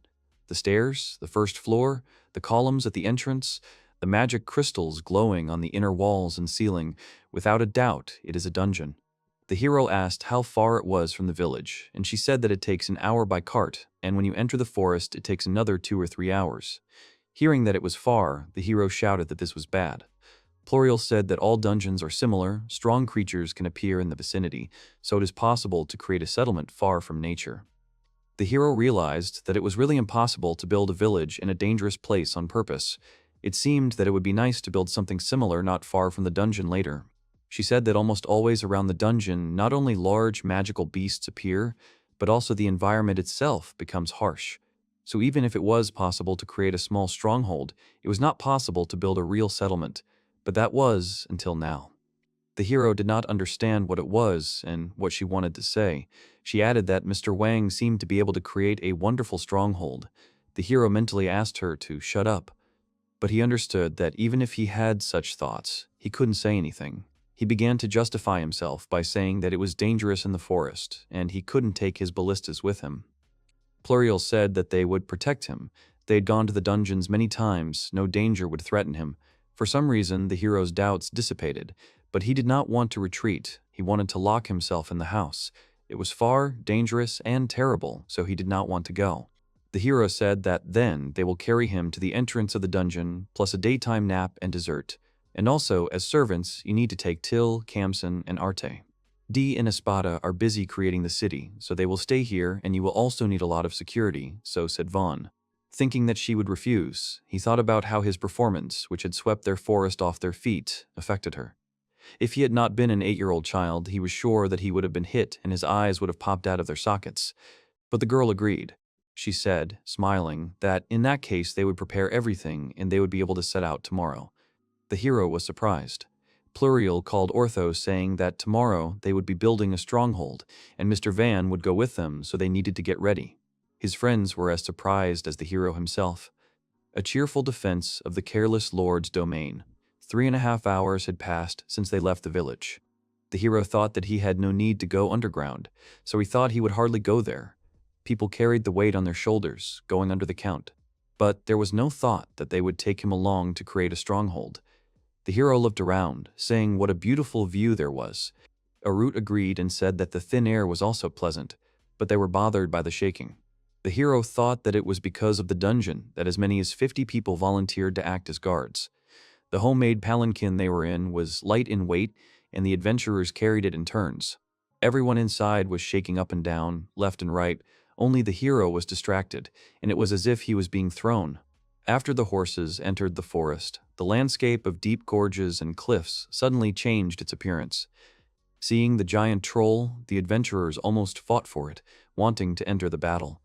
All around there were annoying, joyful cries of men, partly supplemented by a picture of corpses of magical creatures. The hero said that he never thought that things would turn out like this. Till tried to smile. Kamsen began to tremble next to her.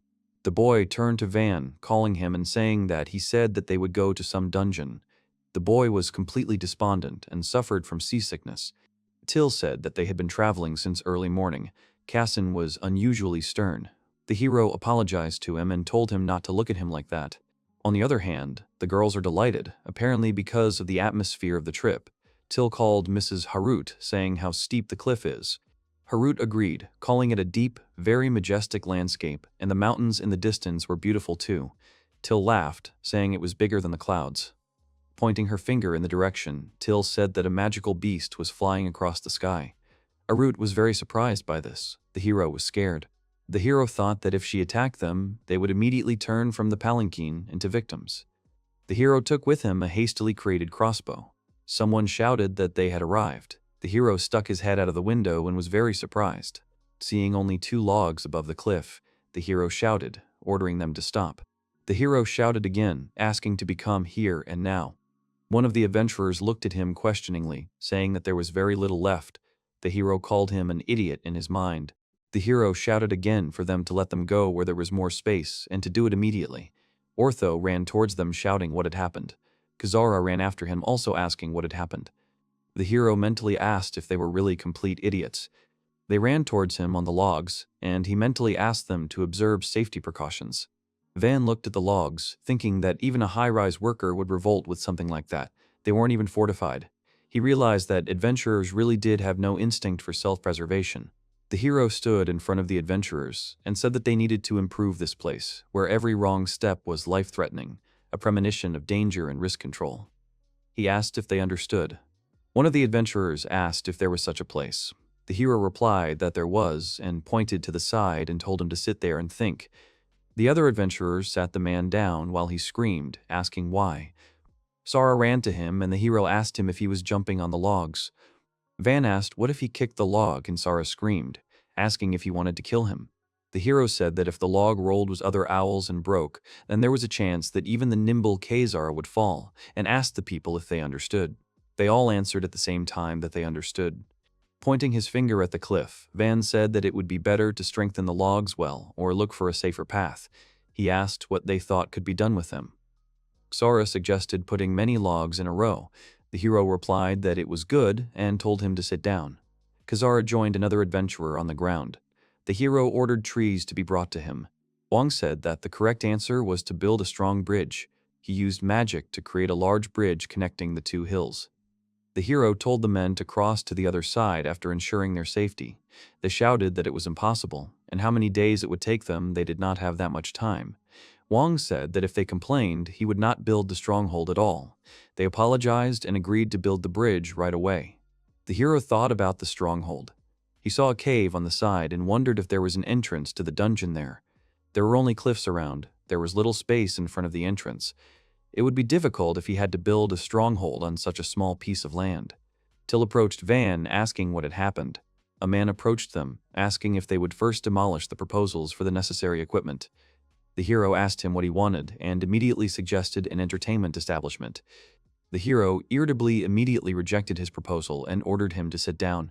3 adventurers saw on the ground in front of the hero, and the same adventurer suggested a gambling house, to which the hero immediately replied that there was no need for that here. The creation of a stronghold was not without difficulties. They found themselves in front of the gates to enter the dungeon. The hero had installed a block on the cliff to extract water. The rocky heap next to the entrance had a suitable slope, so he would build a stronghold on the border with it. They were collecting logs in one place. A root walked forward and, looking at the sky, said that a magical beast was flying across the sky and asked if everything was okay, that everything was like this. The hero answered that it was nothing to worry about and began to use magic. And, after 4 hours, the adventurers continued to carry materials for construction. The construction was completed and everyone looked at the building in awe. The hero's friends and subordinates were also in shock. The hero finally gave permission to enter, and the crowd of adventurers moved deeper into the race. The first floor was a rest area and a storage area. Everyone was surprised by the large space. On the second floor there was a dining room and 3 sleeping rooms. Someone asked if they could sleep in the dining room. They were shouted at, asking if they were idiots, and told that there were rooms for sleeping there and that they had to sleep there. The third and fourth floors had 6 sleeping rooms each. Someone said that for strength and balance, the building was in the form of a step. This place could be used as a terrace or something. Someone shouted about the gorgeous view. They immediately understood how things were in the area. Someone shouted that the terrace was his. They were explained that on each floor there were 4 toilets on the roof. The hero had installed tanks for storing rainwater. If you clean the network of tanks once a week, you can constantly use the flush. He explained to them that you can't drink this water and you need to be careful. He asked them again if they understood everything. They stuttered and answered that they understood, but in fact they did not hear or listen. The hero said that he would entrust the management of the stronghold to Ortho and told him to train everyone properly. He laughed and answered that he understood. The hero also said about the entrance gates of the dungeon. Usually it is better to keep them closed. He asked if they could decide on the time. Ortho answered that this should be discussed with other adventurers. Some are going on a raid already at night. But he added that when there is no one, they should definitely be closed if someone dangerous appears. Then the gate will help to buy some time. In the center, there is plywood with mithril sheets installed. He thinks it is quite stable. The hero said that for about a day they will be able to hold the power at the level of a forest dragon, right?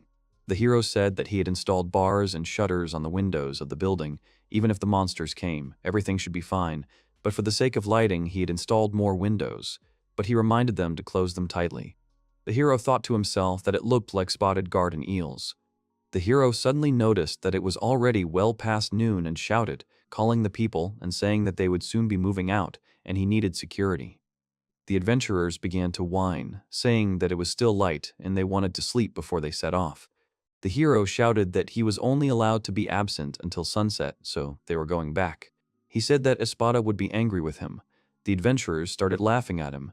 Laughing, they said how cute it was that even the lords were angry and called him a baby. The hero smiled angrily, thinking about whether he should demolish this stronghold. He began to rush everyone, saying that if they did not hurry, he would be left without dinner.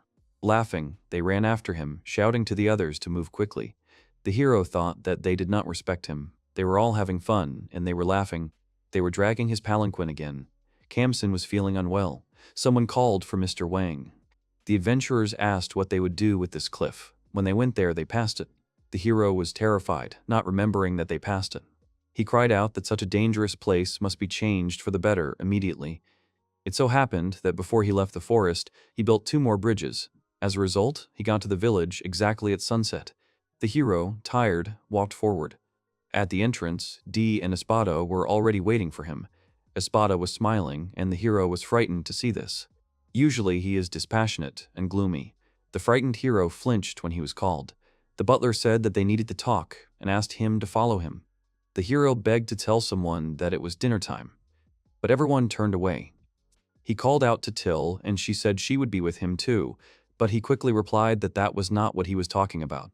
He called out to Kamsen, and he replied that he could not, and the hero did not understand what that meant. He called Arut, and she only stuttered, and he asked if it was true, and she followed suit. Van grabbed Ortho's hand, saying that everything turned out this way because of his request. Orto, frozen, nevertheless, approached the butler, saying that everything happened because of them. The hero was already happy, praising Orto. Espada told the adventurer to be silent, and he immediately obeyed the order. The hero trembled when the butler turned out to be a rascal. As a result, he was lectured until midnight. The hero tried to explain that he was trying for the sake of the village, but they answered that it was not about that. Suburb of the capital, city of servants. Women who do not possess the magic of the 4 elements are required to manage the house of song and dance. Hunters, like girls, are not taken. If you stay in this place, the price will go down, and the treatment will get worse. People walked and talked about the man who was buying up the local servants. There were also those who could initially receive patronage and take the vacant position. One man heard that they would all be taken to the most remote village in the state, and they would definitely end their lives in mines and quarries. The girl thought that she would die like this, left without a purpose in life. The girl stood looking into the distance. Village of Seat. City of adventurers. Crowds of servants stood waiting. The adventurers called out to Van, saying they had heard talk of a caravan arriving. The hero confirmed this as he ran away. The guy asked if Lengo was back. The hero replied that he had returned with a crowd of people and horses to boot. The brothers reunited after a long separation. They expected hugs, but in reality the guy was interested in how much his brother could sell for. Lengo said he sold it for 180 platinum coins. He said that he brought carts of horses and 150 people for the future, where mainly debt servants, all under 20 years old, healthy, not wounded or sick. The brother was surprised how many people were in such good condition. He asked if he really made 3 from 1 platinum coin. It turned out that 8 large gold coins came out.